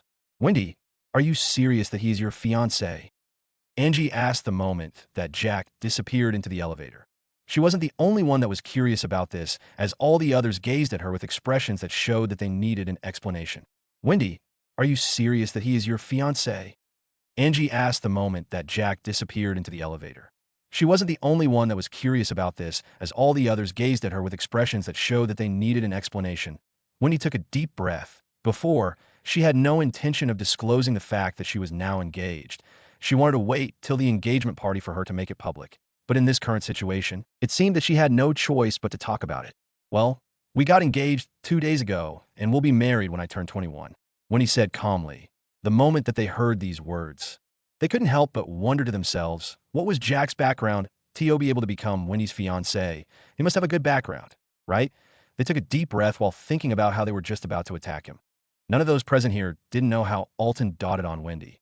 And if he had approved of Jack being her fiancé, it was obvious that he must have capabilities as well as a good status that could match her. And if they had beaten Jack, they would have surely faced Alton's fury. Not to mention that there was still Jack's own family. Garpy gazed at the Mercedes-Benz E-Class that he'd just smashed. He now forgot about the fact that his car had been smashed, and he was thinking about what Jack would do next. Although his family wasn't that weak as compared to Wendy's Farrell family, of Jack's family collaborated with Farrell family. His Kibbo family would surely have to face the music. He gulped at the thought of this. He looked at Wendy and said, Wendy, I'm sorry, but I didn't know that he was your fiancé. Otherwise, how could I have attacked him? Humph. Wendy simply snorted and turned her head to the side. Seeing this, Garpy could only scratch his head. He looked at Jack's Mercedes again and decided to compensate him for it, as he had just smashed his car. Although his car was also smashed, it was his fault for smashing Jack's car first. Wendy, why didn't you say that you were engaged before? Right? If you had said that earlier and introduced your fiancé to us, we surely wouldn't have dared to cause him problems. Wendy glanced at the group and said, Now you know. You better not spread this news to the time that the engagement party is held. Yes, yes, yes. The group of youths nodded. But of course not all the youths were happy that Wendy had been engaged. Wendy was a great beauty amongst the group, and there were several guys that were trying to hit on her. But all this while, she had never refused them directly. Naturally, that was only till last year. After their trip to Crystal City, she had changed and began straightly refusing their proposals. Then, as time went on, as long as they mentioned anything about courting her, she would get angry and throw a tantrum. Amongst the group of youths that tried hitting on Wendy was a boy named Collins. He was the one with the best background amongst all of those present, and was the one that had been the most active in pursuing Wendy. His family was stronger than Wendy's, that as a result, he wasn't afraid that she would cause him problems. Although she refused him several times, he had always come back again and again to propose to her. Even during this trip, he was planning on asking her out again, but who would have thought that she would get engaged? He clenched his fists tightly as he thought about Jack. He had seen that Jack didn't seem to care about Wendy, and that was the exact reason as to why he was even more angered. He simply thought that the guy and his family had forced the engagement on Wendy.so. He decided that he was going to solve this for her. If he managed to do that, he was sure that her impression of him would rise, and there would be no problem in getting her to be his. Woman, as he thought of this, he made plans in his mind that would be executed as soon as possible. Do you know when Celine is going to come back? Angie asked Wendy with a whisper. I don't know. Maybe we can visit her there in Crystal City. That I was there yesterday, but I completely forgot about that when I was leaving with my grandpa. Wendy replied. After getting into his suite, Jack changed the clothes, and not long after, his phone rang. It was Edwin, who had already arrived and was ready to take Jack to the company and show him around. Since his car was already smashed, he would have to get another one. But that would have to wait till he finished the issue about the company that he got out of the hotel. But he didn't go to the underground parking lot, as there would be nothing that he would be doing there, as he had no car. There, moreover, he didn't want to meet with that group of people that would only delay him further. When he got out, he found that Edwin had parked his car on the roadside, not far from the hotel. Since he had no car, he had to depend on Edwin's car. As soon as he got in, Edwin welcomed him with a warm smile. Morning, Mr. Jack. Good morning, Mr. Edwin. Jack replied with his usual shallow smile. Edwin then began driving the car while chatting with Jack. Although Edwin was rich and could have gotten himself a chauffeur, he didn't seem to mind driving the car himself. Mr. Edwin, are the youngsters in this city that rude? You know, one of them just smashed my car not long ago. After a while of chatting, Jack asked. Edwin's expression changed the moment Jack spoke. He couldn't believe that there was a person that had the guts to smash Jack's car. Upon noticing that Jack had no injuries on him, he let out a sigh of relief. It was only a moment later that he remembered that Jack wasn't a weakling. Then he asked, do you happen to know him? If you do, I'll make sure that they pay for that. I don't know any of them. It was a bunch of over 30 youths at AS for making them pay. There's no need for you to worry about that. I simply smashed his car after he did mine. Jack replied. Edwin was surprised that Jack did destroy the other party's car. But upon considering Jack's status, he knew that Jack seemed not to care that much about the incident, and that was the reason as to why he left it at smashing the other party's car. Otherwise, he was sure that he could make the other party disappear just depending on his strength as a fighter or as a rich person. Anyway, what did that guy do? Edwin was curious about what that guy did when Jack smashed his car. He was sure that the youth, as hot-blooded as he was, would definitely not let things be the way that they were. Well, he called his friends over, and they decided to attack me. But before they could strike at me, a girl suddenly stopped them claiming that I'm her fiancé. This thing made me surprised. Jack chuckled a little while thinking about how that girl had gone against all those that wanted to attack him. In the end, she said that he was her fiancé. Although Jack would have thought that she was just using an excuse to make the others not to attack him, he could clearly feel that she was serious. Furthermore, the look in her eyes spoke all words that needed to be said. Ha ha, I didn't know that you already have a fiancé here. So, when is the wedding? I must attend. Edwin laughed as he asked, what fiancé? I don't even have a girlfriend. I think that she confused me with someone else. Jack replied as he shrugged his shoulders. When Edwin heard this, he couldn't help but be flabbergasted. He wondered to himself, are youths this way nowadays? They play so much and that they even get confused on who their fiancé is. This generation seems to be developing negatively. He only thought to that point when he looked at Jack that was seated on the back seat through the rearview mirror. If he said what he was thinking, it would definitely be no different from insulting Jack, who was also a youth. But Jack was completely different as he was serious with everything that he did. After chatting for a little longer, they finally arrived at the outskirts of the city. In this area, buildings were fewer in number, and there were mainly factories that were located in these areas. Jack had already known that the headquarters of the safety enforcers was located in the outskirts of the city when he read the information on the internet. The reason for that was because they needed enough space that could be used as the training grounds. The headquarters occupied an area of more than 2 km superscript 2, but the training grounds took most of the space. But what was even more amazing was the fact that the whole area was surrounded by a perimeter wall of height of 4 meters at the gate. There were a few men in black security uniforms that had the logo of safety enforcers. They opened the gate the moment that they saw Edwin's familiar car. When they got in, Jack could feel the change in the atmosphere. It was as if he had just entered a soldier's training camp. Although he could only see the 5-story building in front of him, he could guess that behind this building was where the training grounds were. He alighted alongside Edwin and entered the building. Edwin had decided to introduce the management team of the company first. Jack had nothing to say and simply followed Edwin into the building. Edwin took Jack around the company and introduced him to the upper management of the company. All the management level staff members had been told to enter the conference room, where Edwin introduced Jack as the new boss of the company. There was obviously a commotion among the staff members when they heard that Jack had taken over. They could see that Jack was young, and they obviously doubted his capabilities. That IT wasn't that they hated Jack. It was just that some youngsters nowadays depended on their parents' wealth to boss people around. Moreover, Jack's casual word didn't seem to match a person that was serious about the office. Upon seeing them whispering to each other, Edwin frowned a little before throwing a glance at Jack. When he saw Jack's indifferent expression, he let out a sigh of relief before gazing back at the members of the staff. Let me tell you something, that if you're taking Mr. Jack the same way that you see those nouveau riche brats that flaunt their parents' wealth, I suggest that you change that opinion of yours as soon as possible. After pausing for a moment, he continued, "This company was bought over by Mr. Jack and not his family. In other words, this is going to be his business. So I expect that you'll respect Mr. Jack just like how you did when I was your boss. And you should know that if your performance is subpar, Mr. Jack can simply fire you to get another that can do your job well." Edwin's words made the crowd of over 30 employees to shut their mouths. They looked at Jack in new light. More so, those that were at the very top and knew about the value of the company. To be able to buy the company, Jack must have at least $3 billion. That although they doubted that it was Jack's money and not his family's, they still had to give him the respect considering the fact that his family could entrust to him so much money. "Mr. Jack, I'm the current CEO of Safety Enforcers, Maxwell Estelle." A middle-aged man with a refined temperament stepped forward and greeted Jack. Jack nodded at the other party as they shook hands. Just from this person's temperament, Jack was expecting a lot from him. But if he really lived up to his expectations, that would definitely have to wait. After the introduction process was over, Jack looked at the data on how they had been operating the company. He found that there were several contracts that were still ongoing and there were others that still needed processing. After going through all of these, Jack finally understood how the company was operated. From his perspective, there was nothing wrong, but he still had to do some changes to SO. He asked for the company's account and transferred $100,654,890. He decided to believe that the person that Edwin had selected to be in charge of the company was reliable and honest. Although he could lose this money that he just transferred, at least he would know that the one that was in charge of the company wasn't someone that he could trust. Furthermore, just like how he would deal with Grace if she betrayed him, that was the exact same way that he was going to deal with Maxwell.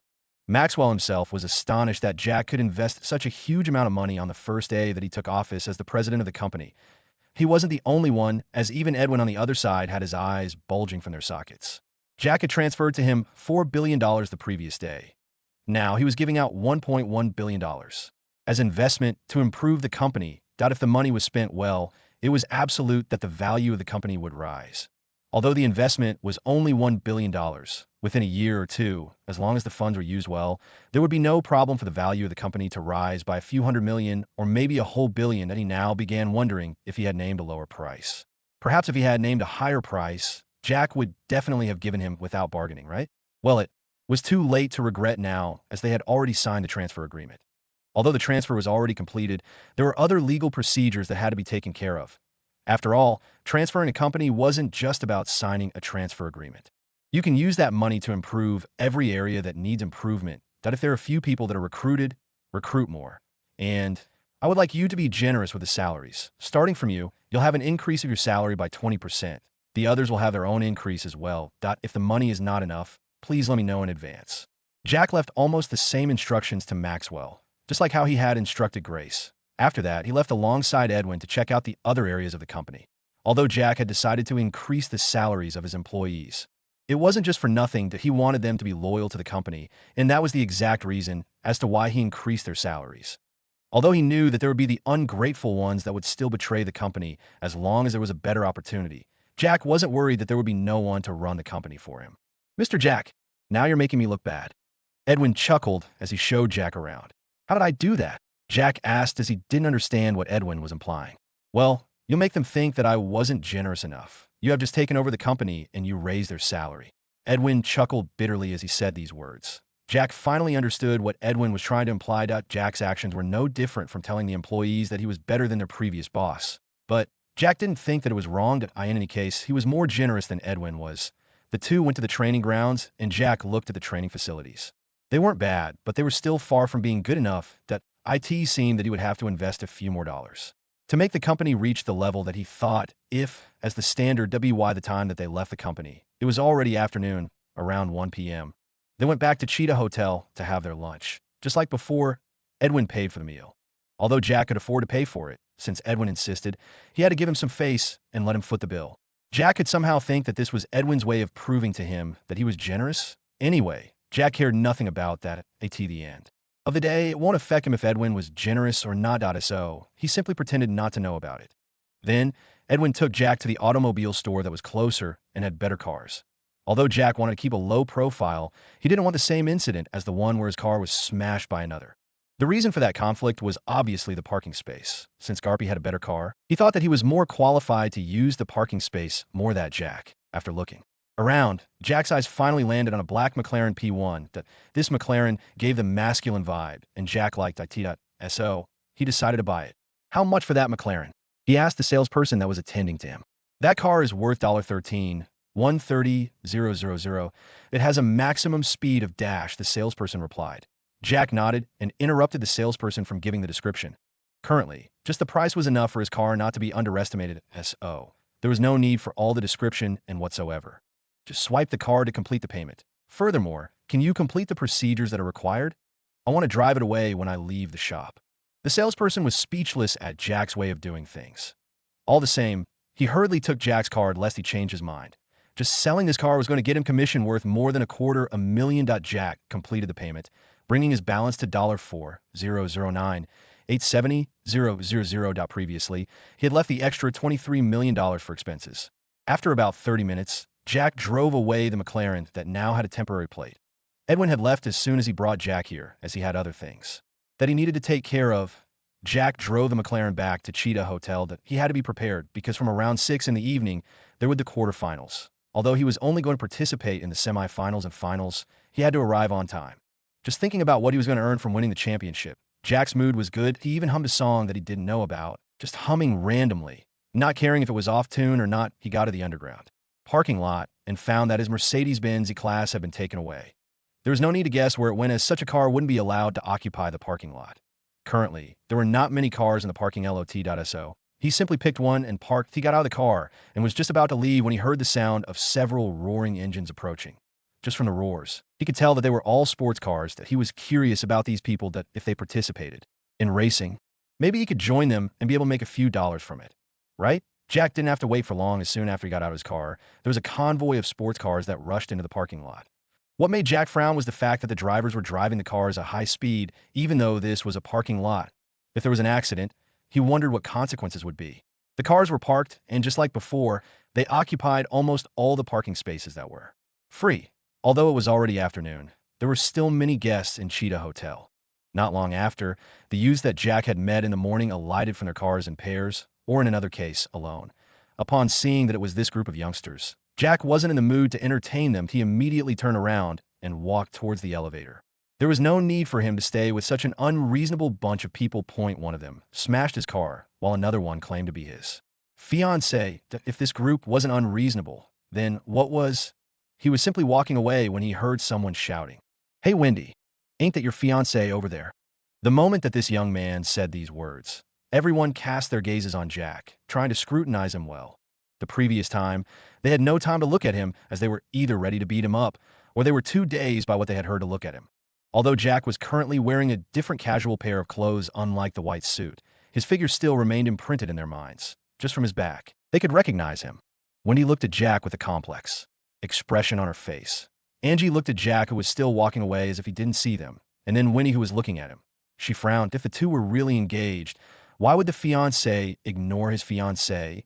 Was there any argument between the two of them, or the two didn't like each other in the first place? She was just about to ask Wendy about it when someone else beat her to it. But it was just that the person that was being addressed was not Wendy, it was Jack. "Hello there. Aren't you going to allow us to apologize to you? Since you're Wendy's fiancé, you shouldn't treat us as strangers, right?" Collins shouted at Jack.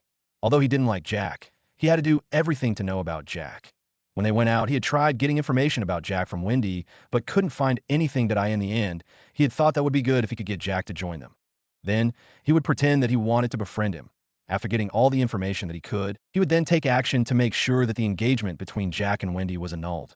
That was a perfect plan. He used the words like Wendy's fiancé and apologizing to make Jack allow them to talk to him. Then, they would get acquainted before he befriends him. Well, those were all plans and dreams, but sometimes, not all plans and dreams were fulfilled in reality. There's no need for that. Jack's reply reached Collins' ears, making his expression to darken. This was the first time that he was inviting a person to join them that in the end, His invitation was turned down, and in front of so many people, that was a stain to his reputation in the group. Jack was surprised that they still thought that he was Wendy's fiancé, but in reality, he wasn't. And Jack decided that if Wendy continued claiming that he was her fiancé, he surely would have to get back at her this moment. Jack thought that maybe Wendy was using him as a shield to block someone that was trying to pursue her. Although he didn't like it, he decided to turn a blind eye to that for now. Jack, wait for a moment. Wendy's voice reached his ears, making his expression change suddenly as he halted his steps. He had thought that the other party didn't know him and was just using him as a shield. Who knew that she actually knew his name? Or did the hotel give his information to her? As he thought of this, he frowned.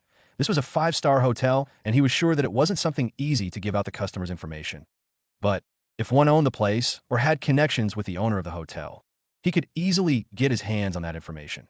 The moment that Wendy saw that Jack had stopped, she sighed in relief before hurrying towards him. Angie wanted to follow, but Wendy stopped her as she wanted to speak to Jack in private. When she got in front of Jack, she asked him to move a distance away from the group so that their chat would be private. How do you know my name? The moment that they had gained enough distance, Jack asked. He was straight to the point, and his expression was cold. Upon hearing Jack's question, Wendy's heart skipped a beat. As for his cold eyes that stared at her, they made her heart ache. This was the person that she had been engaged to, but the way that he was looking at her was no different to how one looked at a stranger. And oh, it seemed that he was dissatisfied with her for some reasons that she didn't know. All the same, she replied, I know you because you're my fiancé. Wendy's reply was what she thought was according to logic, but in Jack's ears, it was someone forcing herself on him. She wanted him to be her fiancé, although he knew nothing about her. Listen here, lady, I don't think you got the right person. As far as I know, I don't have a girlfriend, let alone a fiancé. Jack said plainly that Jack's words were like arrows that pierced through Wendy's heart. She looked at him and said, I didn't get the wrong person at all, but aren't you Jackson Alfonso? Did you get my information from the hotel? Jack frowned as he asked, Not at all, that I even know that you're from Crystal City, and 2 days ago you were supposed to be in Inchoate City. As to why you're here in Venture City, I'm not sure about that. Wendy said, Did you investigate me? Jack's stance became a little aggressive. How could he allow others to simply look into his information and come to pretend to know him? Wendy took a step backwards when she saw that Jack seemed angry. She hurriedly shook her head and asked, Were you not told that we were engaged 2 days ago? This was something that Wendy wondered. It had already been 2 days since the two had gotten engaged with Dalton's permission. What she didn't know was the fact that Dalton had told Victor that Jack didn't agree to the engagement. And since they had already agreed that Jack was engaged to Wendy, they decided to keep this as a secret from Jack for the time being to make sure that he wouldn't destroy their plans. Then, during this time that Jack didn't know about what happened, they would look for ways to bring him back to the Alfonso mansion. After coaxing him, they would tell him about the engagement. Then, the deal would be completed as long as Jack had no disagreement to it. But they had never expected that the two of them would meet in a place that they had no idea about. They didn't know that Jack would go to Venture City, and neither did they expect that Wendy would be there. Told by who? Jack was confused. He then thought about the word 2 days ago. That was when he remembered that Dalton had come to pick him up. All of that was so that he could get engaged to someone, and if he remembered correctly, he didn't agree to the engagement. Then why on earth was the lady in front of him claiming that they were engaged? He suddenly thought of how Dalton had expelled him from the family and how he had tried getting him back by force.so. It wasn't impossible for him to use some means to make sure that the engagement wasn't canceled as long as there were benefits. Your father, Wendy answered uncertainly. She couldn't understand if it was just that Jack was playing dumb or it was true that he had no idea about the engagement. When he heard that his father was supposed to tell him, he immediately connected to the fact that Dalton wouldn't give up in the face of benefits with small losses. He looked at Wendy and asked, How did the engagement go through when I wasn't there? Wendy replied honestly, Your father said that you had left Inchoate City and that we could just continue with the engagement. In the end, an agreement was made that we will get married when I am 21 years old. As she talked about marriage, she blushed. Jack confirmed that Dalton had certainly used a trick to make sure that the engagement went through. He took a deep breath and looked at the lady in front of him. He said, You should give up on this engagement thing. I didn't agree to the engagement. Furthermore, I'm no longer a member of the Alfonso family. Jack's words made Wendy's heart skip a beat. She was cheated by Jack's father, and since when was Jack not a member of the Alfonso family? Just as she was dazed, Jack walked past her and headed for the elevator. It was only after a few moments that she reacted. Wait, Jack. Jack halted for a moment and said, You got the wrong person. I don't know you, and I'm not from the Alfonso family. Furthermore, I didn't agree to the engagement, so I hope you can forget about what happened 2 days ago. Wait, Jack. Jack halted for a moment and said, You got the wrong person. I don't know you, and I'm not from the Alfonso family. Furthermore, I didn't agree to the engagement. So, I hope you can forget about what happened 2 days ago. You don't know me, Jack? Or is it that you're pretending that you don't know me? Feeling frustrated from how Jack was treating her, Wendy shouted. Jack looked at her again and asked, was I supposed to know you before? According to his memories, there was absolutely nothing that he could remember about this lady. Not her name, voice, eyes, figure, nothing about her was imprinted in his mind at all that Wendy's eyes reddened the moment that she saw that Jack was serious about it. She bit her lips and stared into his eyes. Jack didn't shy from her gaze at all and waited for her response. We met a year ago that I was just about to be killed in an accident if you hadn't pulled me back and saved me. Wendy said these words with hope shining in her eyes, hoping that Jack would remember her if it was true that he'd forgotten about her. Jack began recalling all the memories from the previous year. Now that his mind had been strengthened, he could remember a lot of things that had happened in the past. Although they were not as clear as the new memories as the ones that he'd gotten since he became strong, his ability was good nonetheless. After recalling, he couldn't find any case where he saved. No matter what he thought about. He had never saved anyone from an accident. He shook his head as he replied, I'm sorry, lady, but maybe you mistook me with someone else. After all, I don't remember saving anyone till this day. That was the fact. Jack had never been in a situation where he was made to save a person. Although if he could save someone currently he would, that didn't mean that he could save everyone. Upon hearing Jack's denial, when he almost burst into tears at that moment, she had been in love with Jack ever since she remembered him saving her on that day that she had been saved. She was too shocked to react by searching for Jack. In the end, she only came back to Crystal City after a month and began looking for Jack.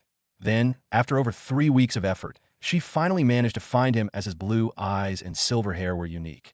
Although she had barely seen his face at that time as she was in a daze, she could still remember that he was handsome. After finding Jack, she decided not to approach him. She began thinking of a way to thank him when she suddenly had an idea. She decided that she would marry him to thank him. Although she was thanking him for saving her life, she was also a little selfish, as she had already fallen in love with Jack. After going back to the capital, she began planning on how to let her grandpa know that she wanted to marry Jack. She had seen that he wasn't someone rich at all, and to her family, they cared the most about the background of the one that married into their family. So, she wasn't sure how she could convince her grandfather to allow her to marry Jack. In the end, she remained like that, planning till 2 weeks ago. The more time passed, the more she continued loving him, and she would sometimes sneak to Crystal City just to see him. 2 weeks ago, she couldn't help it but ask her grandfather. Just like she had expected, her grandfather had refused. In return, she got angry at him and claimed that if not Jack, she definitely wouldn't marry anyone else and would stay like that. Feeling helpless, Alton investigated Jack. After finding his information, other than the fact that his background was low, there was not a problem with him.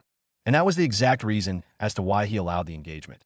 Now, they were engaged, and the fiancé that she had been looking forward to meeting and talking to, waiting for their marriage, was looking at her like a stranger. He couldn't remember anything about her at all. This made her heart both sad and regretful. She wished that she should have met with Jack during the times that she had been coming to Crystal City. In that way, they could have gotten familiar with each other in advance. But now wasn't too late, as their marriage was going to be in a year, 2 months from now. She still had a whole year to make him take her as his fiancé. As for the case where he was claiming that he was no longer a member of Alfonso family, she knew that her grandfather wouldn't agree to the case where the engagement that he himself had proposed was broken. With his character, he would definitely have Jack marry her even if they had to tie him with ropes on the wedding day so that he wouldn't run away. As she thought of this, determination surged through her eyes as she at Jack's departing figure. I'll make sure that you'll love me just like how I love you. Since we're engaged already, there's no way that the engagement will be broken. Seeing that Jack was leaving, Angie was the first one to approach Wendy. She looked at Wendy's determined eyes and asked curiously, what have the two of you been talking about? Wendy looked at her and said with some hints of dissatisfaction, if we wanted you to know, would we have moved far from you? Angie, Collins on the other hand, had been observing the two from the moment that they walked into the distance. He had been observing their body movements as well. From the way that he could see it, it seemed that Jack was the one that was forcing Wendy. Wendy had tried making him give up on the issue of their engagement, but Jack became aggressive. Although they were a distance away, the underground parking lot was, well, LITAS a result. He could still make out some of the facial expressions as long as they were major. He had seen the way that Wendy became saddened and when she was about to cry. Then, her determination. Everything was well and correctly translated to him, and there was nothing to hide from him. The determination that Wendy had shown when she clenched her fists, In MMH, it should be that she was determined to destroy the engagement, and from the fact that she was keeping this from them, it was obvious that she didn't want them to interfere, but he definitely would interfere and make sure that her dream was fulfilled. He would make sure that Jack gave up on her, but that would be done in secret as well. Neither Jack nor Winnie had no idea about what Collins was planning. Had they known, Jack would surely have nodded in appreciation and encouraged him, while Winnie would have definitely wanted to kill him. Later that evening, the arena was full. The crowd here today was definitely higher than the one that was there the previous day. Today was when there was going to be the finals at SO. They had to make sure that they watched it. That on the other hand, there were many bosses that had come here on this day that hadn't been there the previous day. And just like the spectated crowd, these bosses liked watching the thrilling matches, and that could only be found during the finals. Jack was already in the locker room on this day. He'd come with Edwin. Edwin had picked him up and Jack didn't refuse him and came with him in Edwin's seat or I in the locker room. There were only 8 people. There was the guy called Scarred Tiger, the one that had been sent by Austin to cause trouble for Jack to ensure that Jack wouldn't win. There was the defending champion, Mad Lion, who wasn't muscular as Jack had expected, but a man with moderate muscles, was also here. Vulture was here too, and Gibby were here as well. In other words, the defending champion, the runner-up and the second runner-up of the previous championship were here today. Then, Jack and 3 others that had qualified for the quarterfinals were present. Each and everyone in the room was having their own space, not disturbing the other. But even so, Jack could feel the gazes that were landing on him. What's more, Jack could feel a gaze that had a faint killing intent directed at him. There was no need for him to guess who it was that was looking at him, considering that Scarred Tiger still had a grudge against him. But Jack ignored it, as he wasn't in the mood to waste his time on someone like him. But once they met in the ring, he would surely make sure that the killing intent was dispersed into a thin air using his fists. The first round. In the quarterfinals, Scarred Tiger, Gibby, and the other 3 would have to fight for a single spot into the semifinals. Jack wasn't sure how that round was going to be, but he was sure that they must have a plan for it already in the semifinals. The winner between the 5, Jack, Mad Lion, and Vulture, and 10 runner-up would fight for the spot into the finals. The 2 winners would then fight and determine the winner between them. And just like that, the championship would be over. Ladies and gentlemen, welcome to the second night of July's Ultimate Championship. As the host tonight can tell you that I'm excited and anticipating for the matches tonight. But although I'm the referee, I'll just watch the match from out of the ring. I hope you don't blame me, as the matches are so thrilling and that they scare me. But let's put all that aside and let the quarterfinals begin. Ladies and gentlemen, welcome to the second night of July's Ultimate Championship. As the host tonight can tell you that I'm excited and anticipating for the matches tonight. But although I'm the referee, I'll just watch the match from out of the ring. I hope you don't blame me, as the matches are so thrilling and that they scare me. But let's put all that aside and let the quarterfinals begin. Let's start with the rules of the quarterfinals. The way of losing the match is still the same, but please, even if you lose the match, don't wait till you die. Anyway, all the matches are going to take place today. So, while fighting in the quarterfinals, you better make sure that you're in a good condition to be able to fight in the semifinals. Of course, you'll be given enough time to recover before fighting. But if you're gravely injured, we can only say sorry to you. Now, the quarterfinals will be best of 5. The 5 contestants will enter the ring and compete. The one that wins will enter the semifinals. And while he's resting, the first match of the semifinals will start. If the one that won the quarterfinals happens to be selected by the randomization computer, we definitely will allow him to rest. But the ones that were not selected would fight first. 30 minutes after their match, the other round of semifinals will begin. So, I hope that the time that you'll be given would be enough for you to rest your muscles for the semifinals. It was always hard for those that were participating and hoped to be the champions. The rules of the championship favored those that managed to reach top 3, more so the champion and defending champion.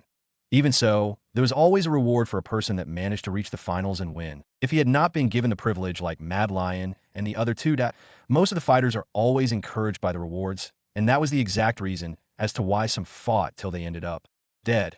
Nevertheless, those were the desperate ones that really needed money and had no other ways out of the situation that they were in. Let the quarterfinals start. Those making the bets better start placing the bets. As you can all see, there's no need for the selection to be done. There are already 3 people that have a spot in the semi-finals at SO. You should know the remaining 5 and their abilities, as none of them is a noob. Scar Tiger, Gibby, and the other 3 went to the ring. As he left, Scar Tiger gave Jack another glance before leaving with a snort. This round was going to be intense, as it was an elimination match. There were 5 contestants for a single spot, but there were some things that always happen in such a match. They would form teams to eliminate the others, or they would fight solo. But The ones that fought solo would definitely be the first ones to be eliminated. Another thing that happened was that the others always formed a team to target the strongest person present in the ring. Then, they would start fighting amongst themselves to find the one that would qualify for the next round. Scar Tiger and Gibby gave each other a knowing glance. Then, they turned and faced the other 3 fighters that were in the ring with them. There was no need to talk as it was obvious that the 3 would team up to eliminate Gibby and Scar Tiger. Both Gibby and Scar Tiger had managed to reach the semi-finals in the previous championship. On the other hand, this was the first time for the other 3 to reach the quarterfinals as soon as the going rang. The 5 made their moves. They attacked without holding back with the intention of eliminating the other party as fast as possible. The lesser injuries they sustained, the better their chances would be in winning in the semifinals. Although Jack wasn't interested in the matches, he still decided to watch the match. There was no harm to watch the match to pass time, as there was nothing that he could do. None of the 2, Vulture or Madline, spoke to him, and Jack had no intention of talking to them either. He simply waited for his round while watching the 5 in the ring. Although Gibby and Scar Tiger were facing 3 people, they were not at a disadvantage at all. In fact, they had an advantage, though it wasn't that big as the fight went on. The advantage of the fighting experience began showing. Gibby and Scar Tiger began taking advantage of the mistakes that the 3 made to make heavy blows that injured them. On the other hand, although they also got attacked, the injuries that they sustained were superficial, and in about 30 minutes, the 3 were eliminated one after the other. And now, the 2 of them faced each other. Although they were injured, the injuries didn't affect their combat capabilities. Just as Jack and the crowd expected that a fight would erupt again, they were disappointed and flabbergasted by what happened next. I surrender. Gibby's voice was loud enough to reach the ears of everyone present. For a moment, everything came to a pause before the crowd erupted. What the FCK are you doing, Gibby? I just bet on Gibby, and now you're telling me that you're going to surrender without fighting? I can't accept this. I want my money to be refunded.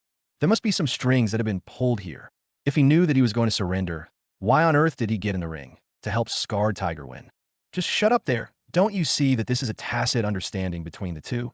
If they want to have a chance of winning in the semifinals, they have to choose one between them. Of course you'll say that, because you placed a bet on Scar Tiger. I don't think I stopped you from doing that, right? I'll kill you this moment. The chaos that had erupted was so intense. But this wasn't to be unexpected, as the way that the match had ended was definitely not the best way. At least they could have pretended to fight for a while before one of them gave up. But surrendering only after he had eliminated the other 3, that could already prove that the 2 must have come to an agreement before the match. The crowd wasn't the only one that was complaining about this.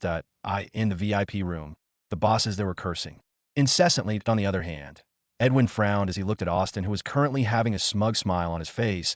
He immediately knew that this must be something that he had planned. Considering that he'd bet with Jack, it was obvious that Austin would look for methods of making Jack lose the fight. That he asked, "Is this what you've planned, Austin?"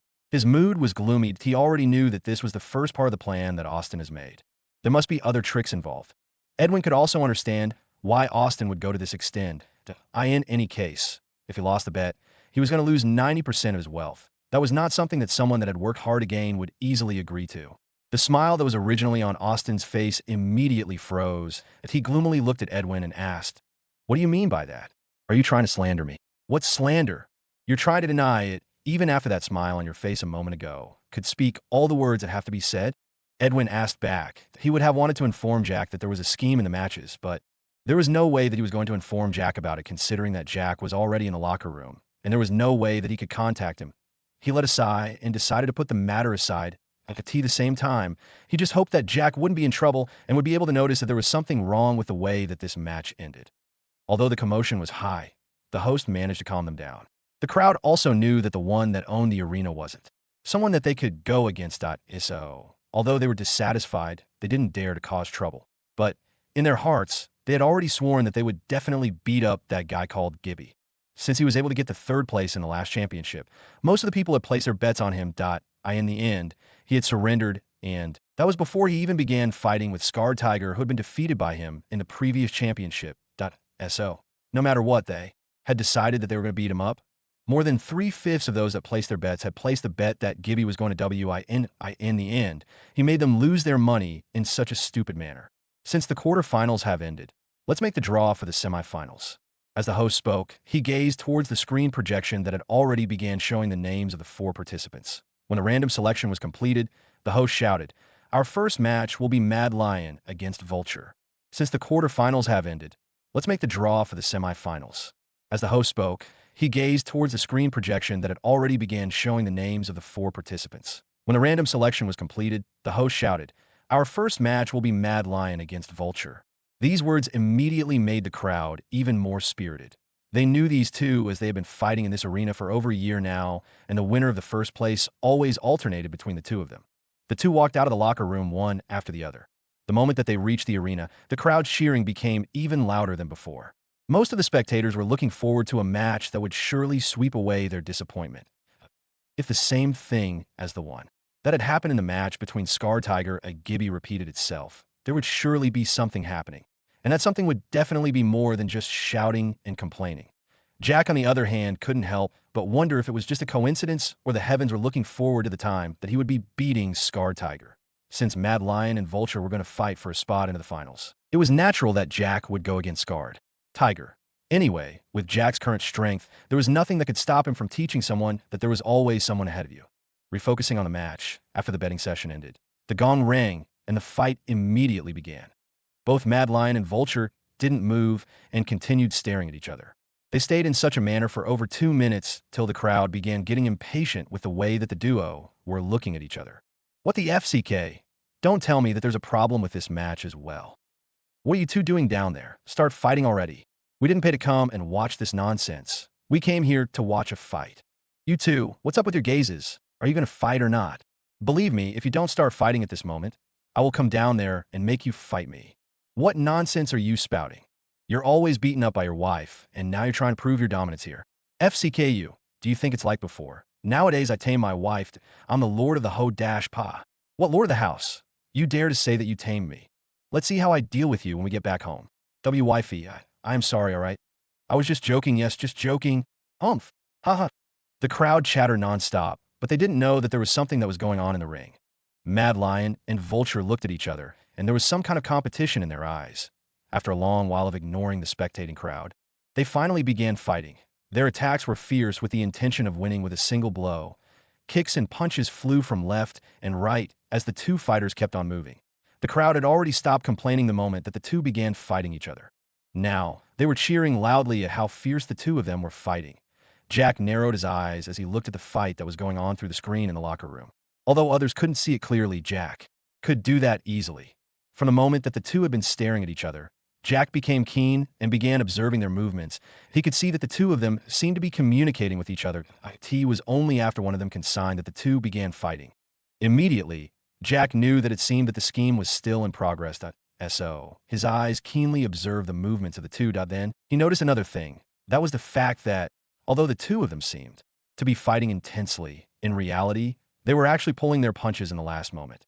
Furthermore, he could see that they would even ignore the openings that could be used to deal a critical damage to the opponent. Upon seeing this, Jack immediately confirmed that the scheme was still in progress. But what was the other part of the scheme? Jack could already guess as the fight went on. Vulture fell into a disadvantage. Then, he made a mistake, and Mad Lion took the chance and kicked him on the chest. Followed by that, he rapidly rushed towards him and threw another punch before Vulture could stabilize himself. In the end, since Vulture was closer to the edge of the ring, he was forced to fall out of the ring. The moment that this happened, loud cheers erupted in the arena. In the eyes of the crowd, although it was humiliating to be defeated by being thrown out of the ring, that could be forgotten as long as you had given a good fight. They'll just say that you were unlucky, that's all. But in Jack's eyes, everything was crystal clear. As a professional combatant, he could already see what was happening from the movements of the two. Jack could tell that this wasn't the first time that they were performing instead of fighting. The end of this fight came without any of the two sustaining any serious injuries. As for kicking Vulture out of the ring, he could see that the two were moving toward the edge of the ring deliberately. With their fighting experience, there were some things that they would definitely not ignore. How could they ignore the fact that they would lose the match as long as they fell off the ring? So, each and every fighter always made sure to move away from the edge of the ring, even if they had to suffer an attack.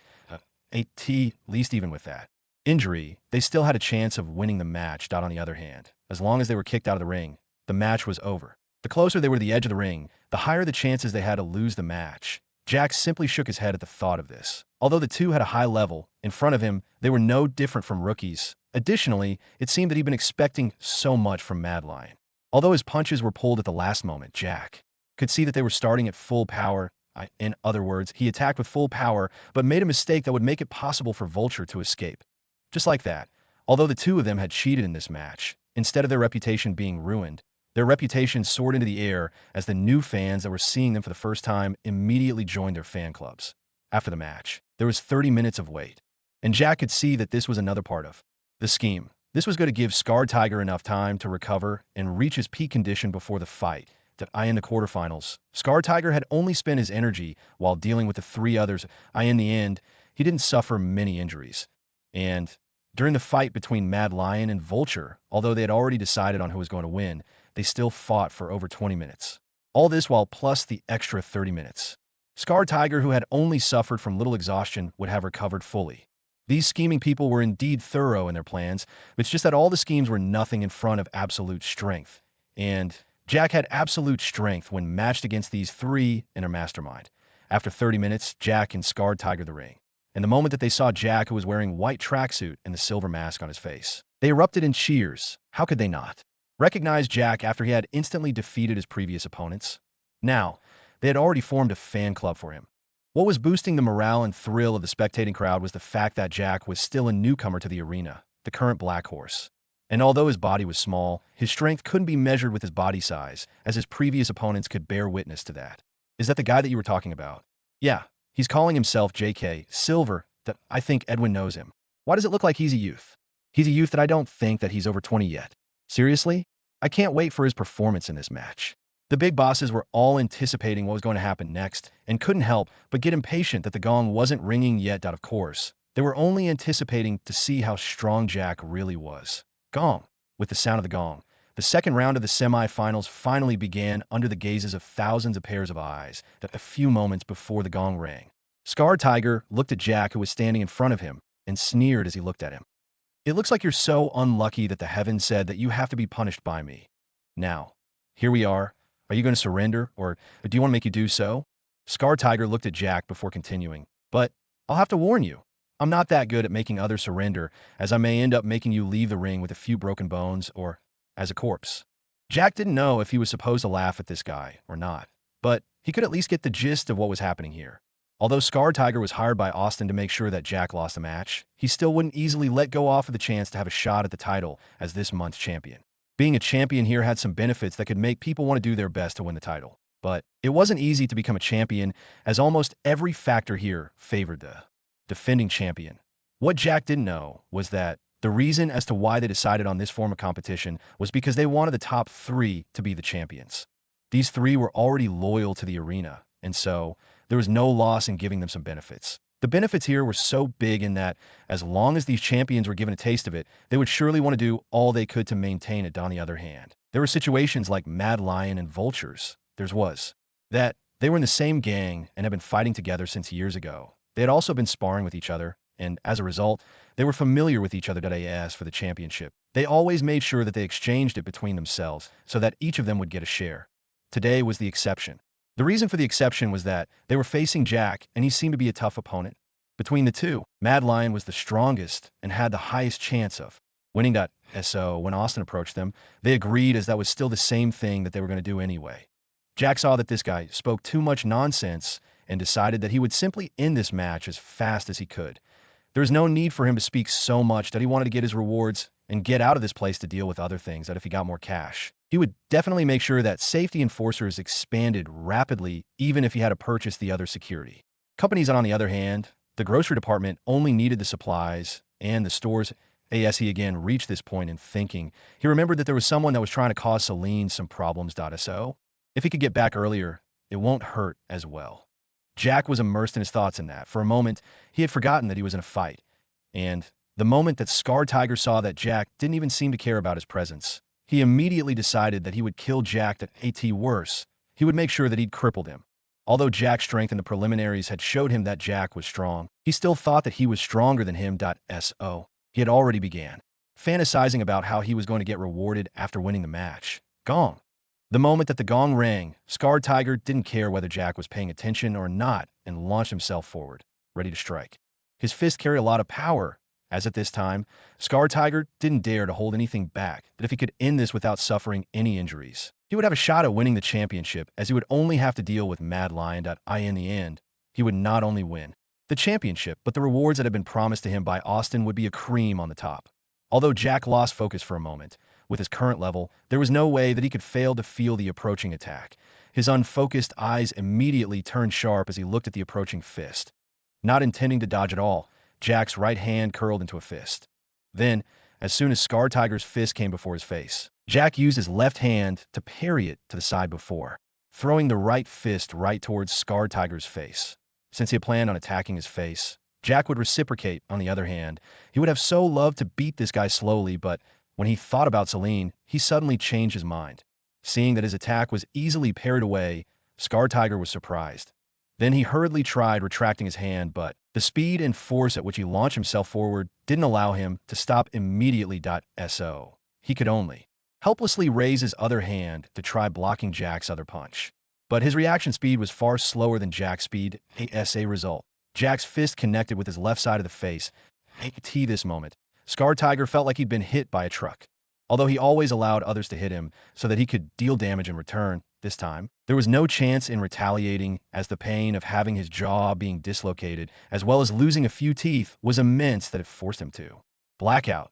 The unconscious Scar Tiger did a flip and fell face first on the ring. It wasn't much, with the speed at which he charged towards Jack, plus having his body slightly elevated from the ground. It wasn't hard for the force behind Jack's punch to make him do a 270 degrees flip. The cheers that had just erupted with anticipation for a good fight immediately died down. An "oh" word could be spoken as they stared at Jack and Scar Tiger in the ring, without knowing how to react. None of them had seen this coming. They knew that Scar Tiger was a good fighter, and although Jack had shown good fighting prowess the previous day, they expected that the fight would surely last a few minutes before the winner was decided. Now, they had just seen their expectations being overturned. Not to mention a minute, the fight had ended within 5 seconds. And these 5 seconds were the ones that Scar Tiger used to rush towards Jack and the time that he was being punched.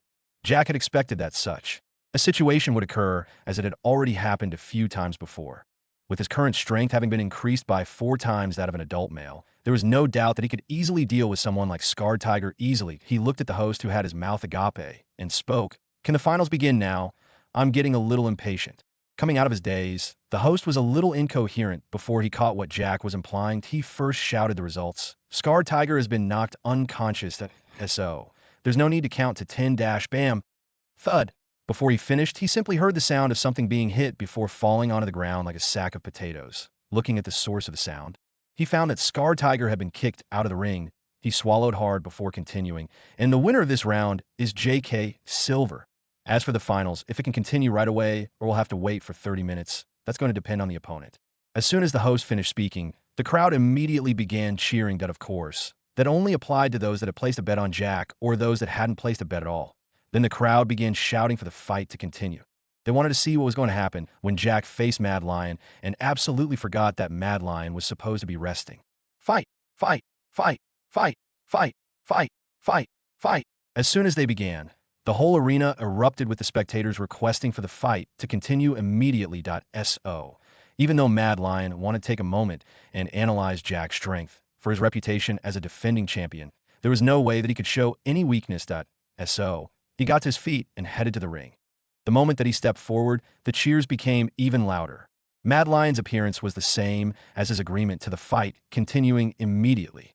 When he got onto the ring, Jack didn't speak a word and waited for 5 minutes for bets to be placed. Mad Lion spoke no word, as well as he simply focused his gaze on Jack, as if he was trying to find the secrets that were hiding inside Jack's body. Too bad that there was nothing that he could discover at all. The moment that the gong rang, Mad Lion made the first move. Since his body wasn't bulky, his movements were fast. But this time, Jack could see that his movements were clearly faster than when he was fighting against Vulture. It was obvious that he was going all out from the start. Jack didn't care much about it, as he also moved forward to attack as well. His speed was far faster than Mad Lion's. Mad Lion, who was charging forward crazily, immediately felt that there was something wrong at this moment. But it was too late to react. With the two charging towards each other from opposite sides, they approached each other faster. Jack threw a punch, and since his movements were unexpected and he had used more than 50% of his full speed, Mad Lion had no chance of resisting at all. Bang! Mad Lion was thrown backwards by the sheer force from Jack's fist. The moment that he landed onto the ground, he had already fallen unconscious. There was silence dominating the whole arena for the second time of the night. The matches today, none of them went according to the expectations of others. In the VIP room, there was silence for a moment before a loud roar of laughter echoed and spread in the whole room. Edwin held his stomach as he looked at the pale-faced Austin sitting not far from him. Then, after a moment, he sneered at Austin as he chuckled. "You made so many arrangements and schemes. In the end, you lost. You still lost after all the planning. Hee hee, that's to be expected from a person like you who doesn't know his own limit." Edwin held his stomach as he looked at the pale-faced Austin sitting not far from him. Then, after a moment, he sneered at Austin as he chuckled. "You made so many arrangements and schemes. In the end, you lost. You still lost after all the planning.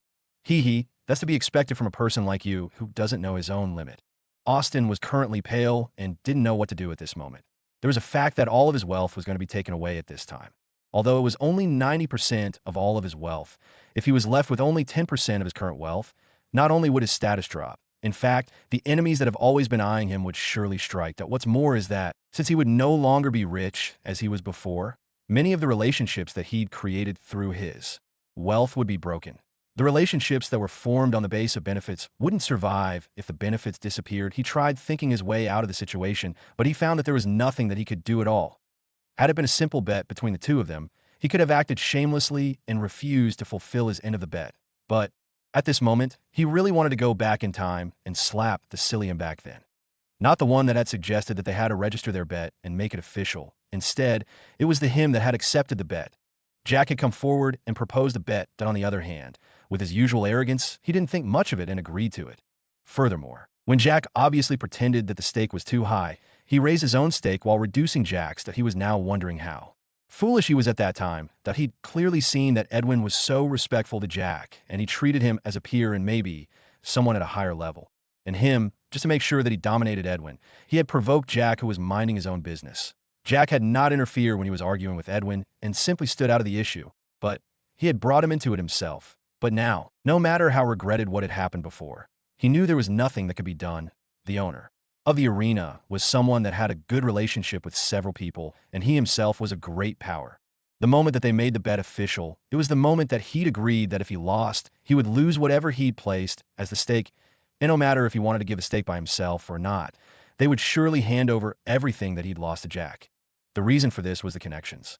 Using their connections that spread to the government, they could easily make his own wealth to be transferred. He wanted to laugh at himself. He had simply thought that he'd made sure that Jack wouldn't lose and fail to fulfill his end of the bet, who knew that he was setting himself up. Jack didn't want to idle here any longer and decided to leave the ring after the host announced that he was the champion. There was nothing like a belt and whatever. The spectating crowd were the witnesses that he was the winner of this championship. Soon as he changed his clothes, he met with Edwin, who was waiting for him at the entrance of the locker room. "Ha ha, Mr. Jack. You surely live up to my expectations, but I should say that you're more than I had thought of you. In other words, I had underestimated you by a great margin." Edwin laughed as he looked at Jack. Although he himself was a rich person, he had no power to completely make Austin poor. It should be that, although he had the strength to do that, he would surely suffer a great loss if he dared to try eliminating Austin. And he wasn't ready to risk something like that. And this was the exact reason as to why he decided to shift into another industry as soon as he got the chance to do that. It wasn't that he was a coward. He was just going for a retreat, and it wouldn't be late for him to deal with Austin after he succeeded. Now, he didn't need to lift a finger, and Austin was dealt with. Furthermore, it was the trap that he dug himself. It was the one that had now trapped him, intending to end his life, that he would just sit at the side and laugh at him for his failure. With the way that Austin operated, it was obvious that he had a big bunch of enemies that wanted to see him down. With only 10% of his wealth left alongside the relationships that were bound to be broken, Austin would be no less than a beggar within a month. It wasn't that he didn't have debts on him, and the 10% that he had left would surely not be enough to repay the debts. The result was definitely going bankrupt. "Hee, you flutter me, Mr. Edwin." Jack smiled. This time, it wasn't his usual shallow smile, but a genuine one. He was in a good mood at this moment because the rewards of winning the championship had already began pouring in. System task completed. Professional combatant ability now permanently belongs to the host. That's right, he'd finished the task earlier. He'd been given 7 days, but he completed it within 3 now.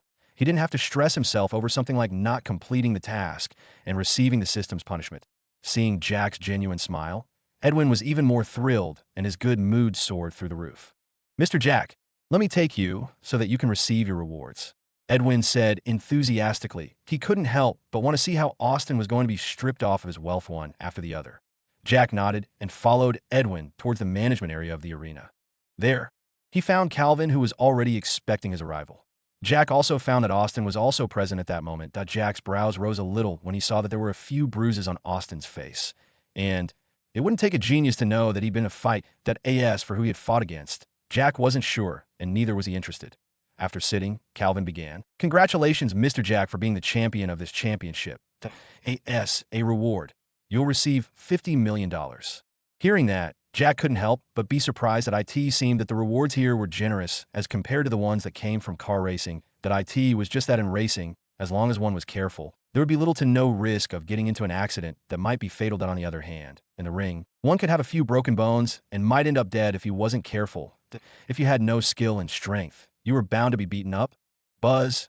His phone vibrated. And at the same time, Calvin continued, "We have transferred the $50 million to your account just now. I believe it has already arrived by now." Jack nodded in response. There was no need to take out his phone as he could already see the system prompt that showed him that it was indeed true that he'd receive what he deserved. "You've earned $50M, the multiplier applied, that you received $5 billion. First income. A reward. You gain a recipe of body strengthening pill. Body strengthening pill. A pill that helps in development of a person's physical strength. Most. One can take 2 pills. The effect would be that in less than a week of training, a person's strength would rise by 2 times that of an adult male." Jack was surprised that he was given a recipe for the pill instead of the pill itself. But he was happy because he could produce a few more pills that could be used to enhance the strength of others that he deemed worthy. He would have so loved to ask the system about the reward, but Calvin continued talking at this moment. "And this is the transfer agreement. Once you sign this contract, you'll be agreeing to receive 88% of Austin's wealth. This is the bet that you two made. The 2% is the fee that's charged by us to ensure that the bet is fulfilled," Calvin said as he handed Jack a form. Jack took it and read it thoroughly. He found that there was a government official's signature and stamp proving that the document was legal. He couldn't help but get amazed at how fast the arena was at getting something like this. In any case, Jack didn't care and signed the agreement as soon as he saw that there were no problems with the statements there. The moment that he finished putting his signature on it, a barrage of system prompts appeared in his vision. "You've earned $700M. Multiplier applied. You receive $70 billion. You've received 2 sports cars, 1 SUV, and a limousine. Multiplier applied. Merging applied. You receive a Boeing 787-8 BBJ. You've received Amber Securities. Multiplier applied. You receive Good Vision Security Limited. You've received 3 mansions and 1 villa. Multiplier applied. Merging applied. You receive the Serenity residential area. You've received 7% shares of Ambition Research Institute. Multiplier applied. You receive 51% shares of Brightway Medical Research Center. You've received a laptop, a pen, 30 pieces of male underwear, 3 boxes of tissue paper, 20 pairs of suits. It is detected that they may no meet the host taste. Changed into cash that you've received $321,548,000. Multiplier applied. You receive $32,154,800,000. You've received 1 slave, Ayush. Multiplier applied. You receive a servant, nameless. You can assign the name. Limit to the multiplier on the wealth earned from betting has been reached. For future application of the multiplier on incomes from bets, host needs to upgrade the system to level 2. With the last prompt, Jack's phone that was inside his pocket vibrated endlessly. Now, Jack finally understood the power of the system. Jack couldn't believe that he'd just received all of these rewards at this moment. Wasn't he filthy rich now? More than the Alfonso family, right? Looking at the prompts that had appeared in front of his vision, Jack almost laughed out loud in ecstasy when he was suddenly brought back to reality by Calvin's voice. "Mr. Jack, is there a problem with the agreement?" Calvin asked. The way that he treated Jack was obviously better than he had ever treated the others. Not only was Jack's ability in fighting high, but his background was also something that they failed to grasp. They had been planning on doing the same thing as the one that they did to Austin, getting the amount of his wealth that would be able to match with the 45% of Austin's 90% in the end. Other than the information that Jack had bought the safety enforcer security company, they only found that he was a member of Crystal City's Alfonso family. But according to the information that they had gotten, Jack wasn't favored in the family and was in fact expelled from the family, and they were only trying to pull him back into the family recently. If this was all of Jack's information about his background, then Calvin could say that it was nothing. But the fact that Jack had used his money to buy the company and had already began grocery chain stores in Inchoate City proved that he had cash. And all the money that he had spent till this moment was definitely more than $5 billion. Something that he was sure that Alfonso family couldn't fork out a short time and give it to Jack, who wasn't the favored one. The conclusion that they had come to was the fact that Jack had another secret background that even they couldn't investigate. They had tried looking into his accounts, but for some reason, they couldn't access the information about his account statements. Not at all, Mr. Calvin. Jack shook his head. There was no way that he was going to tell him that he'd just gotten rich, right? Although there were things that still needed him to complete other procedures to obtain them, Jack already owned 88% of Austin's property. Although he didn't have full control of them, still, they were counted as his property by the system. That meant that if he signed a shares transfer agreement with Ben, he would definitely have the rewards coming to him now. There was nothing that proved that he owned the shares that were in Ben's hand, and that was the exact reason as to why they hadn't been multiplied yet. I have a request to make, Mr. Calvin. I don't know if you can help me with it. Jack thought of something and asked. It depends on if I have the ability to help you or not. Calvin replied with a smile. Jack nodded and said, "Can you help me sell all the assets that I've gotten from Mr. Austin here apart from the company and the shares?" Calvin, Edwin, and Austin all had their mouths agape. They couldn't believe what they were hearing. Jack had only gotten hold of the assets and he was already selling them? Wasn't that a bit rushed, or was it that he cared not about them? Austin was obviously not only stunned, but he was also angered. Jack asking for the wealth that had been gotten from him to be sold in front of him was no different from a taunt. But all the same, he knew that there was nothing that he could do at this moment. Not only was he no longer rich, Jack's own strength was enough to prove that he wasn't someone that he could handle at his peak, not to mention now that he was at his lowest point. Of course, it won't be for free. After selling them, you can get 10% of the income as commission. What do you think? Jack stated as he ignored their surprised gazes. Calvin came back to his senses and replied, "Okay, then I will make sure that you get the most out of the assets." Jack shook his head and said, "I don't want to wait for a long time. Just sell everything at the market price, or you can buy them from me at a market price and decide to sell them at a bigger profit later." Austin's mouth opened for a moment before he closed it without saying a word. He currently had the bruises on his face due to the fact that he'd interfered with the way that the matches were supposed to be and caused the arena big losses when people stopped betting. Now, he was sure that as long as he said another contradictory word, he would definitely suffer a broken limb, or maybe he may end up dead in the eyes of the arena's owner. He was nothing at all. Calvin came to an agreement and said that he would transfer the money to Jack's account the following day. It was obvious that he was going to buy the assets that Jack intended to sell. Jack then left with Edwin. But he was currently impatient to get to the hotel so that he could finally look at the rewards that he'd received.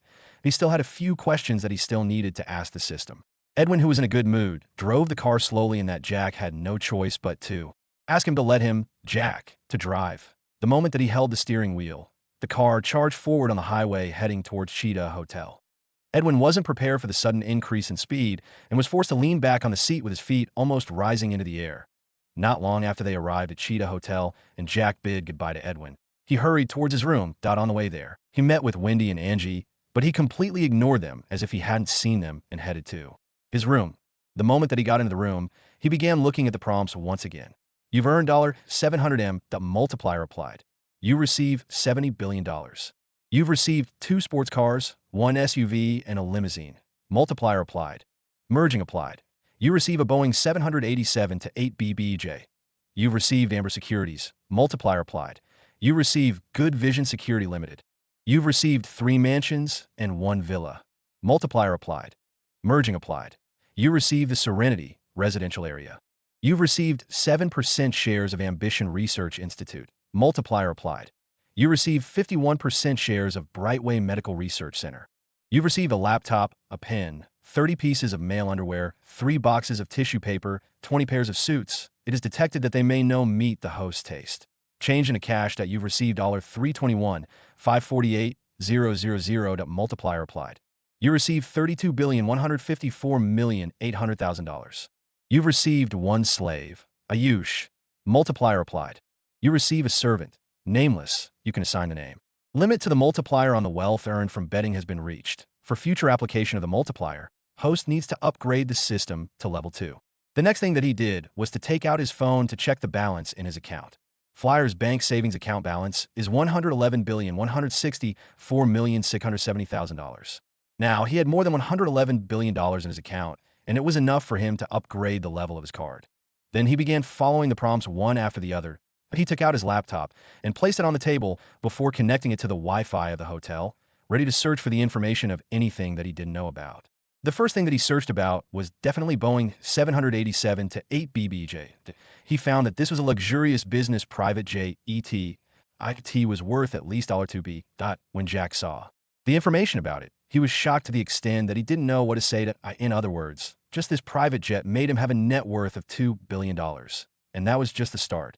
Amber Securities was the company that was owned by Austin, the one that was competing against safety enforcers as their headquarters were located in the same city. Its worth was slightly below safety enforcers by a few $100 million. Looking at this, Jack smiled that IT seemed that he could as well just merge the two companies and bring up a bigger one. But that would have to wait for a moment because there was a company that he'd gotten after the multiplier was applied. Good Vision Security Limited. This was a popular security company in the country. IT was by a far margin bigger than safety enforcers and Amber Securities. Its worth was almost $300 billion. The reason for that was because it was mainly based in the capital city. The resources and other things that the company possessed were mainly focused in the capital and central province. As for the other provinces like the western province, the ones that operated there were the smaller branches that were almost ignored by the headquarters. Jack took a deep breath as he looked at the information about the company. For what he could tell, Amber Securities was worth $3.1 billion, or slightly more, if the value was multiplied by 100 times. It brought the value to almost $300 billion. This was now what was called the increase in quality. Unlike where he would be given 100 Amber Securities, he was given one that had a higher value. Serenity Residential Area was a residential area that had several luxurious villas. IT was located in the capital city, just like the headquarters of Good Vision Security Limited. There were a total of 30 villas, and the cheapest amongst them was worth $200 million. The total estimated value of the residential area was at $38 billion. Jack himself was wondering just how luxurious the villas in this residential area were for them to be this expensive. Then, there was the 7% shares of Ambition Research Institute. This research institute was a small research center that dealt with researching on pharmaceuticals. IT was located in Venture City, and on the other hand, the Brightway Medical Research Center that he'd just become the biggest shareholder was a middle-sized medical field research center in the central province. Although it wasn't the biggest in the country, its achievements in the medical field were not to be underestimated at all. His 51% was worth at least $42 billion. In other words, the whole institution was worth at least $106 billion. As for the reward, where he was almost rewarded with Austin's pairs of underwear. Jack was grateful that the system had decided to check the value of these items in terms of cash. Now, he turned his gaze to something that told him that the system was indeed so powerful. The last thing that he'd earned from his bet with Austin. You've received one slave, Ayush. Multiplier applied. You receive a servant, nameless. You can assign the name. Angel. How do I claim this reward? Jack asked. All the rewards that he'd received were either parked somewhere or they were in the transfer process. But for the slave, this person that was called Ayush was definitely someone that was under Austin at AS for why he was a slave during this era. Jack wasn't sure about that. First thing first, the slave that was originally Austin's has become yours. With the help of the system, his loyalty towards you has been maximized. As for the second one, you'll have to give the name first. When Jack heard this, he was amazed by the system's power. IT even had the power to influence a person's loyalty toward him. And now, he didn't know a thing about this Ayush, and he wasn't sure on how he was going to contact him. But in any case, he would just deal with what could be dealt with at the moment, and leave the others for later. So, he decided on choosing the name of the servant that the system was going to give him. After thinking for a long while, he suddenly remembered that he didn't know the gender of the servant. So, how was he going to assign the name? Give a male servant the name Joy, or give a female servant the name Reuben? No, that won't happen at all. Angel, what's the gender of the servant? Male or female? Jack asked. The gender of the servant depends on the name that you'll give. Jack thought for a moment before he decided on Denali, and immediately after he gave the name, there was a knock at the door. Jack frowned for a moment, wondering who it was that had come to disturb him. Was it Wendy? He wasn't sure, but he hoped that she wasn't the one that had just knocked at the door. He grumpily got onto his feet and headed towards the door. When he opened it, he found that there was a lady in a business suit standing there. She was a beauty with a rating of about 9.4 AS for her age. He could guess that she was in her 20s. Yes. After a moment, Jack asked, Master, I'm Denali. I'm here to report to duty. Do you have any instructions for me? The lady asked with a charming smile. Jack was both surprised and flabbergasted. This lady was the one that the system had brought over. He thought that he wanted a man. How come it was a lady now? You sure know how to choose names. Denali is a unisex name. So it was like you told the system to randomize the gender of the servant. And since you have no girlfriend, maybe the system thought that it could help you get someone that could keep you company. Our angel's words made Jack speechless. Denali was a unisex name? Why didn't he know about that? This was the first time that he heard that the name was unisex. And you decided that you can bring the lady over? It's not like I'm not charming enough to get myself a lady. I'm not just looking for them. Jack couldn't help but retort in his mind. The lady in front of you was chosen from all the females of this world with the name Denali. She has her own background in life, but the system has made her loyal to you, just like how Ayush is towards you. Furthermore, according to the memories inserted in her mind, she was supposed to be your servant, and she had come here on this day to report for work. Those that know about her have had their memories altered, and they think the same way. Her character completely matches the person that you deem competent to work for you today. As for her abilities, you'll be given the option to decide on, and just like how you got the skills, they will be merged into her. It will be known that she had undergone special training somewhere to gain those skills. But you'll have to note that there's a limit of 5 choices in which the servant can focus on. In other words, 5 professions, and that's all.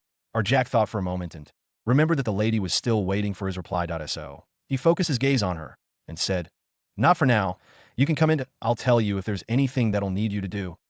Yes, master. Denali replied before following Jack into the suite. What Jack didn't know was that, at that moment, when he invited Denali into the suite, Angie happened to see, as such, she was angry that Jack, who was supposedly engaged to her friend, was taking a lady in the hotel. Furthermore, he had done that in the same hotel as the one that his fiancée was in. That wasn't this blatant disrespect of the ties that they shared. After letting Denali sit, Jack began thinking about what the system had said. He looked at Denali. He could see that she behaved normally, as if she was indeed supposed to be here and had not just appeared in front of the door. What level of power was this? To think that the lady in front of him was actually selected from all the ladies with the name Denali in the world. Even though the system had already told him that, he still couldn't believe it. This level of power is obviously from out of the blue planet. So don't think much of it. Jack nodded and decided to focus on what he could at this moment. What profession should I choose? Jack asked himself that was only for a moment before he got one of them. That was going to be business management. If she could help him deal with some of the businesses that he's going to own in the future, then it would be better in the future. He's going to own more and more businesses and might be kept busy. As such, he didn't want to put his mind into managing the businesses under him and that he forgets that there was a life that he had to live. Our system, I want the first profession to be business management, Jack said.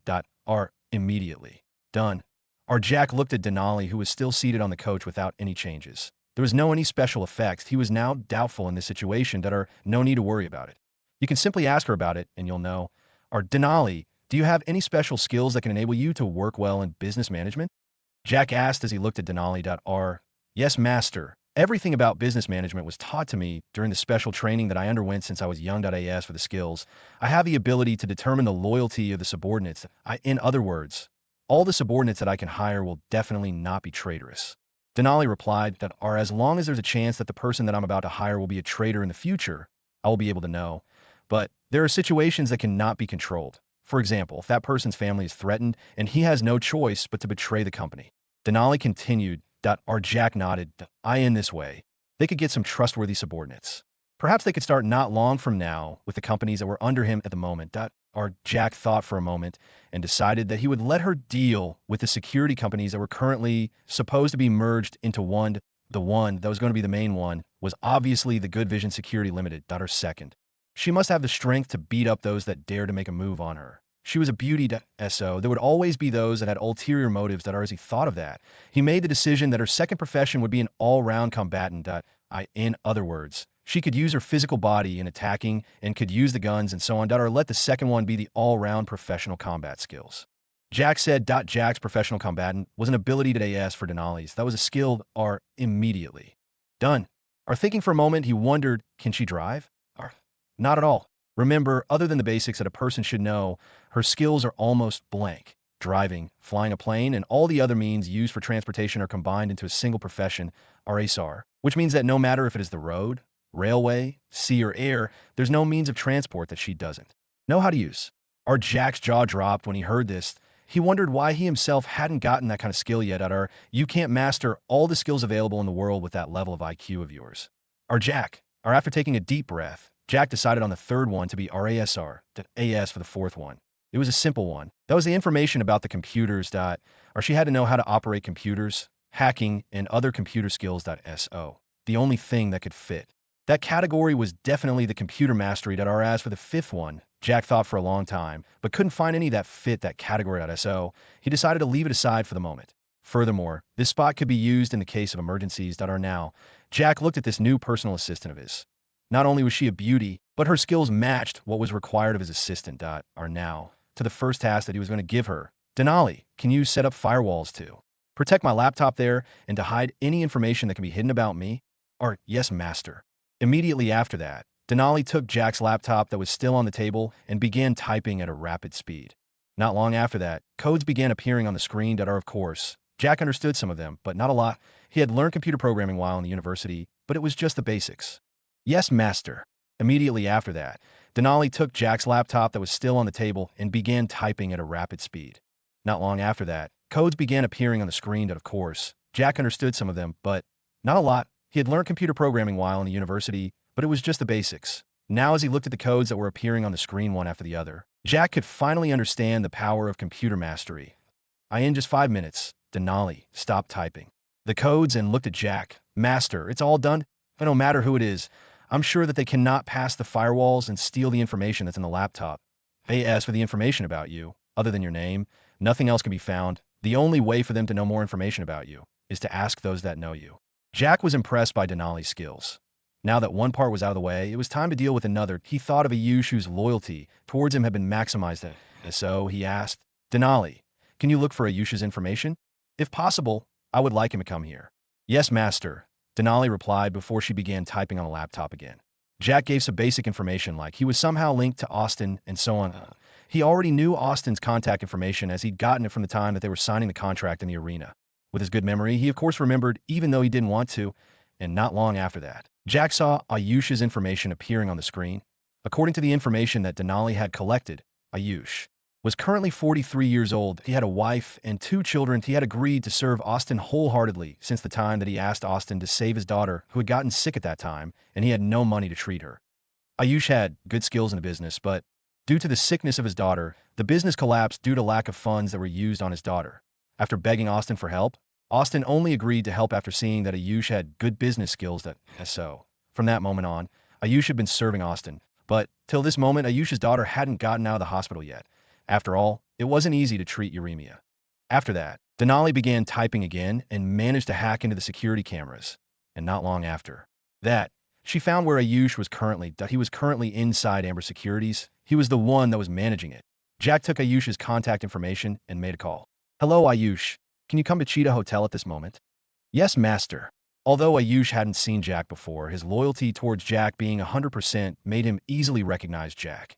Jack ended the call and fell into deep thoughts for a moment.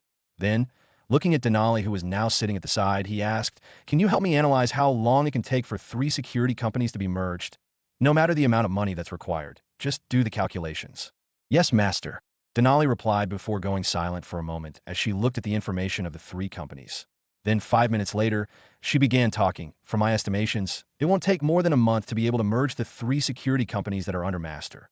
With funds of about $10 billion, it should be enough to ensure that everything is in place at the fastest speed. This includes the improvement of the facilities, hiring new staff members, and other things that are necessary for a big company to be managed successfully, Denali stated. Jack nodded. Now the thing that he wanted to test was definitely the recipe for the body-strengthening pill. With this pill, he was sure that those that worked in his security company would definitely have a boost in their strength not long after they received 2 pills. But he himself was sure that he couldn't develop the pill. The first reason was due to the fact that he had no medical laboratory skills. The second one was the fact that he didn't have a place to do that. Wait, he suddenly remembered that he had gotten 51% shares of Brightway Medical Research Center. But if he released the pill recipe, being the fact that those that were in charge of the research center were not loyal to him, they would surely leak the recipe. Then again, if he dared to release the pill recipe and it was successfully created, he was sure that those shareholders that had the remaining 49% shares would benefit by doing nothing at all. So, Jack made a decision this time that he looked at Denali, who was now seated opposite him, and said, I would like you to help me get a team of 20 men that can be trusted in the security company that I want them to form a private security team. After pausing for a moment, Jack continued, I would like that team to be formed within this week. And after you're done with that, you can leave the issue about merging the security companies aside first and help me in acquiring the remaining 49% of Brightway Medical Research Center. And that should be completed within this month. Yes, master. Denali nodded at AKT this moment. Jack's phone rang.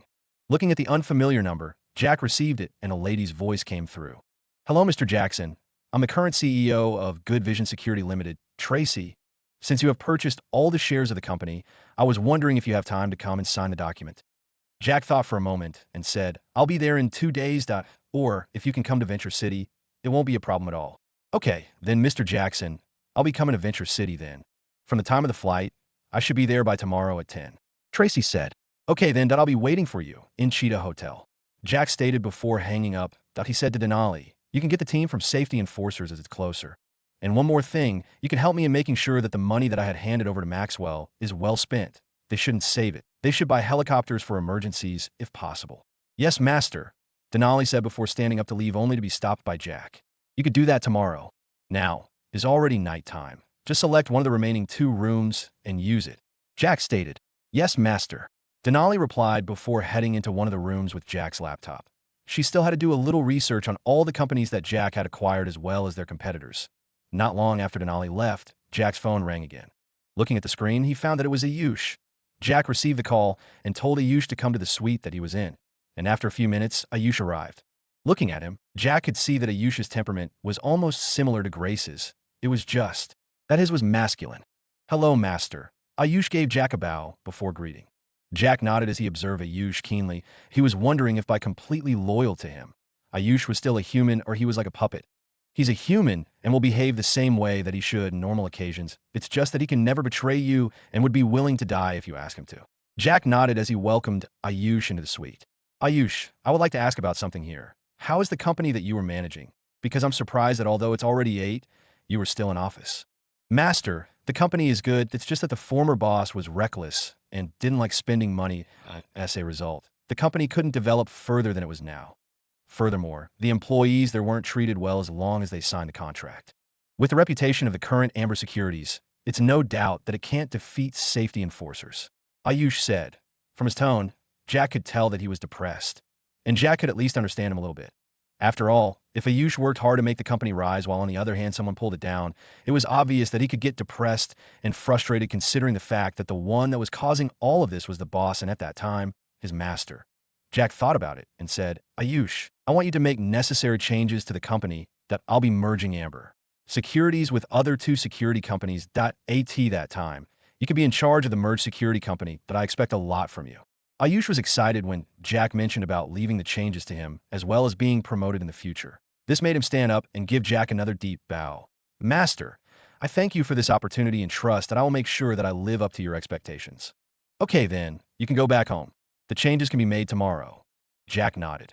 After thanking Jack once again, Ayush finally left. Jack had decided to let Ayush oversee the security industry sector.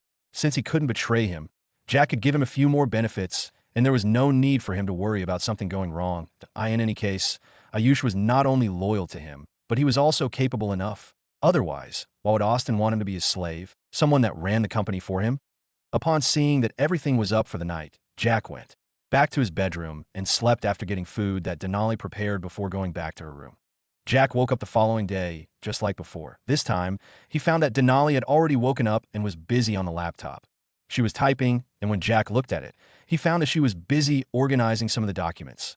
There was Grace's information, and the others had also been well arranged in the laptop. The way that the documents had been organized was in such a way that he could find anything that was stored inside there easily. The moment that she saw him, she stood up and greeted him. Jack nodded before shifting his gaze back to the laptop. Currently, she was organizing all the information about the Brightway Medical Research Center.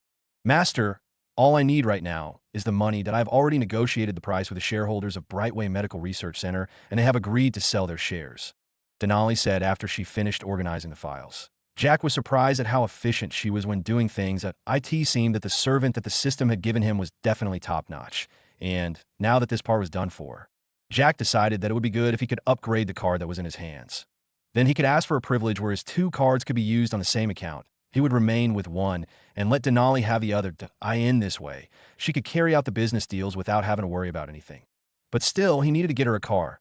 And so, the duo got out of the suite after they were well dressed. Although it was well dressing, Jack was still wearing his normal casual clothes. On the other hand, Denali was wearing the same official business suit. After getting out of the suit, he happened to see that Wendy was looking at his door with a hint of hesitation on her face. The moment that she saw him coming out, she was surprised. But when she saw Denali coming right out after him, her heart skipped a beat. The previous night, Angie had told her that Jack had gotten a woman into his room. But she didn't want to believe as such. She decided to come here this morning to confirm her doubts. But in the end, she was hesitant to enter considering that it was only 8 in the morning. She didn't know if she could be considered to be disturbing him by going there in the morning, or she could be seen as a troublesome fly. But when she saw that there was a beauty that was following Jack out of the suite, she really wanted to run forward and beat her up, but she was forced to stop herself from doing that after considering the fact that Jack wasn't familiar with her. What's more, the lady was indeed beautiful than her, and her temperament was that of a cold CEO boss lady. Her aura was amazing and at the same time, deterring. When she saw that Jack was about to walk past her, Wendy blocked his path and tried to maintain her calm and greeted him. "Morning, Jack." Although Jack had told her that she had to forget about the engagement, that didn't imply that the two of them were enemies. He greeted her back. "Good morning." Then after that, since there was nothing to talk about with her, he decided to go on with his plans. But who would have known that Wendy had no intention of getting out of his way? Instead, she asked, "If you don't mind, may I ask who that lady behind you is?" Jack wasn't expecting this question. But all the same, he thought that it was to be expected since she still held onto the issue of the both of them being engaged. But what did who he was with have to do with her? That wasn't something that Jack thought that he had to tell her, considering that he didn't even know who she was. "Am I supposed to tell you about who is around me?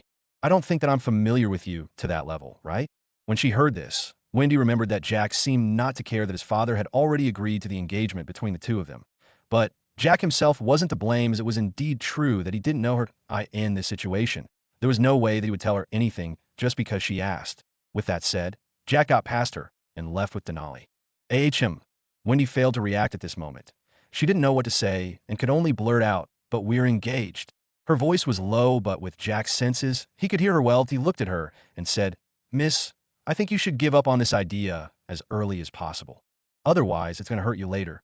You should know that I don't know you. I'm no longer a member of Alfonso family, and I don't acknowledge the engagement that was made. So, better give up." And with that, Jack left with Denali following closely behind. He shook his head as he thought about how this lady was so relentless about the so-called engagement.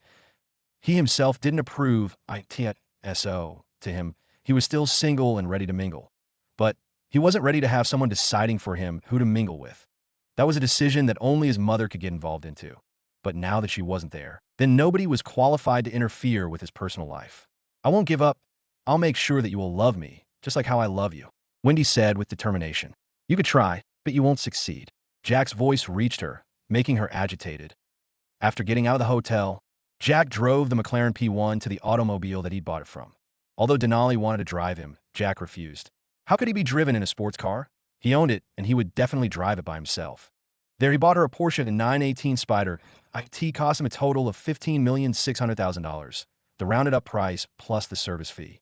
After leaving with the Porsche 918 Spyder that was driven by Denali, they headed towards Flyer's Bank Venture City branch. This time, he was going to upgrade the card to the maximum level that it could be upgraded, and if possible, he wanted it to be allowed to operate in any bank. Not long after, they arrived in front of the bank. Just like in Coat Cities, the branch here was located in a building that had 12 floors. Jack simply shook his head at how these people maintained their image. Just like the one in Coat City, this bank was filled with people. Jack ignored the lower floor and headed to the topmost floor where the manager of the branch was. After leaving the elevator, he found that the layout of the office here was just the same as the one that was in Coat City. But it was just that it seemed that the bank here was busy, as he found that there were a few people already waiting. Jack took a seat while Denali went forward to the secretary and told her about what Jack wanted to do.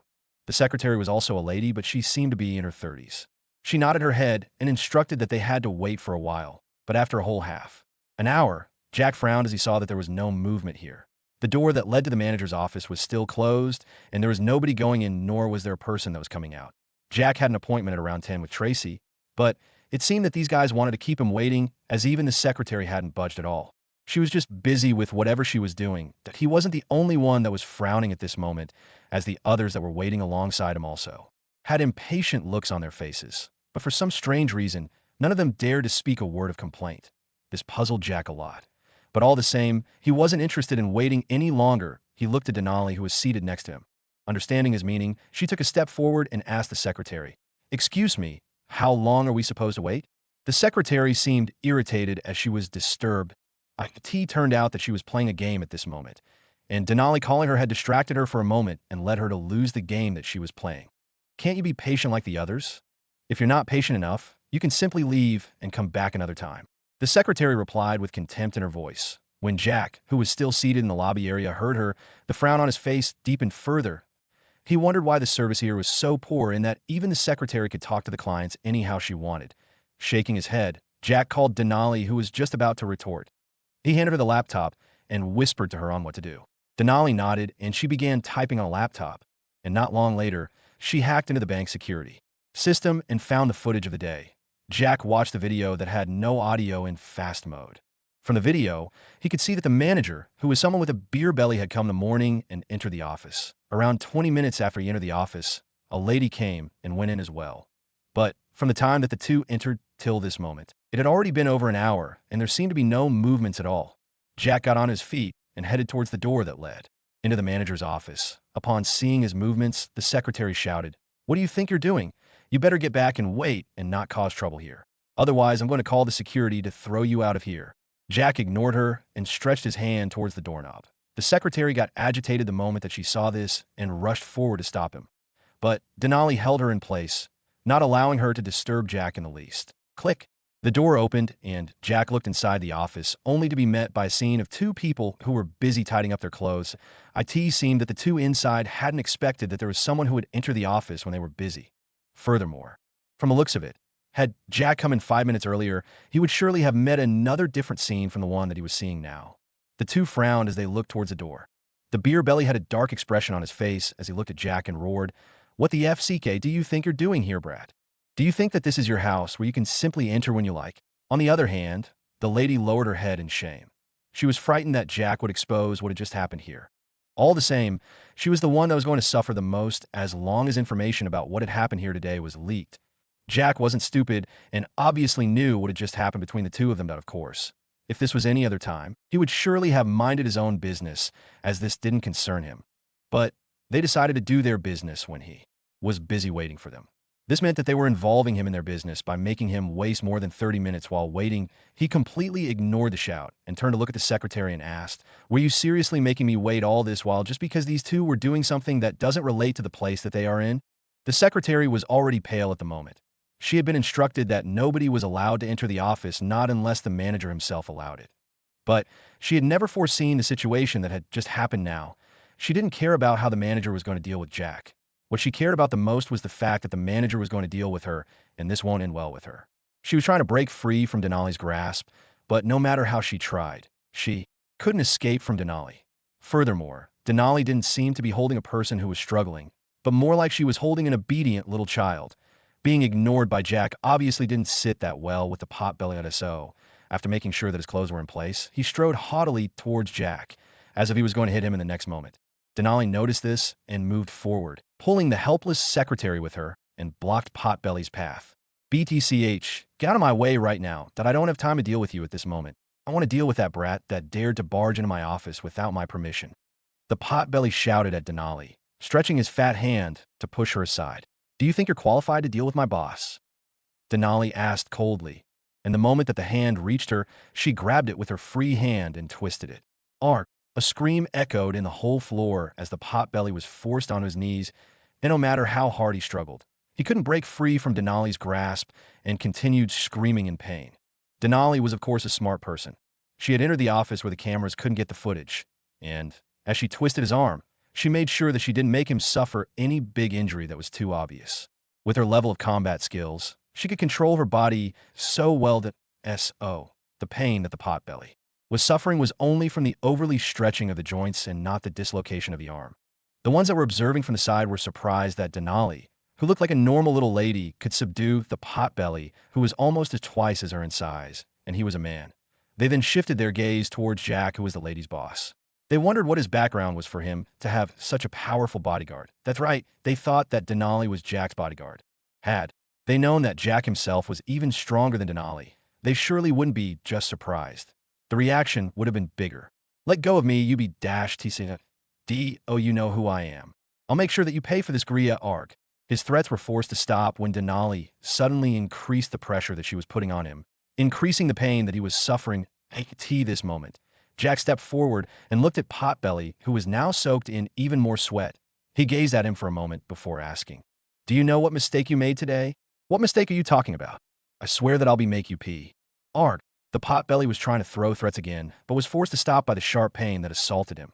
Jack looked at Denali and nodded his head in response. Denali let go of the Potbelly, who then laid on the floor as his clothes continued to be soaked in his sweat. The pain that he'd experienced today made him sweat like this.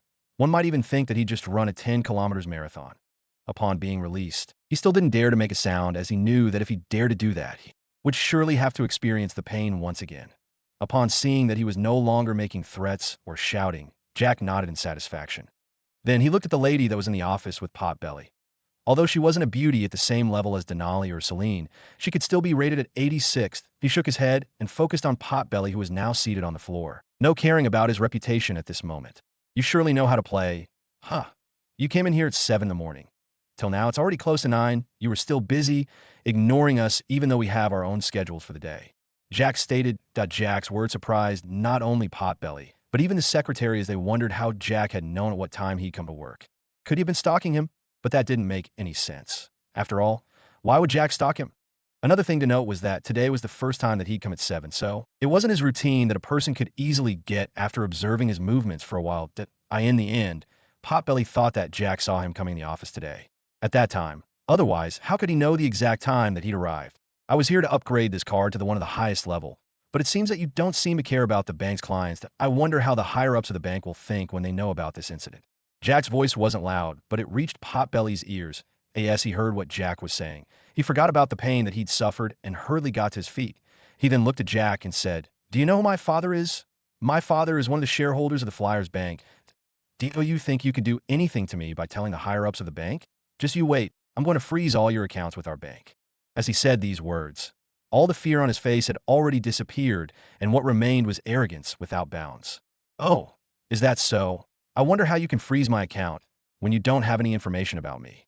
Jack smiled coldly as he looked at Potbelly. Potbelly had suddenly realized that he hadn't gotten any information from Jack, and there was no way that he could freeze his account.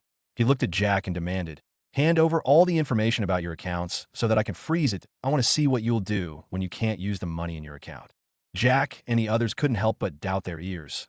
Was this guy an idiot who would give his bank information all so that it could be frozen? They wondered how this person could reach this position. "You sure live to your reputation of being foolish, but I'll entertain your foolishness to see how you're going to freeze my account."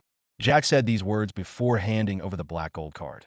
The ones that were watching the show thought that Jack was joking, but when they saw that he really handed over the card, they didn't know what to say. And again, seeing that Jack had a black gold card, they couldn't help but admire him. The black gold card was something that those with a deposit of 1 billion had. In other words, Jack had a deposit of at least 1 billion in his account at that moment. How could they not be surprised by this? Smugly, Potbelly received the card while thinking to himself, "Humph, you're trying to play tough with me here. See how easily you got scared when you heard that my father was one of the shareholders of the bank. Now, I'll just freeze your account." As the Potbelly went behind his computer to try freezing Jack's account, Jack looked at Denali and said, "5 minutes." "Yes, boss." Denali replied before releasing the secretary that was in her grasp. Then, she went out and took Jack's laptop and began typing .as for the ones that were observing the scene. None of them knew what Jack implied by 5 minutes.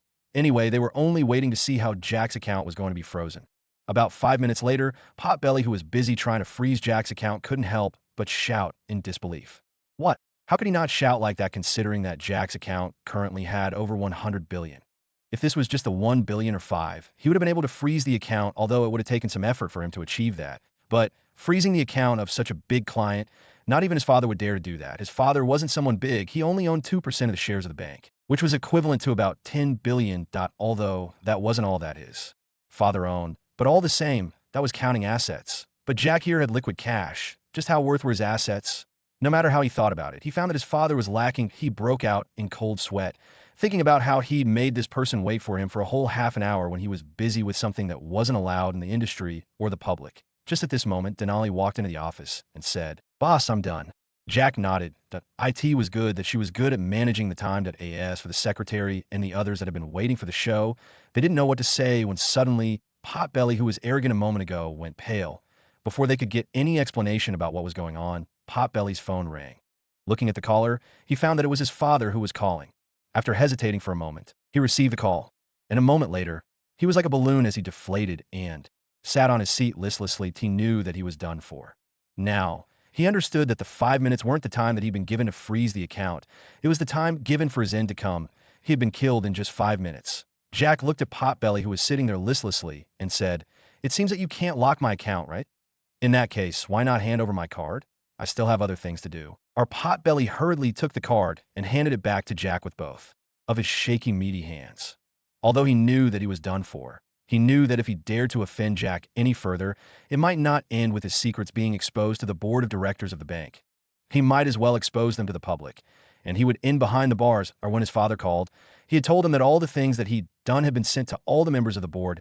As a result, they were all blaming him for giving his son the post only for him to use it for his own benefits. And just like how his own father had placed him in that position, he took him down to make sure that the members of the board wouldn't want to take the shares in his hands and kick him out of the board of directors that are now. He didn't have a job that he could use to get the girls. Just like how he was doing, he had always made it difficult for those that wanted to take the loans from the bank. Only after they gave him some benefits would he approve the loans. Or Jack received the card and looked at Denali, and the two of them walked out of the office under the stunned gazes of the observers. What Jack wanted was simple: to expose the secrets that Potbelly was hiding.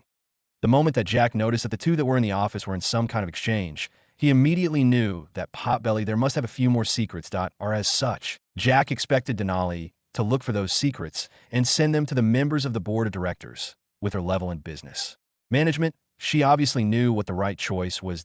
Or with Denali's level of hacking, she easily found the information about the members of the board of directors and sent them each a copy of the dark secrets of Potbelly. Or as to why he didn't expose the secret to the public.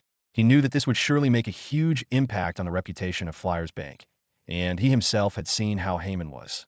Heyman was also a branch manager, but he was an honest person. Or if the bank suffered, maybe Heyman's salary would be reduced. For his sake, Jack decided not to expose the secrets that would taint the reputation of the bank. At the end of the day, it was only one person that Jack had found. Had he found a few more, he surely wouldn't mind exposing the secret to the public. But the prerequisite for doing that was for the other party to offend him. Just like how Potbelly had made him wait for a whole half an hour and had thrown threats to his face. Furthermore, Jack didn't like that kind of behavior. Or as they left, Jack made a call. "Hello, Mr. Heyman. Can you prepare an upgraded card for me? I want the platinum level. One more thing, I would like 2 cards that have access to the account. If possible, you can send them to be delivered in Venture City." Or okay, Mr. Jack. By the way, did you get the company? Heyman asked. Although he was stunned by how fast Jack was upgrading his card, he was still enthusiastic considering the fact that Jack had remembered him. Or if he did the upgrade, he was going to be promoted for sure.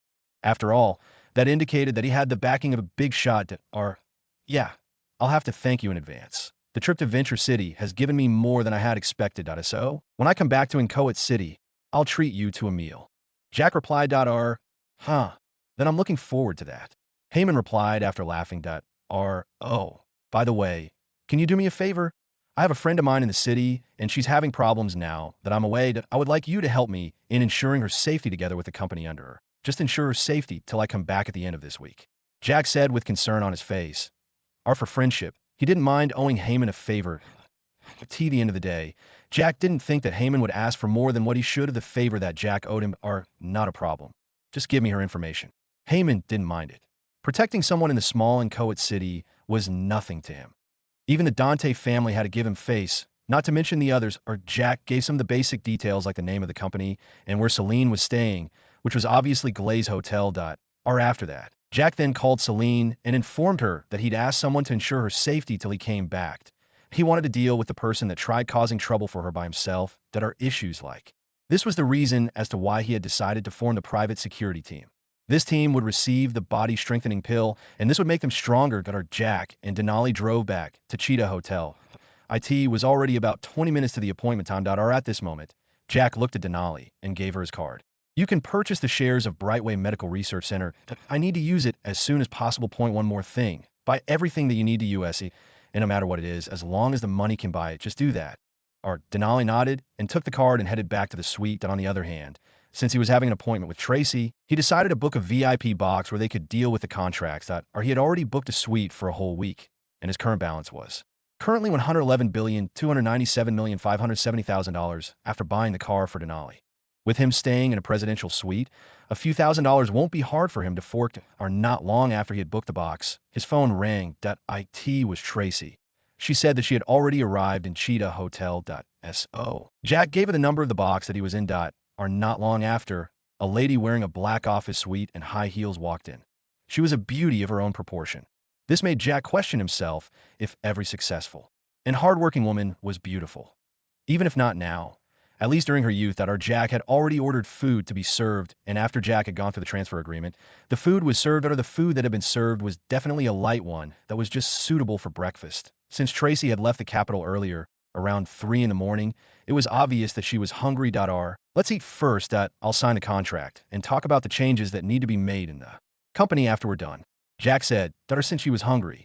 Tracy agreed to Jack's suggestion, and it was only after she was full that she noticed that although Jack had started before her, he was still eating. At first, she simply thought that since Jack was a man, he ate more. But as time moved and Jack continued eating, she was surprised by his big appetite. In the end, she decided not to say a word, as although Jack was eating more food than she expected, his table manners and movements still had a charm on them. After he was satisfied, Jack looked at the document that had been handed to him and finally put his signature on it. Then, they discussed the matter concerning the changes next. I want to merge Amber Securities and Safety Enforcers into Good Vision Security Limited. Furthermore, it doesn't matter the amount of money that is required. I want everything to be upgraded. I don't want things to be taken slowly. Jack said that he wanted his empire to be built faster, and the foundation that he was creating had to be strong enough. Now that he had over $100 billion, there was no need for him to save it. He could as well use it so that he could earn more. Since he got the system, the area that he'd gotten the most income from was from betting. And now that he had to upgrade the system to level 2 to have the income from betting to be multiplied, he had to find another source that are only by investing. Could he gain even more money? After they had chatted, Jack informed her that he had a personal assistant that would be visiting the headquarters of Good Vision Security Limited to make changes if necessary. Furthermore, he told her that she would work alongside Ayush once the company had merged with the 2 middle-sized security companies. After that, Tracy decided to stay within the hotel for the day and leave in the evening. There was an airport here in Venture City, and as such, it wouldn't be hard for her to get back to the capital. Jack still had a few more things that he needed to take care of before going back to Inchoate City. After taking care of the loose ends in Inchoate City, he would head to the capital city of Azima. Not long after Tracy left the box, Jack's phone received a new message. Upon checking it, he found that it was from the bank showing that he'd received money. He didn't need to ask where the money came from, as the sender called not long after he received the message. Hello, Mr. Jack. I hope you've received the message about the money that I sent over. Hello, Mr. Jack. I hope you've received the message about the money that I sent over. Jack nodded his head. But when he remembered that Calvin couldn't see him, he replied, Yes, I have received it. Have you taken your share? Jack wasn't sure how much the buildings, the cars, and all the other things were worth. Although he could use the ones that the system had rewarded him with to calculate, he didn't have the time to do something insignificant as that. Yes, I have already taken my share according to the agreement. 10%. Not a single dollar more. Jack nodded, and at the same time, he didn't doubt anything that Calvin had said. But even if his thoughts were wrong, he didn't care if Calvin took a few $1 million from the money that he was supposed to give to Jack. In any case, Jack had already gotten the benefits from the mansions and the villa. So at this moment, he didn't care about them.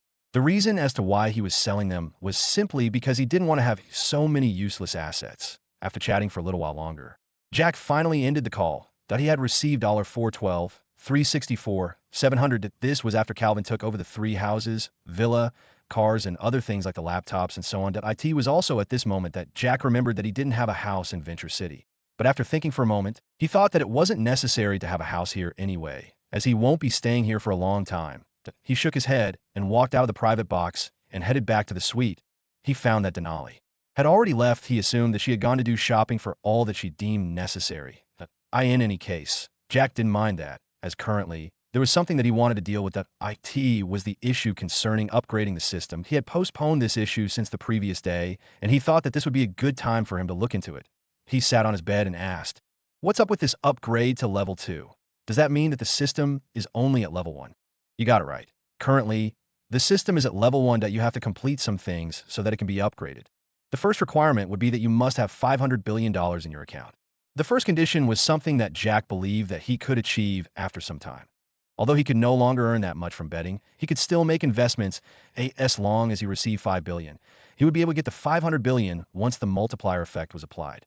Second, you must have at least 5 companies that are worth at least $500 billion each. Furthermore, you'll have to defeat at least 5 competitors of the 5 companies and make these 5 companies monopolies.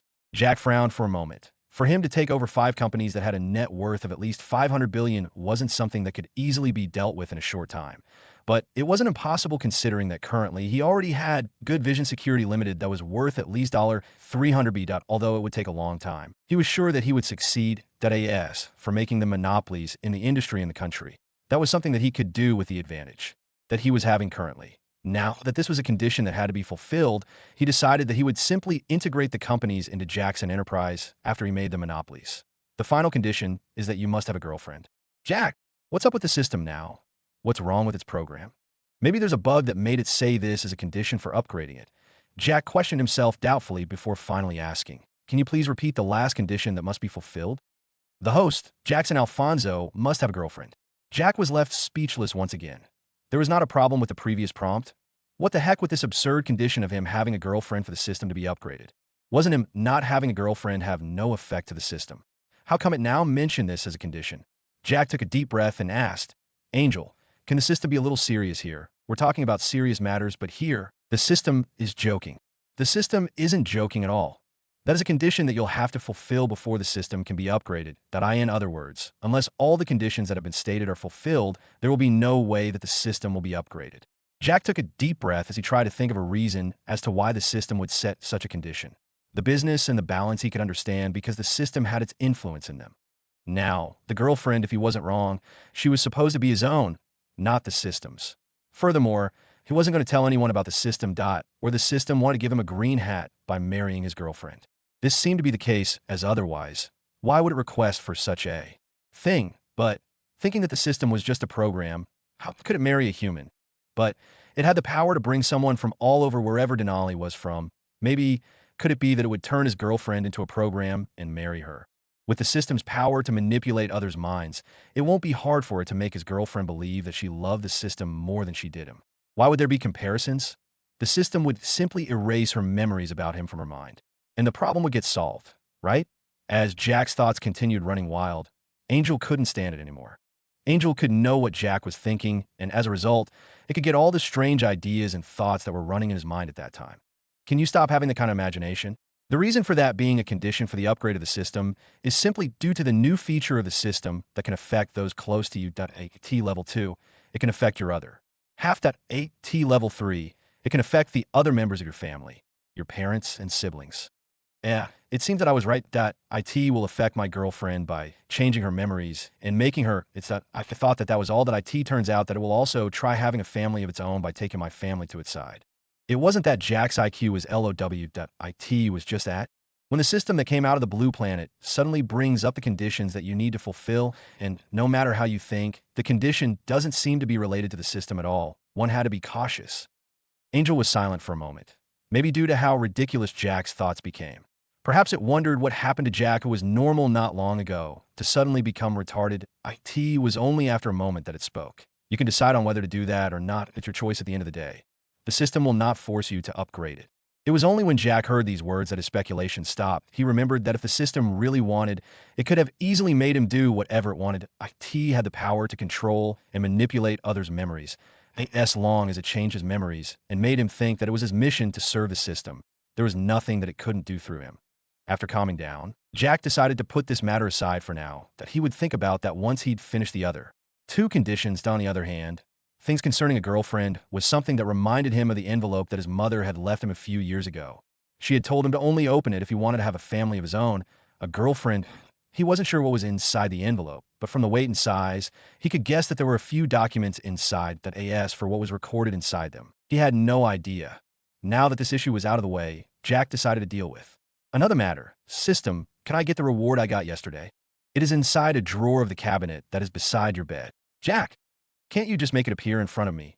Jack complained in his heart, but still, he went to the drawer of the cabinet that was beside his bed and opened it.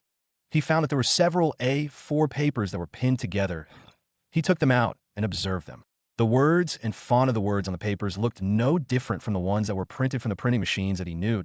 He read it and found that indeed, just as it was to he expected, there was the procedure of making the pill, the instruments and ingredients. Everything was well described in such a way that Jack could even try imagining how the process would be like. After reading through it all, he knew that he would have to wait for Brightway Medical Research Center to be bought over before he could start trying the production of the pill. Denali will have to use her special skill to identify those that could be trusted in the institute. And only those that were selected by her would have the task of production of the pills handed to them. As for whether the production would be successful, he had no doubt about what the system had offered. There was no need for him to do so, as he had already experienced the power of the system. Jack was just about to do something else when there was a knock at the door. He could already tell that it wasn't Denali because she didn't need to knock to enter. So he left the bedroom and headed towards the door. When he opened it, he found that Wendy was the one that had knocked. He was curious about what she wanted. Yes. I wonder if you're free. I would like to invite you to go around with us. Wendy asked a little nervously.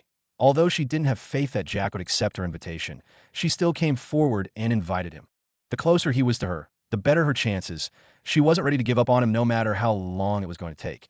But of course, she had to hurry things up before her grandfather announced the issue about her engagement. She didn't want her grandfather to force Jack to marry her, since he valued his reputation, and she said that she loved Jack. To add to the fact that they had already signed an agreement with Jack's father, it was obvious that Alton wouldn't let this slide. Jack hadn't expected to be invited by her. All the same, he thought that they weren't enemies at all. So it wasn't strange that she would invite him. In the end, the only thing that Jack didn't agree to was the fact that she was claiming to be his fiancée. Jack thought for a moment. He still had a lot of things to do during this week. He had just acquired a few companies that had yet to be stabilized, like the grocery department in Inchoate City. That what's more, he wanted to start the branches of the grocery department here in Venture City. With the protection of the Amber and safety enforcers, he was sure the incident like the one that George had told him wouldn't be happening. Seeing that Jack wasn't replying to her, when he decided to give a concession and invite him when he was free instead of him making time for their plans, she was just about to speak when Jack beat her to it. Not this week, that I'm busy with something. And after that, I'm supposed to go back to Inchoate City to deal with a few loose ends. After that, I believe that I'll be free for a while before getting busy in the capital. Jack had decided that it wouldn't be bad if he could tour his own country.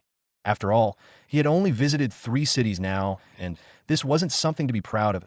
He was a patriotic citizen, and as such, he could promote his country by visiting different parts of the country to spend and earn money. Wendy was surprised by Jack's busy schedule. But what surprised her the most was that Jack had agreed to her invitation. Although it wasn't this week, at least he had agreed and not refused. Now that she had a chance to get closer to him, she was going to grab it firmly. Okay then, I'll make the necessary arrangements. You'll have to tell me the specific day that you'll be free so that we can plan on where to go. Wendy smiled brightly as she said these words. Although she wasn't as beautiful as Celine, her beauty rating was still in the 90s. As such, even Jack had to appreciate that she was indeed a beauty. Furthermore, her attitude wasn't it was just that Jack wasn't ready to have a fiancée out of nowhere. Additionally, if he hadn't had the strange feelings towards Celine since the first time that they had met, Jack wouldn't have minded entertaining the thought of having her as his girl, although he had to take a look at the envelope first. He didn't believe that there was anything that would prevent him from getting a certain girl as his girlfriend, right? After all, inside the envelope, there was a document. And although he wasn't sure about the contents of the document, he still was sure that it wouldn't be stopping him from falling in love. Okay then, I'll let you know 2 days in advance. Jack nodded. Wendy happily left. Although she wanted to invite him to lunch, she decided against it. Jack had already stated that he was busy today. As such, she didn't wish to make him regret accepting the invitation. Inchoate City, happy residential area. Reuben looked at Kevin and said, there was some kind of interference on our plan. Heyman has made a move and suppressed all the gangsters that we sent. Kevin's expression shifted greatly. He had been making plans, but they kept on failing due to the interference of some unrelated people. Why would Heyman make a move? He has always minded his own business. Why would he try making a move at such a time? Kevin asked with a frown. I'm not sure about that. But today, just about 2 hours ago, some of his men suddenly made a move and chased all the members of the gang that we sent. The Jerk Brothers gang is not a match for Heyman, and the moment that his men made a move, they had to retreat. Reuben replied helplessly, damn it, just what's wrong with this Heyman? Won't he just mind his own business and forget about others? Why is he meddling in one of our most important plans? Kevin was frustrated. He walked toward his seat and sat down. Click, click, click, click, click. Picking up a ball pen, he began playing with it. He pressed it, and as time passed, his speed shot upwards. And not long after, the pen was broken as he had applied too much strength. Seeing this scene, although Ruben had something that he wanted to say, he decided to keep it to himself and wait till Kevin relaxed. He knew Kevin since he was young and had watched him grow, and pressing the ball pen was one of his characteristics that showed that he was in a foul mood at that time. As long as something unpleasant was said to him, it was likely that he would end up making decisions without thinking them through. After a long while, Kevin's anger had calmed down, and he began thinking normally again. I think that the reason as to why Heyman is interfering might be because he doesn't know that we're the ones behind the Jerk Brothers' recent movements, or maybe that young girl Celine might have requested for his help. Ruben paused for a moment and observed Kevin's expression. Upon seeing that he was listening, he continued. And if that's so, I'm sure that Heyman wouldn't mind giving a hand because Flyers Bank is big. If the Gravy family owed him a favor, he might even be promoted to the regional director of the bank once they put in a good word for him. Kevin considered how things were and thought that Ruben's deductions shouldn't be too far off if they weren't on spot. But what he didn't want was to have other people knowing that they were the ones that were making the move, although they were the ones that had paid the Jerk Brothers gang to be ready to cause trouble for Celine when they gave them the green light. They had never met with the leader of the gang by themselves. They had always interacted on the phone. A gang in a small city. It was obvious that they needed much money. So it was simple for them to pay them a few $1,000s to make them do what they wanted. These guys didn't know about Celine's real identity as they hadn't attended the banquet that she'd set up. That banquet was only for people with great power. Kevin was just about to reply when Ruben said something that made him frown. Frank has been making moves towards Jack's grocery stores that, if I'm not wrong, he should be able to reduce their sales by the end of next week. Ruben said, "This idiot. I told him that we should first investigate everything about him, but he still made a move this early in when we haven't confirmed the information that we received. If it happens that Jack is from Alfonso family, we will be in trouble before our current plan even succeeds." Kevin spoke as anger began surfacing on his face. I think we should help him. If it was true that Jack was from the Alfonso family, he would have surely reacted to the provocation by now. But all this while, other than his subordinates, he had never shown up in the stores. Ruben said, "Do you have a plan?" Kevin asked. He too had to accept that it was true. Any member of the Alfonso family was arrogant, and thus, if he was, he would have already reacted to this. It can be considered as one. If we make sure that we pressure him so much, I'm sure that we can force him to sell the business overlord building to us. That what's more, we can get it at a lower price. That I'm sure that he'll have to accept that, because he must have spent all of his fortune to buy that building. If we block his business, considering that most of the things that the groceries deal with are perishable, he would surely suffer great losses, Ruben explained. Indeed, just like Ruben had said, Kevin found that this idea was indeed doable, and it would be much easier than making a move on Celine. Although Celine's family didn't have that much influence in the city, if they really decided to make a move, he was sure that even their family couldn't stand IT. IT was exactly this reason that made him move cautiously and hide in the dark while attacking IN this way. Even if the plan failed, he was sure that Celine won't be able to know that. They were the ones behind everything. Then let's do that as soon as possible. That grocery of his has only occupied one floor in the entire building. This is a waste. Kevin agreed. When Wendy got back to the room that she was staying with Angie, she was in high spirits. She had left hurriedly without saying where she was going. And seeing her like this, Angie was curious about what she had gone to do. What made you so happy? Angie asked curiously. It was only when Angie asked this question that Wendy realized that she had been smiling all this while. She blushed for a moment before regaining her composure. What are you talking about? She pretended not to know what Angie was talking about. Young lady, there's nothing that you can hide from me. You left hurriedly not long ago. Now you're coming back. You're so happy, as if you want to compete with the moon with that shiny face of yours. Angie said as she looked at Wendy. It was obvious that she was not willing to give up unless Wendy told her their truth. Or Wendy took a deep breath and said, "Well, I just went over to invite Jack to come with us for our trip to visit the beautiful scenes around the Western Province. And you know what?" He agreed. Wendy said enthusiastically. She and Angie had been friends since they were children, and now that they had grown up, they still talked to each other and shared their own secrets. Although not all the secret were said, at least 99% of them were shared he's your fiancé, and he should agree that's the least that he should do. After all, in at most a year and 2 months, you two are going to get married. But he still is taking women in the hotel. Have you asked him about that lady? Angie wasn't as enthusiastic as Wendy. When she heard that Jack had agreed to going on a trip to enjoy themselves, or her impression of Jack had dropped last night when she saw Denali entering Jack's suite. Furthermore, even though the two of them were engaged, she had never seen Jack being intimate with Wendy, or at the mention of Jack sharing his suite with another woman. Wendy's previous excited expression disappeared. She too wanted to know who that lady was, but Jack hadn't told her a word when. She asked him this morning, or now that Angie had reminded her about it, she couldn't be happy any longer. She had to invite him while he himself invited another lady. This kind of treatment was by far different from how Jack treated the other lady with but she couldn't blame him as he was not the one that had initiated the engagement. Furthermore, the engagement was planned by her family and his, without even he himself knowing about it. But although she didn't know what kind of relationship Jack had with that woman, she had faith in herself that she would manage to make him love her just like she loved him. Leave that aside for now. Can we talk about something else? I'm sure that the lady was there for business issues. When he tried shifting the topic, Angie, on the other hand, wasn't ready to let this go. She looked at Wendy with disbelief and a tinge of anger as she reprimanded her. Wake up, girl. You can't just believe in such a thing. What kind of business is discussed at night in a hotel? At least they can take a private box to talk about business. Or Wendy couldn't find words to refute what Angie had said. But all the same, what could she do? Jack had already told her to give up on him, and he wasn't the one that was insisting on her being his fiancée.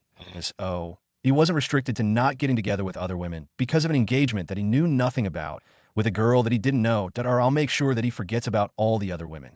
Wendy said, it doesn't matter if you're not courageous enough to face him and tell him what you have in your heart. Since you can't do that, your sister will do that for you. I want to see him behave like that in our presence again. Angie thought to herself as she swore to herself to make Jack responsible for his fiancée. Not knowing that there were some plans that were being cooked up somewhere, Jack went back in his suite and took the laptop that Denali had left on the table. He decided to go through all this information as it consisted of all the information that he had to know as the owner of the few companies under him. Furthermore, there were other pieces of information about the employees that were under him. Jack could tell that this information was gotten by Denali after a night of hacking. The information was well organized in folders. There were different categories that made it easy for Jack to look for the information that he wanted, there was a folder of each company that was under him. Additionally, inside each of these folders, there were different folders that had the information about the employees, current activities, expenditure, cooperation with other companies, competitors, and so on. Currently, Jack wanted to make Good Vision Security Limited a monopoly in the security sector. Currently, it was worth at least $300. As such, he thought that it would be easy for him to develop it, unlike the others that were valued lower than it, he could do one thing at a time. After making sure that one was stable and had really monopolized the market, he could then focus on another, as he would be sure that the earnings from this side would be enough to enable him to develop another industry. In the medicine research, he was sure that the strength pill would be enough to boost the value of the Brightway Medical Research Center, and if he was lucky to get another recipe for a drug to a certain disease, he was sure that he would be able to easily make the research center reach the top. As for the competition, he was sure that they couldn't compete with the recipes that came from the system. It took a few hours for Jack to read through all the files that he thought were important. With his ability to remember, he didn't forget about what he'd read easily. Although there were a few parts that he might need to confirm, those are the parts that he didn't focus in remembering them. He was done now and could be considered to know a few things about his companies. This was surely enough for him to make decisions for the company. What's more, he could see that there were indeed several changes that needed to be made. It seemed that Denali had worked overnight or had woken up earlier in the morning to search for the information about them. After all, even the incidents that these people could consider hidden, Jack found them and had read through them. In other words, most of the secrets that they were hiding had already been exposed to him. And once he goes to the company, he would make the necessary changes. There would be no need for him to be patient with them, considering that he still had a target to achieve for his foundation. He thought that the 5 companies that would monopolize the market in the country would be good enough. He took a deep breath as he looked at the screen of the phone that had lit up IT with someone who he had no contact information calling him. He picked it up without hesitation. In these few days after getting the system, he had gotten used to getting calls from strangers. Hello, who am I speaking to? Jack asked. Hello, I believe that I'm speaking to Mr. Jackson. A male voice asked. Yes, you are. Jack responded calmly. Mr. Jackson, I've received the information that you have acquired Serenity Residential Area, and I'm Moses Cabanzo, the one that's in charge of the buildings. I don't know if you have any instructions for me. Jack was surprised that this was the manager of the residential area. He had just read the information about him on the laptop not long ago. According to the information that he'd read, he knew that Moses was a straightforward and honest person. But there was still a Problem. Are the one that was helping him, the assistant manager, Shanzu, was corrupt. He had been using the residential area for his own benefits all this while. That was an example of the change that Jack wanted to make. Oh, not at all. But soon I'll send someone there to look at the residential area, and if there are any changes that need to be made will be decided at that time. Jack stated. Okay, then Mr. Jackson. Moses replied before ending the call. At this moment, since he had already picked the phone, Jack decided to call another person. Hello, Mr. Calvin. I would like to ask another favor of you. Just like always, Mr. Jack, I'll help as long as I have the ability to do that. But I can't promise anything. Calvin's calm reply came. Jack nodded as he thought of the other party's carefulness. But it was to be expected. He wasn't omnipotent in that he could promise anything. After all, there were things that were beyond him. It's not that difficult, really. All I want is your assistance in getting grocery stores in Venture City. As long as the owner is willing to sell it. Then I'm willing to buy it. Of course. You'll get benefits as well. How about the usual 10%? You'll get 10% of the total cost of purchasing the stores. Jack threw the benefit.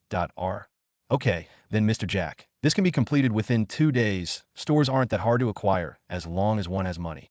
Calvin replied. But I would like the best stores in the city. I don't want the smaller ones. Jack reminded. All right, no problem at all. Calvin replied before hanging up. Jack then called Grace. Hello, Mr. Jack. Grace greeted. Hello, Grace, how are things there? Jack asked. Things are doing okay for now at least. But there are a few gangsters who seem to be intent on making trouble for our stores. Grace replied. Oh, I see. George had already informed me about that. Worry not, when I get back, I'll deal with them. But for now, I would like you to stabilize everything there as soon as possible before getting to Venture City. Here, I'm also buying a few grocery stores. They will be undergoing the renovation within next week, and I hope that you can pay them a visit. Okay, boss, I'll make sure to handle things here as fast as possible. Grace replied confidently. Okay then, but make sure that you're not saving money. I gave you the money so that you could spend. Jack reminded before hanging up the call. The following day, Jack woke up earlier than usual. But surprisingly, he found that Denali had already gotten up. He wondered how it was that she worked so hard and that she was even embarrassing him. Although she was his subordinate, he still was too lazy to deal with most of the things and delegated the duties to her. Remembering about what the system had told him about her, Jack was curious about her family. After all, the system said that she had her own family and life. It was only now that he remembered that he hadn't talked to her about her salary. How bad of him. She was working so hard, but had not asked about her salary. Jack was sure that had it not been for the fact that she was loyal to him, she would have already asked how much he was willing to pay her. It was just that the current Denali believed that Jack would pay her the salary on time without her needing to ask. But maybe her belief could be answered at this moment, as Jack asked, Denali, can you tell me about yourself? Jack knew nothing other than the fact that she was chosen from all the women called Denali in the world. Anything else? He knew nothing at all. That our Denali was surprised that Jack was curious about her background. In front of others, she was always cold.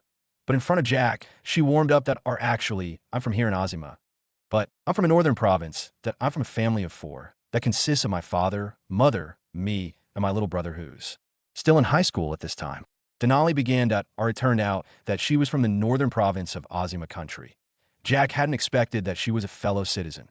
When the system said that she was chosen from all the women in the world with the name Denali, he had expected that she was a foreigner. But maybe his country was so good in that it could produce a talent like Denali who was the best in the world and could match him when it came to business. Her family wasn't that rich, according to what she remembered. At the age of 5, she was taken away by a secret organization that she didn't know its name till this moment and received special training. When her course ended, she was already 20 years old. Although she had undergone a lot of harsh training when it came to combat, she had used some special kind of oil that they provided her with to make sure that she maintained her feminine features. Although she had great strength, her body wasn't as muscular as how men were. Instead, she still looked as delicate as a normal woman would. But if a person dared to try her, she could erupt with great strength in that she could shock them. When she completed her course, she was assigned to come and work under Jack. He was the one that was going to be in charge of her. When Jack heard all of this, he was amazed by the system's ability in fabricating stories that seemed true. What an ability. No wonder it could manipulate the memories of others, and they would notice anything at all. Now that he got to know about her background that seemed not to be that big, Jack decided not to give her a fixed salary. For the work that she was doing, she deserved more than that. For your salary, I'll give you the other card that will be sent here alongside mine. In other words, you'll have access to the same account as me. You can use the money there if there's anything that you'll need to spend on back at home. Jack stated simply. Master, I don't think that I can accept that. You could just give me a fixed amount of income that a few $1,000s a month will be enough. Denali shook her head vehemently as she refused what Jack had said, or if you see me as your master, you better do that if there's a problem that needs money, just spend. And if there's another problem that you can't handle using money, just use the influence of the companies under me. Jack stated all this with a tone that didn't accept refusal, or when they were alone. Denali called him master, but in front of others, she referred to him as boss. This was so that some people with wild imaginations wouldn't start thinking about some things that are inappropriate for children, or remember, you're my second in command, in other words, other than me. Only you can make decisions on all the companies and businesses that are under me. Observing her expression, Jack continued that, or if you don't use the money and be so much reserved, I will take it as if you don't take me as your master. Jack concluded, or Jack's words were to the point. With Denali's loyalty towards him, she was even willing to die as long as he gave the order. And as long as he became serious and asked her to do something, she would do it without hesitation. Or now that Jack was serious about what he'd said, she hurriedly agreed. Okay, master, I'll do as you say.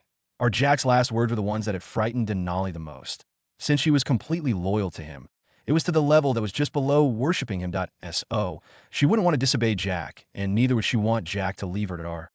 Or after breakfast, Denali and Jack both went to safety enforcers to select the 20 men that would be part of the private security team, PST. But although he wasn't the one that was going to make a decision on this, once to be selected, he was still curious about how she was going to make the selection. In other words, he was curious about how her loyalty simulation worked. Or not long after they arrived, Jack could see that there were several changes that had taken place in the previous 2 days. That it seemed that Maxwell was serious when it came to spending money the previous night. Jack had informed Maxwell to organize the members of the company that worked as security guards or bodyguards and weren't on duty during the day to go to the company today. Of course, that only applied to those that were present in Venture City. So when he and Denali arrived, they were welcomed by Maxwell before he led them towards the training ground. Here, Jack could see that there were several improvements that had been made so far. And he could see that there were new equipment that could be used for training. Or according to Maxwell, they had already ordered for a few more, but they had yet to be delivered. Jack knew that it might take a long time to deliver some of the equipment as they were shipped from abroad. Or although he was going to merge Safety Enforcers and Amber Securities into Good Vision Security Limited, that didn't mean that they could simply ignore this place. This could as well be used as a provincial headquarters of the company. Or when they arrived at the training grounds, they found that about 100 men were lining up in 5 rows, their backs straight. Just from this, Jack could tell that they had high discipline. Although it couldn't compare to the military discipline, he was sure that it was good enough for now. Our boss, I selected the best 100 from those that were available at this time. Maxwell said from the side. Jack took a glance at them before nodding in acknowledgement of Maxwell's decision. He then motioned for Denali to go forward and select the 20 men that Maxwell was curious about Denali. Jack didn't hide it from him, as Denali could be considered as a superior, so he introduced her. That's Denali. She's my personal assistant. In case she comes here, you can treat her just like how you would me. Maxwell was surprised by how high Jack viewed Denali. But looking at her temperament and the way that she was confident even when looking at the group of muscular men, he couldn't help but be impressed by her. Or had she been replaced by another lady, he was sure that she might have been flustered standing in front of these men. Most of them had seen blood and had fought vicious fights. There was a certain aura that they emitted that would most likely scare away some of the weak-willed men, let alone ladies. I got it, boss. Maxwell nodded. He had come to respect Jack's way of handling things. Although he was young, he didn't dare to underestimate him. Denali walked around for about 10 minutes while observing the 20 men in each of the 5 rows. Then, she began pointing at the men, one after the other.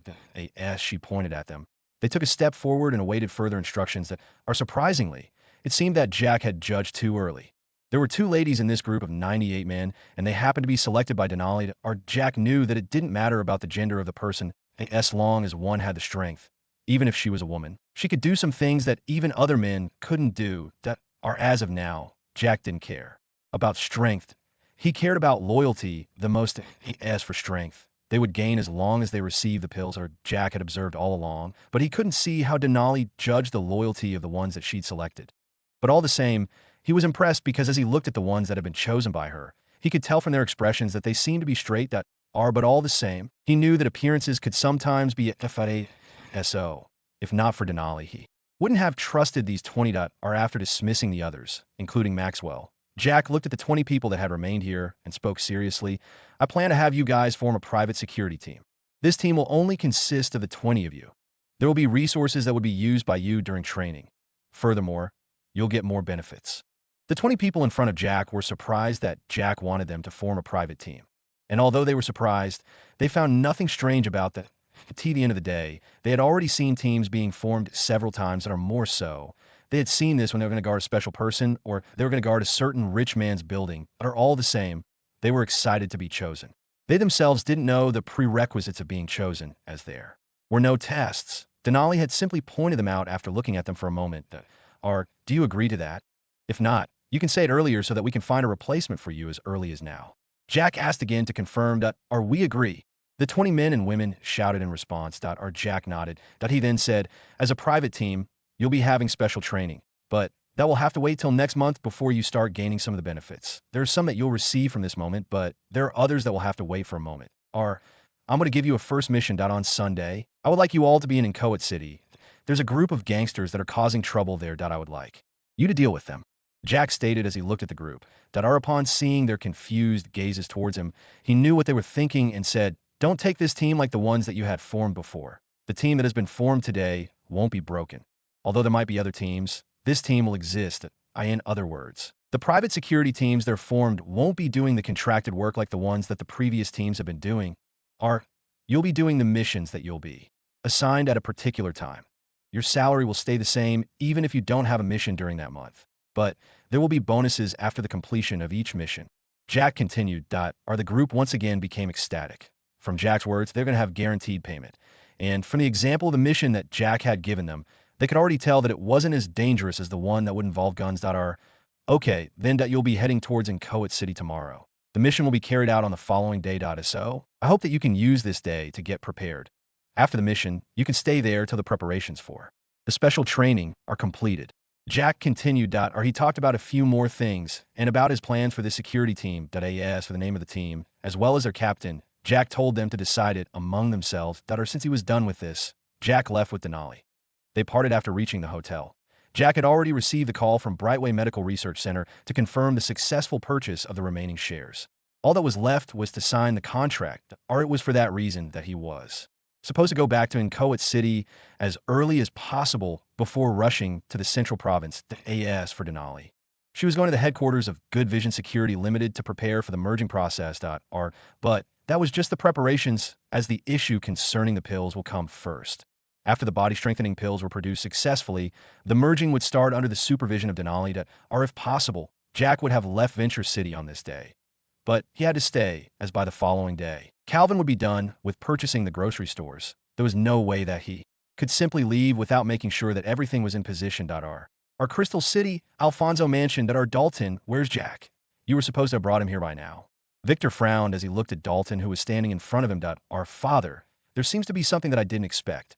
Jack seems to have left Inchoate City. As to where he is, we absolutely don't know. Where he went, as he didn't tell his guards when he left and when he would come back. Dalton replied he was working hard to make sure that he found Jack. But no matter how hard he tried, he simply couldn't find any information about where he went. Jack had left on the Eurocopter of his. Although Grace, Celine, and Heyman knew that Jack had gone to Venture City, Dalton had no idea that they knew, and neither did he know that they knew Jack. So what are you going to do? You already signed an agreement with Master Alton S.O. There's no way that you can get out of this if Jack happens not to be found. Our family will be done for. Victor said as anger began surfacing he was even doubting himself if he had really made the right decision by making Dalton the family head. After all, he had simply expelled someone from the family without even consulting him. What's even more demeaning of his choice was the fact that the one that he'd expelled from the family was his own son. Although he was trying to save his position, he just made things worse. Although none of them had expected that there was someone that would come to ask for Jack to marry into their family. At least Victor thought that Dalton's decision this time was really unwise, or if it was just a matter of expelling Jack from the family. He himself, being that he never liked Jack, he would have already expelled him from the family. But all this while, he never did that. It wasn't that he was afraid of something. It was just that at the end of the day, no matter if they expelled Jack or not, one thing won't change, and that was the fact that he had the blood of the Alfonsos running deep inside his veins. I'm still trying to know of his whereabouts. I'm using all the power that I have to know. Furthermore, I'm investigating his actions at the time that he was still in Inchoate City. I'm sure that I can get a clue. Dalton replied confidently, or look here, Dalton, no matter what, you have to make sure that Jack is brought here. You know, the engagement hasn't been made official yet. Who knows when Master Alton will decide to make it official. It might be tomorrow, or maybe next week, so Jack has to get found and brought here, the earlier the better. Victor instructed before leaving that our Dalton thought for a moment and decided to make a call. Hello, Kevin. I would like to request for a favor from you. Are inside the Alfonso mansion, inside one of the bedrooms that our Brenda sat in front of a mirror as she looked at her reflection. Currently, she was wearing a V-neck beige dress. Her eyes were sharp. All the previous hints of playfulness couldn't be found at R. I have to do something to make sure that Jack doesn't get married to that family. If he marries that lady, I'm sure that he's going to take revenge for all that has happened to him all. This while, she thought to herself, or she looked at her nails that were clean but a little long. After playing with him for a while, she continued thinking, I can't go to Inchoate City do the bet. Although off-track racers seems to only ban a person from racing competition, they would definitely make my life hard. Or at the end of the day, I don't participate in racing. Otherwise, the punishment for breaking my end of the bet wouldn't be anything to me. Or she pursed her lips as she began thinking of what to do next. Steve has already began his punishment. And no matter where he goes, it's like trouble is following him. His life hasn't been easy in these past few days. Or since I cannot go there, I can as well send someone else, someone that will be able to deal with Jack. Even if I have to kill him to make sure that he doesn't come back here, I'll do it. Or maybe he can't remember anything at this moment. But once he remembers anything related to his mother, I'm sure that chaos are going to erupt here. And things will get worse the moment that he gains a powerful backing. Or, although it may be cruel, little brother, you'll have to forgive me this time that I absolutely cannot allow you to come back here, and neither can I allow you to get married to someone with a big background. The only solution now seems to be eliminating you from this world. Our Jack had no idea that there were several plans that were aimed at him at this moment.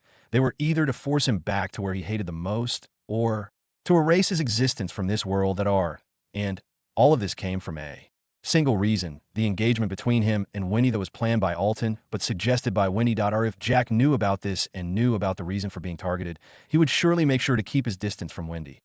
Although she did nothing intentionally, it was just that if she was closer to him, she became his calamity magnate. On Saturday, after making sure that everything in the grocery stores that he'd just bought were in position and could easily be taken over by Grace. When she came here, Jack was finally ready to leave Venture City, or he headed to where he had landed before when he came here with Gabriel Waddy.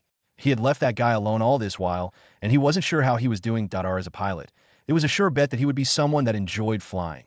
For him to stay in a single place for almost a whole week, it would surely be torturous for him. In any case, Jack wasn't worried that Gabriel would lack accommodation, and so on.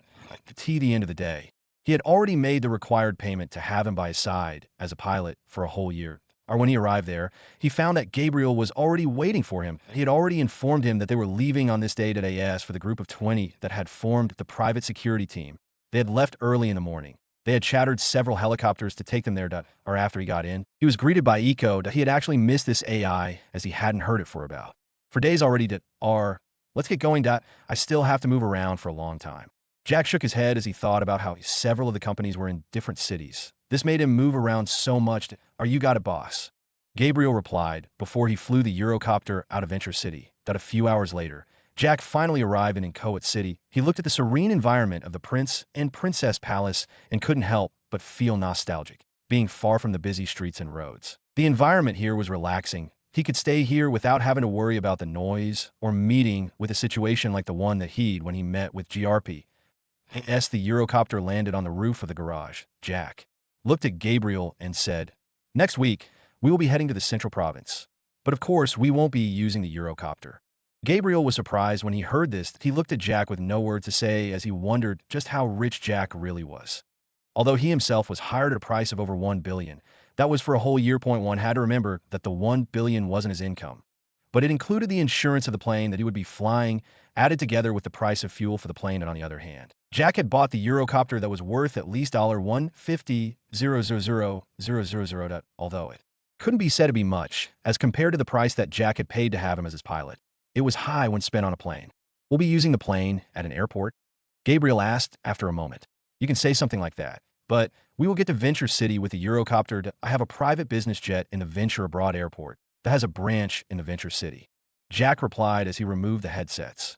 Now that the Eurocopter was no longer making so much noise, they could communicate freely without using the headset. A private jet. It has been a while since I flew such a plane. Gabriel muttered with a smile. He had been flying helicopters the most, as they were the ones that were mostly used by those that paid for 1 day or 2 days trip. But yes, for those that had their own private jets, why would they go through the issue of hiring a temporary pilot? They had their own professional pilots. Although Jack had stated that they were going to use the private jet, Gabriel didn't think much of it. After all, how big could a private jet that Jack owned be? After getting out of the garage, Jack met with the guards. They had heard when the Eurocopter came in at SO. Some of the guards came to welcome Jack back. How have things been here when I was away? Jack asked. There were no problems at all. It's just that there were a few people who came here to ask for you. The leader of the guards, whose name was Bob, replied. Jack frowned a little when he heard that there was someone that came here looking for him. According to what he knew, there shouldn't be anyone that was supposed to come looking for him here. Sabrina, who was in charge of Homesco Properties Limited, wasn't someone that was related to Jack for her to come looking for him. As for George, the guards knew him all too well for them not to mention his name if he came looking for him. And apart from those two, Evans from the Bentley shop knew here, but the guards knew him. If either of the three found out that he wasn't there, they would simply call him, as they both had his contact number. Do you know any of those that came looking for me? Jack asked after thinking for a while. None of them ever mentioned who they were. There were 4 of them, and neither of them had the intention of revealing their identity, claiming that you're the only one that was qualified to know them. Bob replied that he too had found that there had to be something fishy going on. As a result, he had made sure that the security was increased. He could somehow relate this to Dalton, as he was the only one that had the intention of looking for Jack. If Bob could, then Jack could also relate this incident to Dalton. Narrowing his eyes, he looked at Bob and said, "Don't allow anyone in here without confirming with me. That's unless the person is one of those that have been here before." "Yes, boss." Bob nodded before leaving with the other 3 guards that he'd come with. Jack, on the other hand, welcomed Gabriel into the Prince Mansion. And for the first time since he came here, Gabriel appreciated the scenery. He had to accept that it was true that this place was good for a retreat after working hard for years. But it was just that it was located in the city. If it was on a hill somewhere, it would have been good. And it would have been better if there were a few birds that made the atmosphere even more lively in the forest around the mansion. After Gabriel sat, Jack prepared a meal for him. Although he wasn't the best cook, his food was still good, as he had been cooking for himself ever since his mother passed away if he didn't eat outside. Jack asked Gabriel to select a room for himself. The top floor only had his master bedroom, the swimming pool, and a few other things that could make him relax well. So, the room that Gabriel chose was on a lower floor. "You can leave this place and go around the city. I'll call you if there's a need for that. There's a basement where you can entertain yourself. And one more thing, if you're going out, you could just pick one of the cars out there. The keys are there," Jack said as he pointed at a small table that was close to the door. There were several keys there. So, all that Gabriel had to do was to pick one of the keys, go out and press it. The one that will respond would be the one that he would use. Gabriel wasn't polite at all as he accepted Jack's arrangement. He was now Jack's subordinate till a year ended from now. In other words, till next summer, he would be working for Jack. The following day, Jack looked at the group of 20 in front of him. Currently, they were wearing the special uniforms that safety enforcers provided for those that were in the private teams. "You know what to do, right?" Jack asked. "Yes, boss." They both replied at the same time. "Okay, then let's get going," Jack stated as he got into his Bentley Continental GT. The others took other 5 Bentley Bentegas and drove behind Jack. On the way, Jack took out his phone and made a call. "Hello, Jack." Celine's voice reached his ears. For some reason, he let out a sigh of relief when he heard her. He smiled as he asked, "How have you been?"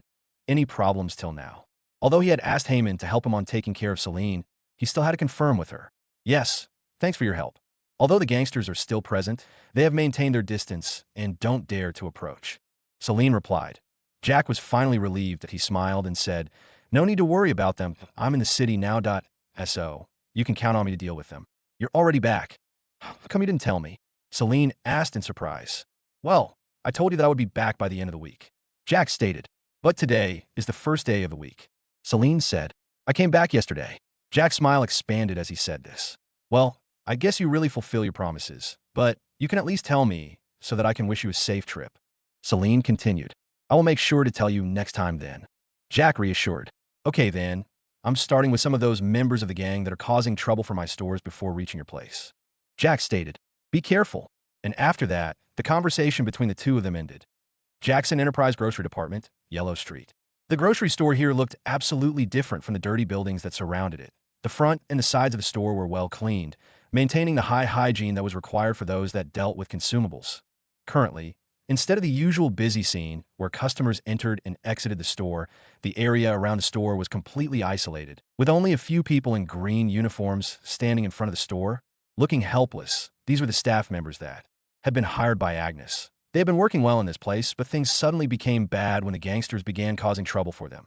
They had threatened and chased away any customer that dared to come to the store to buy any groceries, as a well-known gang in Yellow Street. The Jerks Brothers gang had a bad reputation and was feared by most of the residents here. So, the moment that they stated that nobody was allowed to buy anything in the grocery store, nobody dared to come forward.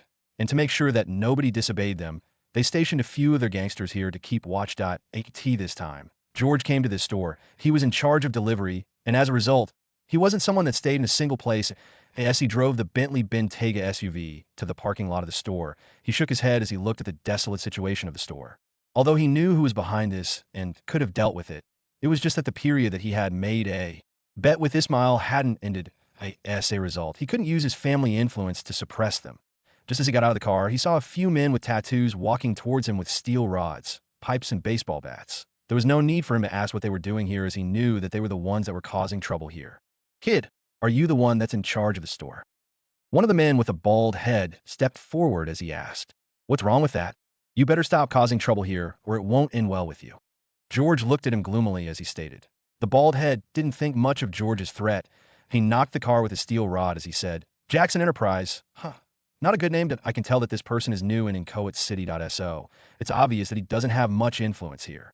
He ignored George's angry gaze as he continued. "So, I would like to give you a good advice. You better close this store of yours. Otherwise, you're going to suffer bigger losses once everything inside the store expires, or they're no longer fresh. In any case, we're not leaving this place before this store closes down."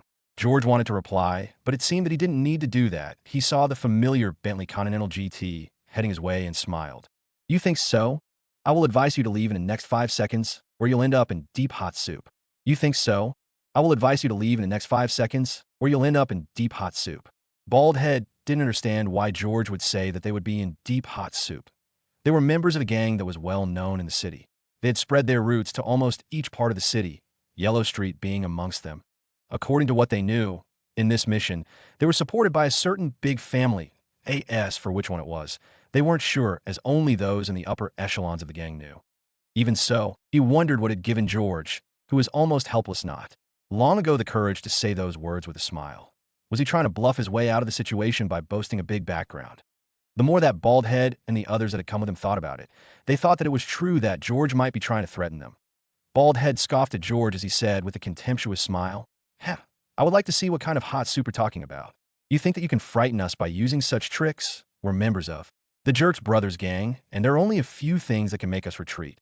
George's smile broadened as he said, "Then I guess that is going to make you retreat, right?" As he said these words, he pointed at the Bentley that was arriving. Bald Head and the others turned around and looked at the Bentley that was coming their way.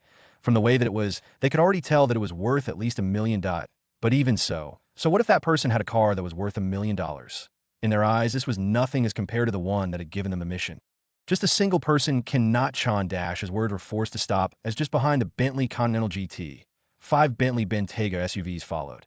And from their appearance and paint, they could see that they looked just like the one that George was driving. Even idiots could tell at a glance that the cars that were coming were from the same group as George's. They knew that there were several other stores like this one in the city. As such, they had spread their men all over, trying to make sure that the business was not running as much as possible. As they watched in surprise, Jack's Bentley came and stopped next to George's Bentley. As for the other 5 Bentaygas, they blocked the exit, and immediately after that, 20 people hurriedly got out of the cars with batons in their hands.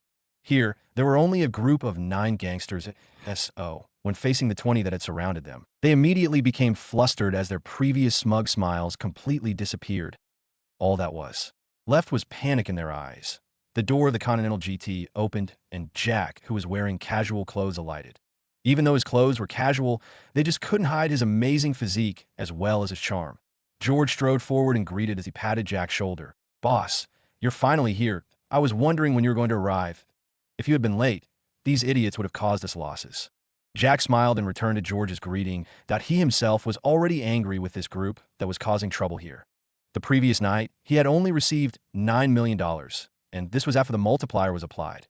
Grace had already informed him during the day, and he decided to deal with this on this day, as he had told the group that he'd come with from Venture City that the mission would be carried out on this day.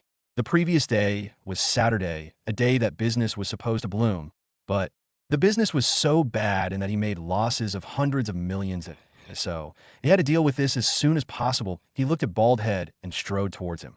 Upon seeing Jack approaching, the bald head that had just lost his voice immediately began talking. "You better not make things difficult for us, or our boss won't let you go. I think that you're mistaken, that I don't plan on letting any of you go, that you've caused me losses worth hundreds of millions by blocking my business." Jack stated coldly as he continued approaching Bald Head. That Jack's words made the crowd flabbergasted. "Hundreds of millions? From grocery stores? Can you stop exaggerating too much?" Of course. They didn't know that Jack could earn up to 200 million or more on such a day as long as the multiplier effect was applied. But the previous day, he only made 9 million instead. That's a loss of over $100 million. In any case, he wasn't going to talk about the system to anyone. But they at least had to know that they had caused him great losses, and they had to pay for that. "You won't let us off? Do you know who our boss is?" The bald head threatened. "I don't know him, but I would like to know him." "And do you know me?" Jack asked as a cold smile formed on his lips. Bald Head was obviously not expecting that Jack wouldn't get frightened by his threat. What's more, he was right. They too didn't know Jack, and neither did they know his abilities. But in any case, he was just a newcomer to the city, that a dragon cannot beat a snake in its own home ground. Right? Thinking about this, Bald Head pointed his steel rod at Jack and said, "It doesn't matter who you're, but at the end of the day, what I'm sure is that you are going to get into bigger trouble than this as long as you make a move on us. I would like to see that trouble," Jack said before waving his hand. "Beat them up until they can't walk. Just make sure not to break their bones." With Jack's order, the 20 members of PST made their move.